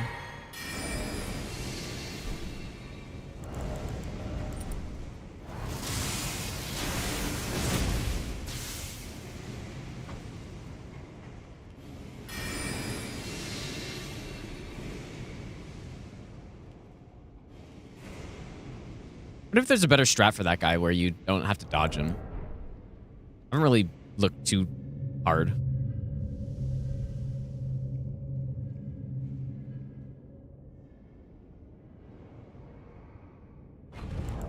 I don't know if we'll finish this tonight. Like, I've kind of been liking this, like, 5-hour streams lately. So, I don't know if an hour is enough to finish it. Maybe. It's possible. We'll see. Okay, so... I think this setup's correct. Let's see if we need red feather here. Oh, I have the wrong... To make up for it, I'll use red feather, but I don't think I'm... Oh, imagine I kill myself here. I don't think I'm normally gonna use red feather here.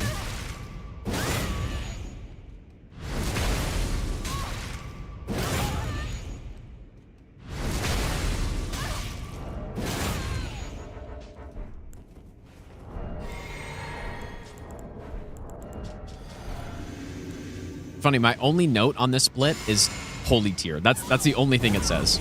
The one thing I didn't do.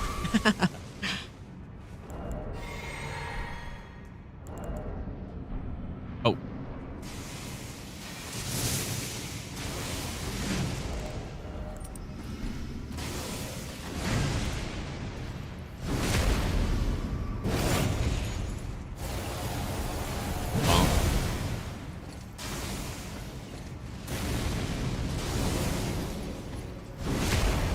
Yeah, it's more than enough damage. The second one, we get the Blade of Mercy 20%. So yeah, no way we need red feather there. All right, Rao base done.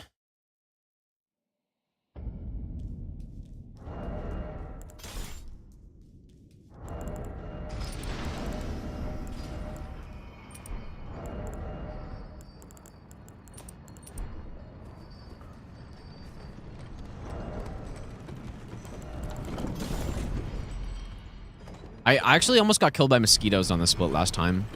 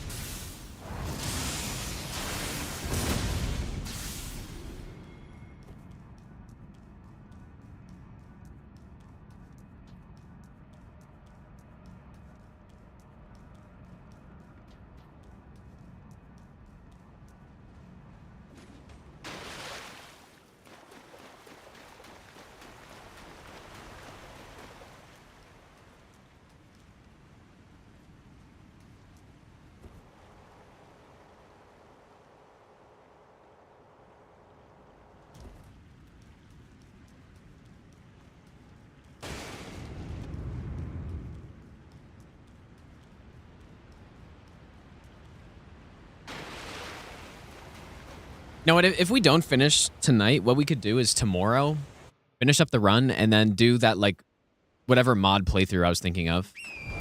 I kind of felt like playing a mod this week after playing Night Rain. Maybe the Boss Arena mod or, like, PS3 Arc Thrones or something.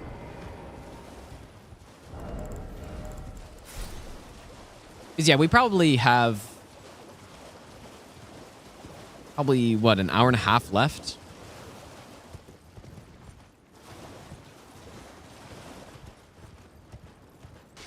Finished teaching Edie the run last year? Which run do you mean?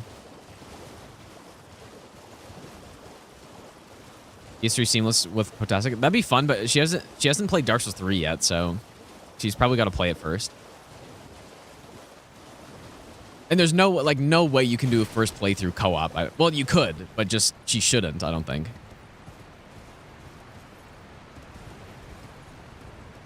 Especially not with someone with 5,500 hours in the game. I feel like that would ruin it a little bit.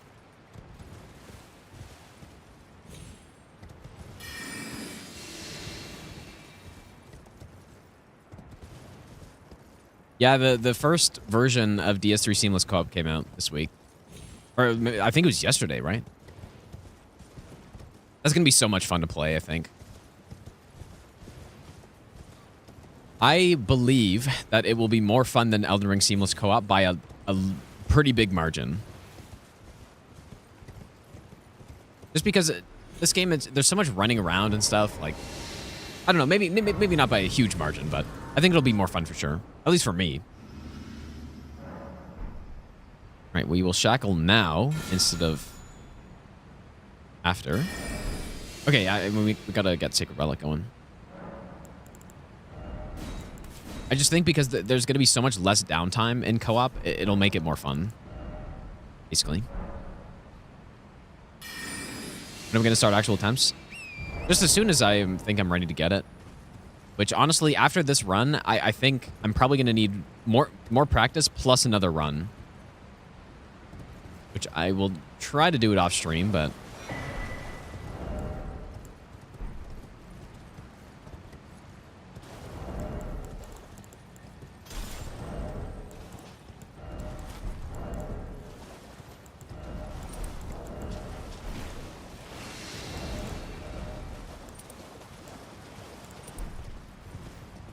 the shackles breaks the pot that has the bell bearing in it. We need that bell bearing for the rot pots later.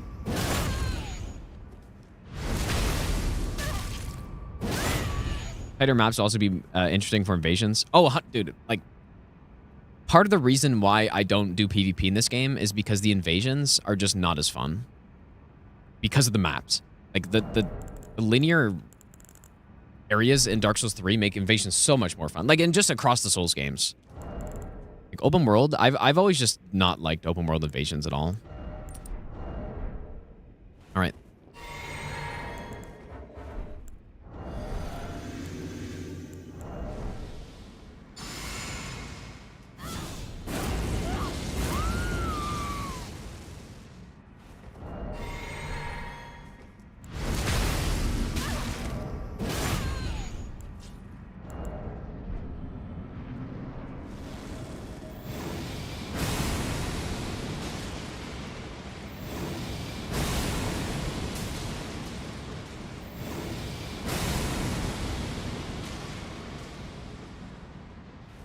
Oh, because I seppuku, I guess. Get a bit of distance here. Good. That's why we have Wrath from Afar.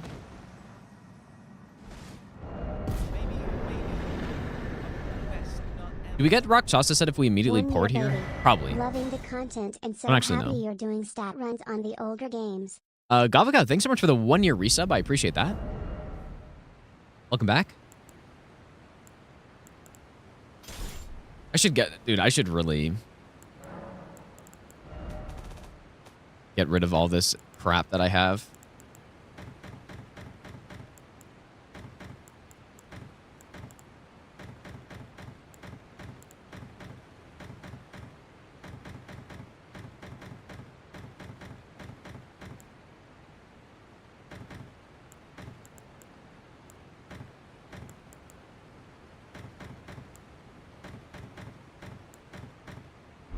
Here we go.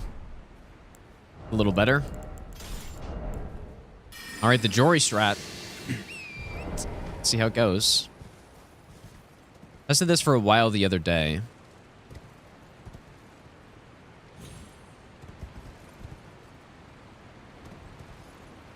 Yeah, I guess I could level up too, yeah. But like, levels at this point aren't as important.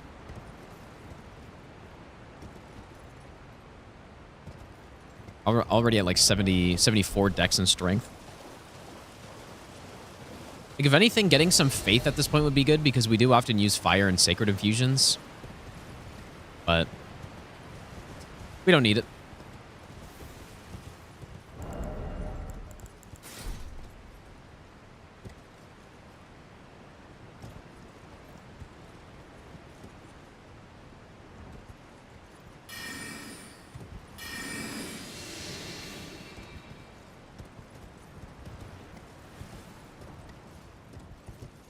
If I sold all those to get an extra level, 200K. I don't know about that.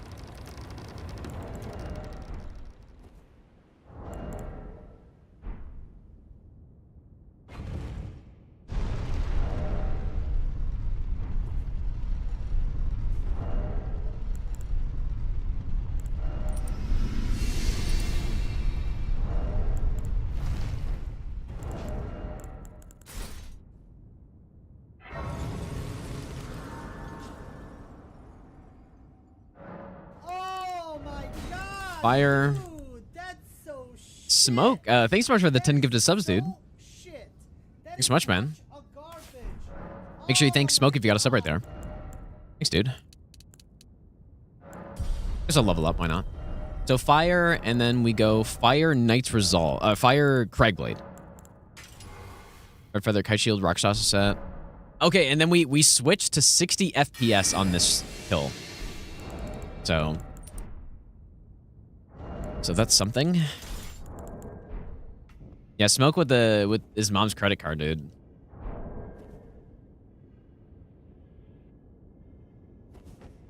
Legend.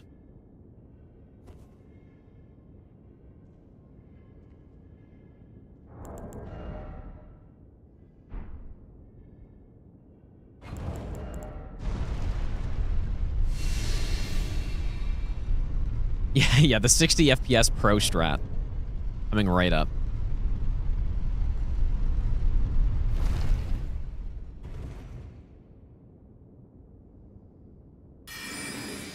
Yeah, it's because, so the actual reason is we do a backstep after the backstab. And it just, the reason I do it is because it just makes the timing work nicely for the sleep pot throw.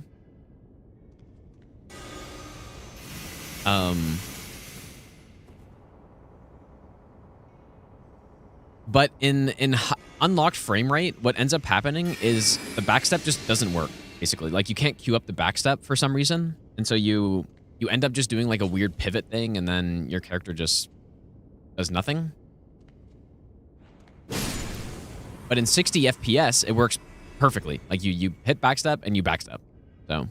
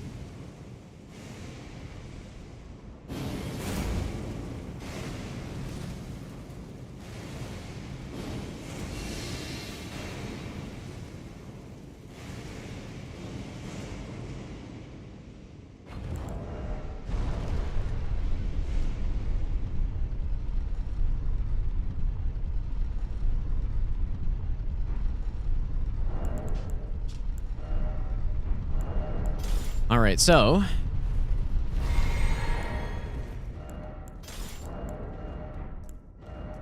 this one, two-handed or axe talisman?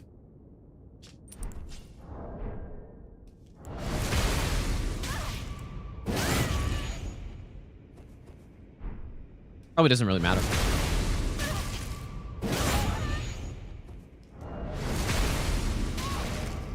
Our damage here is like, this is overkill. This is definitely overkill, but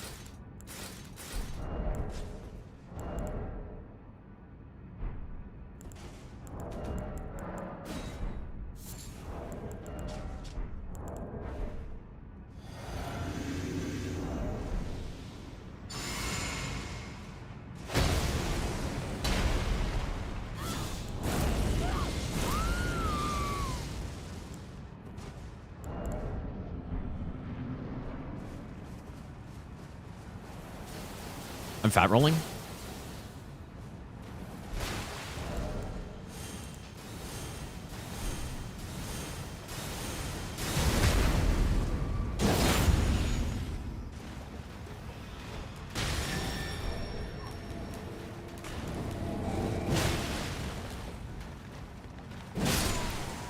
That would have been kind of bad.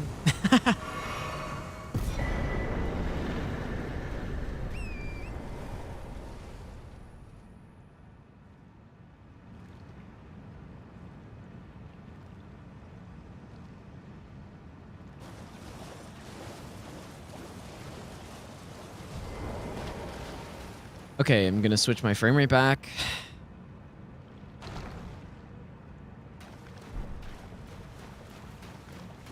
Shogun, how's it going, dude?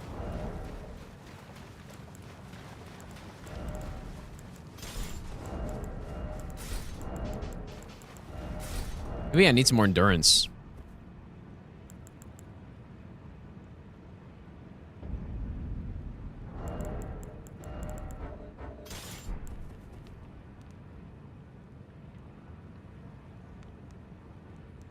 Yeah, I'll probably end after Midra, I guess, yeah.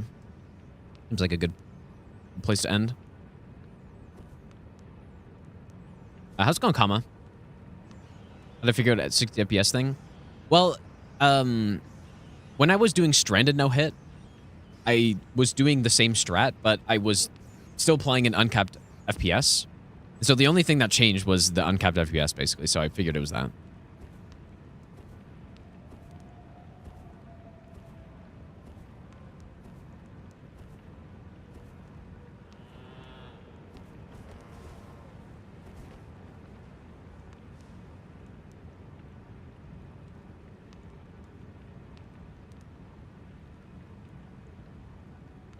The end is almost in sight.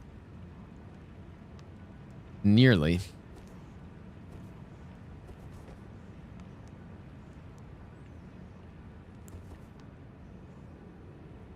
Have I had any no-hit runs ended by sheep? I have not. I have gotten hit, though, to a squirrel. That happened quite recently, actually. I think it was writing for this run. And just, I don't know. Like, I don't even, or it was a deer, actually. I don't even know what happened. Best nut ever. It was in Just Rao the Ruins, and it somehow landed on me, I guess. I really have no idea.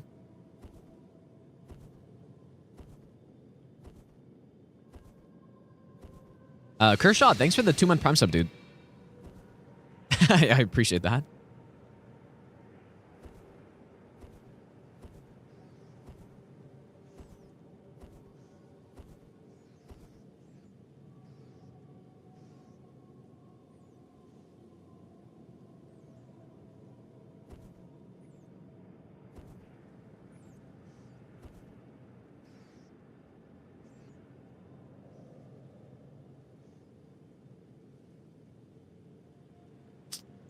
Average Abyssal Woods gameplay right here, dude.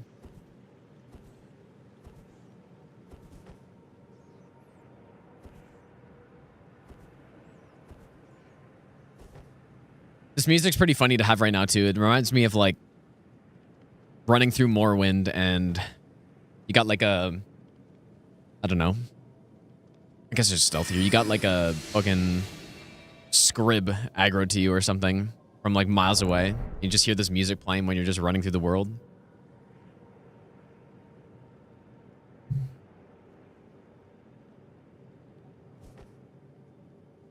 Yeah, they can't be touched, dude. Yeah, you're right. If they see you, it's over. You surely can't just run away.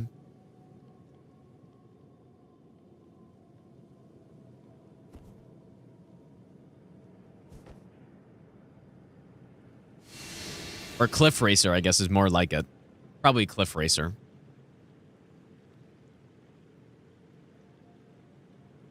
Would I recommend Morrowind for someone who loves combat in games? Probably not. Well, it's actually more like... It's just saying you love combat in games doesn't necessarily mean that a game with horrible combat's going to throw you off, right? If you hate games with bad combat, then yes, I would say you're not going to like it.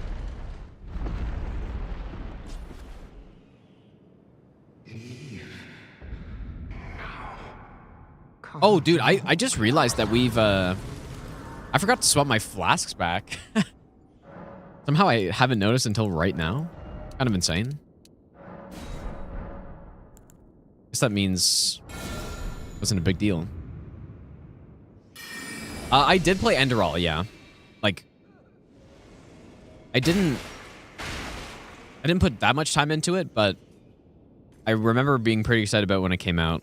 That was kind of a while ago, dude. That would have been in like... When would that have been? 2015, maybe? 2016?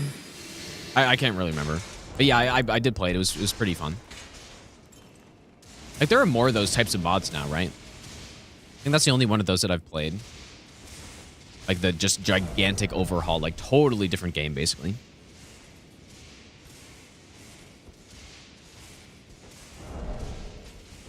A plan for Midra is simply blast him. That's it. Pretty straightforward. Do 100 buffs and then blast him.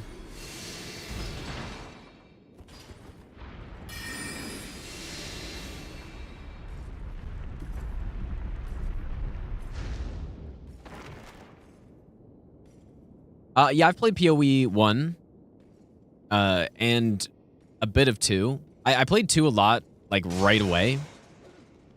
But after the first couple days, I kind of just haven't touched it. So maybe eventually I'll go back to it, but like, I barely made any progress. Like, I finished, I was like in Act 3 or something. Or at the end of Act 3, maybe. So I only played it for like 15 hours or something. I don't know why, but it didn't stick PoE 2 as much for some reason.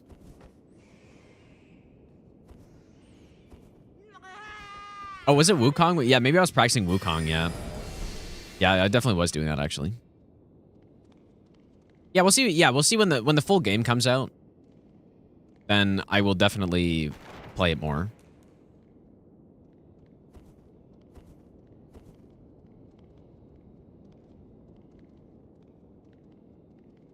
Cello, thanks, dude.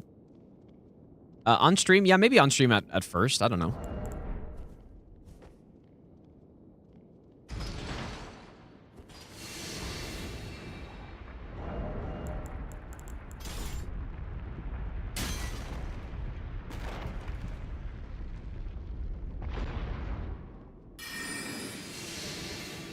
How's it going, Aziz?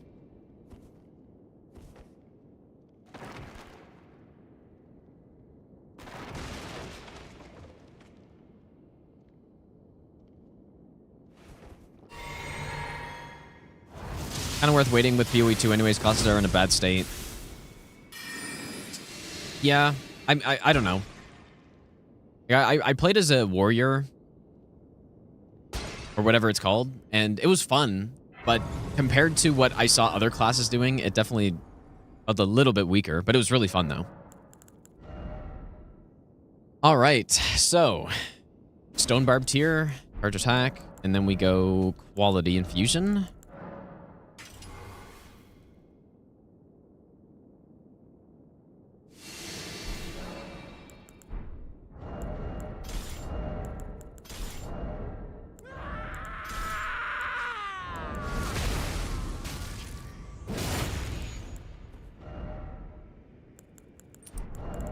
Pretty sure I'm supposed to swap. Yeah. Okay, so we go bleed. We do use bleed here.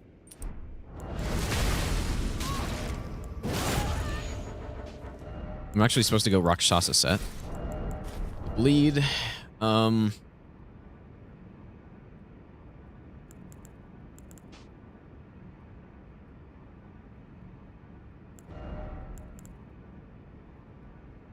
Vow, Drink, Howl, Physic, Seppuku, and then we run in. And then I swap on the Crusader Insignia.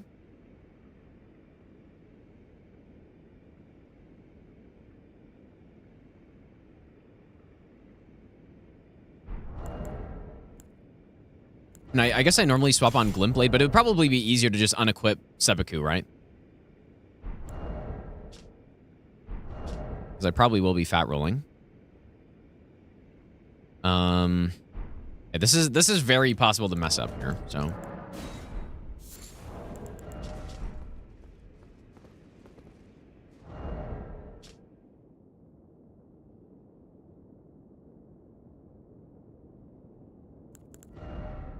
So this one, so after the bleed, we swap to Crusade Insignia, and then we swap back to Blade of Mercy after. What we do. Okay.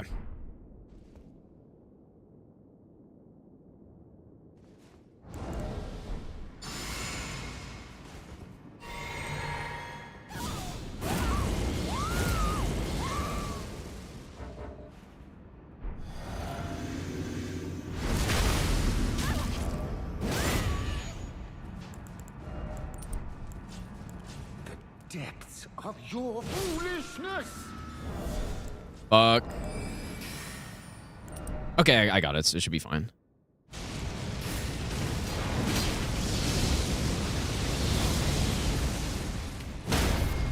I think.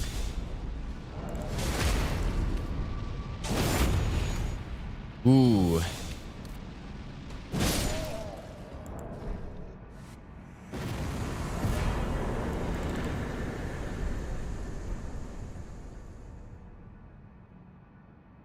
Okay, well, I mean, that was it. It just, I nearly fumbled it.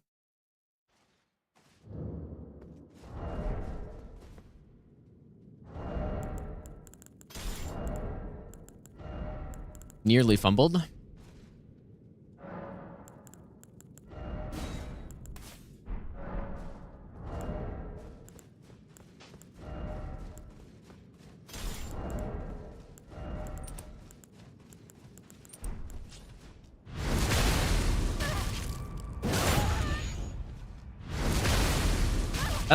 It's kind of been happening a few times on this run where I'm so caught up in the buff setup that I almost forget like what I need to do on the boss, you know? Like I'm doing all the buffs and I'm concerned about that, and then I get into the boss and it's like, oh shit, what am I meant to do now? Oh yeah, I guess I said I'd end after Midra, but maybe I'll end after Bale then, because we're still going. We're still going, dude, I guess. We're ending after Bale.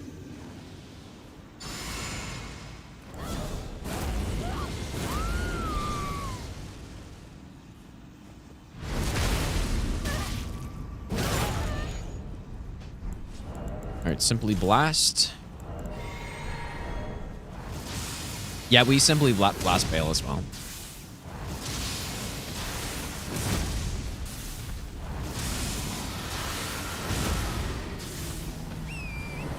All right, time for the Kendrick Lamar strat, apparently, which is using golden lands, I guess. Oh, you know what? I guess I should have upgraded to plus 25. Oh, yeah. Okay, yeah, I should have upgraded plus 25. The Kendrick Lamar strat, apparently, as some, I think it was some random YouTube chatters named it, I guess.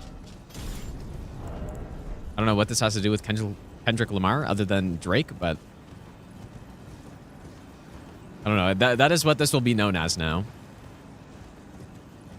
Okay, so Holy. Probably stamina, I guess. I don't know.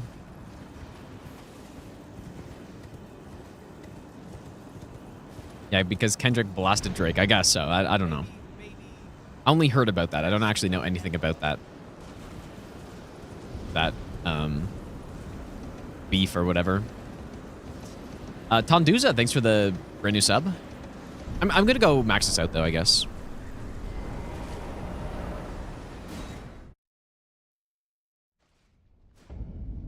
The Diddy strat is the is the Margot strat, dude. That's the actual Diddy strat. Not proud of it, but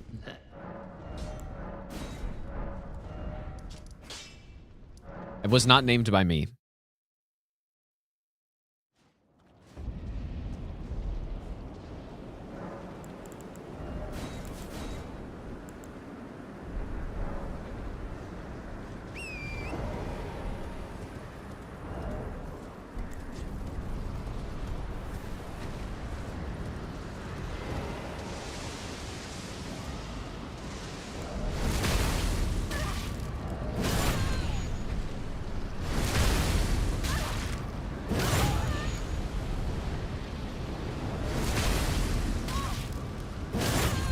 Yeah, Gino, well-known rap enthusiast. Yes, of course.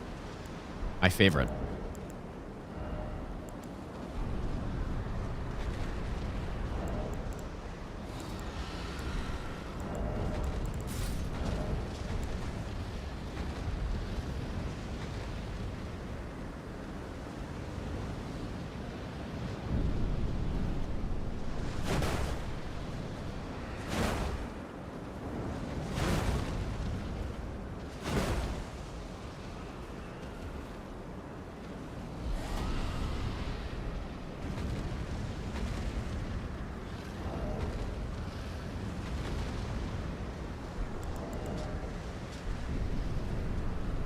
You know what? Maybe I'm gonna save the holy tier for Senesax, so that I don't have to reset up Red Feather again. Maybe I'll give you the best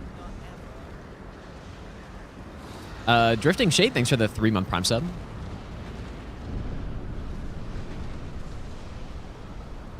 This is the most sleeper boss fight. 100%, you're right. I mean, at least with Letta, you know, the Letta cheese, we're doing something. Here, we actually just have to wait. And this is actually good RNG so far. Like, the guy's dying pretty fast.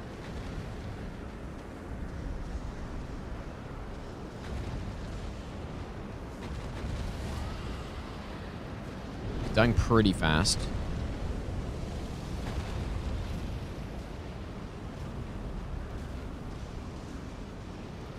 Yeah, I could speed up the game, I guess, but I don't... First of all, I don't really do...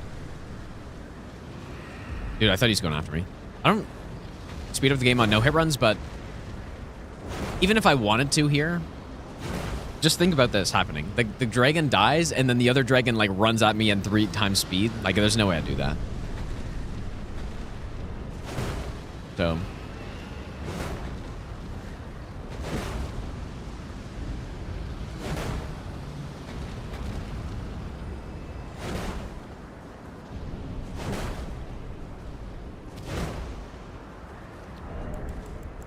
Okay.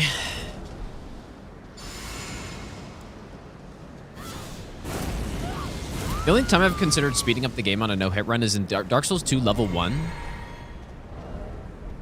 If you get invaded by the Bell Gargoyle guy, whatever his name is, I think there's a 15-minute invasion timer in DS2. And so I consider doing it there, but I've never actually done it on a run, though. We're having some difficulties, I guess.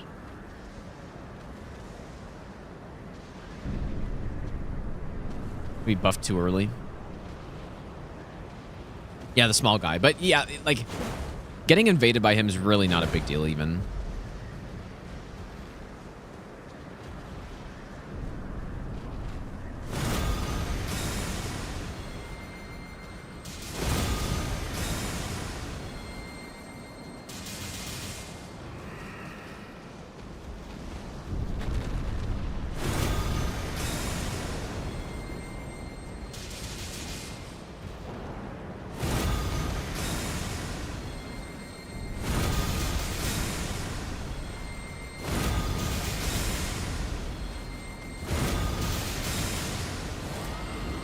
Why is he actually attacking?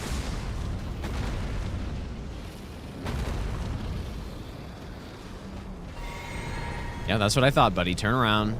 Walk of shame.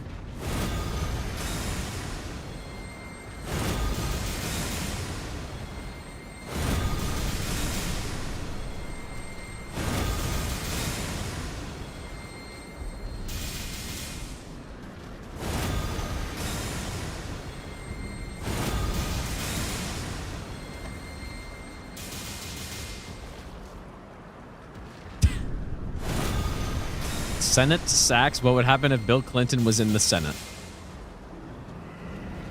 Probably true.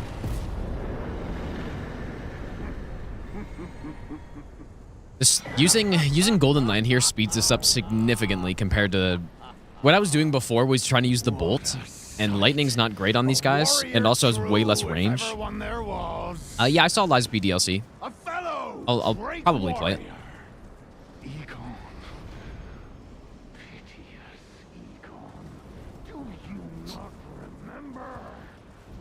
All you need is the old Knight's Resolve offhand? Yeah, maybe, dude.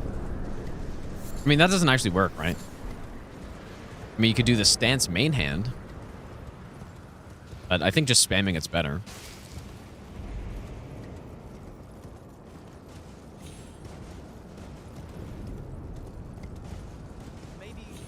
Why does he not aggro? Well, he's aggroed, but for some reason, he doesn't really walk past a certain point.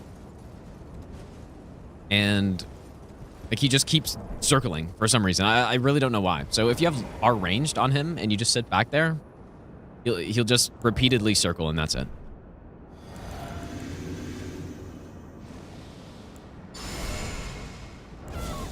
It also speeds up this fight a lot. Like the bolt on this guy was just miserable, dude.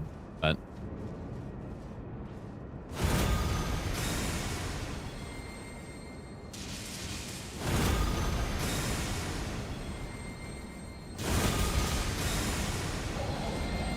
that's actually shitty.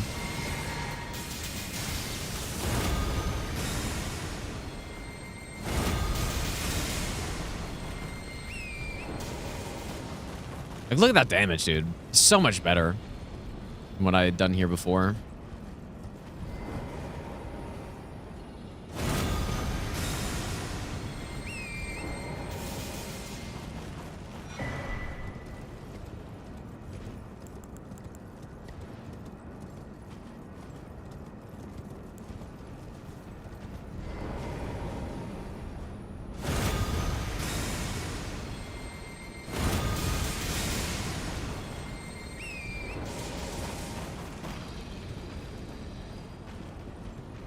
All your discoveries are insane. Well, I don't know if... I think someone else suggested this. But yeah, maybe. But yeah, it was based on what your strat was for the other Ghost Flame. But I don't actually use that one. And I was like, oh yeah, where else could I use Golden Land? And right here is the answer. Like, this probably seems really slow, but if you compare it to... Man, how did that all miss? If you compare it to just what I was doing here before, this is about half the amount of time. And I even messed up the opening, like, sequence really badly. And I should have dealt a lot more damage to him.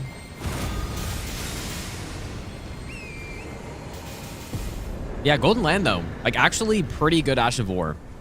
I underrated it, I think. Especially with the DLC, I think. It's better with the holy damage and stuff, but...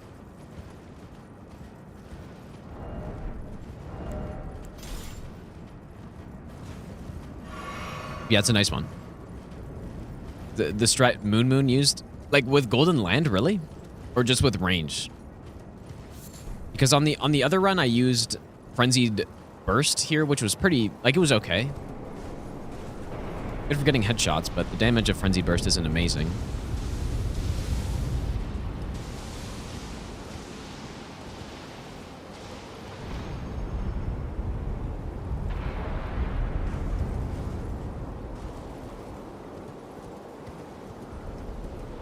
To be fair, when I did the Great Club no-hit run, I did actually use Golden Land for something. It was for Gideon. The Gideon script involved Golden Land somehow. Which you probably can't even imagine, but it's because Golden Land has a follow-up attack that, like, knocks down NPCs. And it just, like, launched them, and then I did a charge R2 and stuff. Like, it's actually, yeah, the Ash of War from point blank on an NPC or something that'll get stunned is pretty good.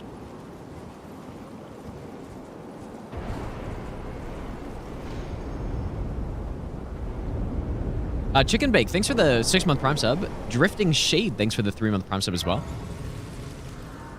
All right, good old Bale, and then probably end for today and finish up. Yeah, we'll finish up the run tomorrow, and then probably do some like mod playthrough or something like that. Okay, we go Quality Infusion.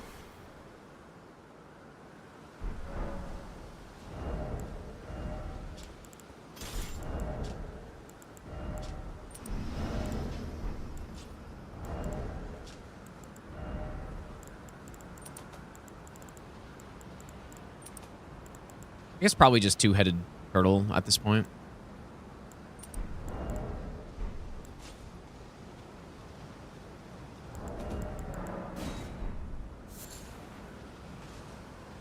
Ritual sword. Oh, yeah. Okay, whoa. Almost huge mistake. We need this one. That's the extra talisman.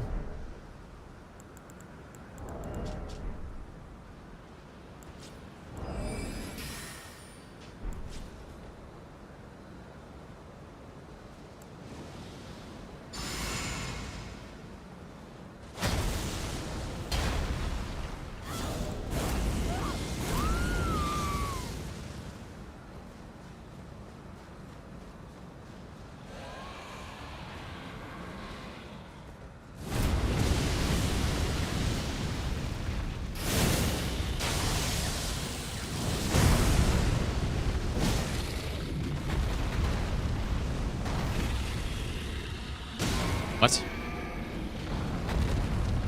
I didn't see what happened. Oh. Ah, I would do it. Whoops.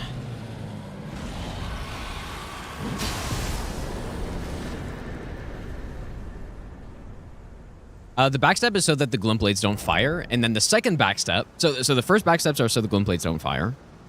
The second one is because if I roll into charged R2, that's a much bigger delay, and then he can jump away in time. Like, look how much faster that is, right? So this, so like dodging the attack and then this, versus dodging the attack and then this. Like, it's night and day.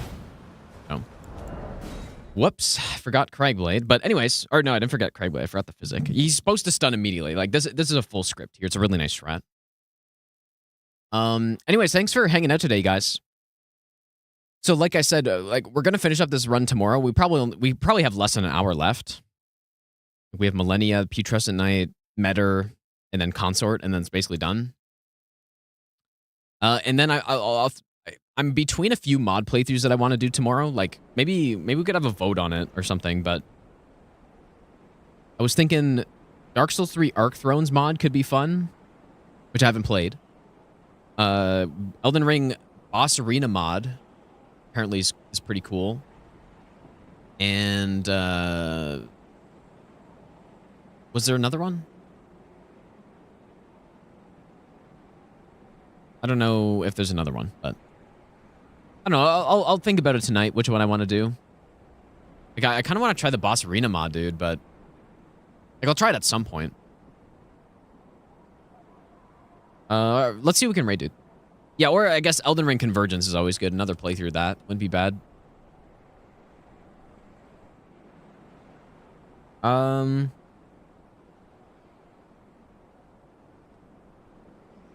are we raiding, dude? Let's raid Squilla, dude. Squilla... So Squilla and I were talking about doing Dark Souls 3 seamless co-op no-hit. Which... Now, I don't know if we'll do that right away. We'll have to test and see if the mod's in a good state. Or, like, ideally, you know, the mod's in a good state before we do it, and it's the first release, right? So there's probably some bugginess to it, I would imagine. But, yeah, we're probably going to do that at some point, which will be pretty cool. Yeah, imagine telling me from, like, 8 years ago that Squilla and I were going to do a co-op no-hit run in DS3. That would have been insane, dude. Yeah, so that could be really fun. Right now he's doing DS2 no damage. Level 1 no damage, which I don't think's been done before, but yeah, go say to Squilly, guys. I'll be back on tomorrow. We'll finish up the run. Hopefully not get hit again. Yeah, and then we'll play, I don't know, maybe some DS3 Arc Thrones, dude. We'll see. But yeah, have a good one, you guys.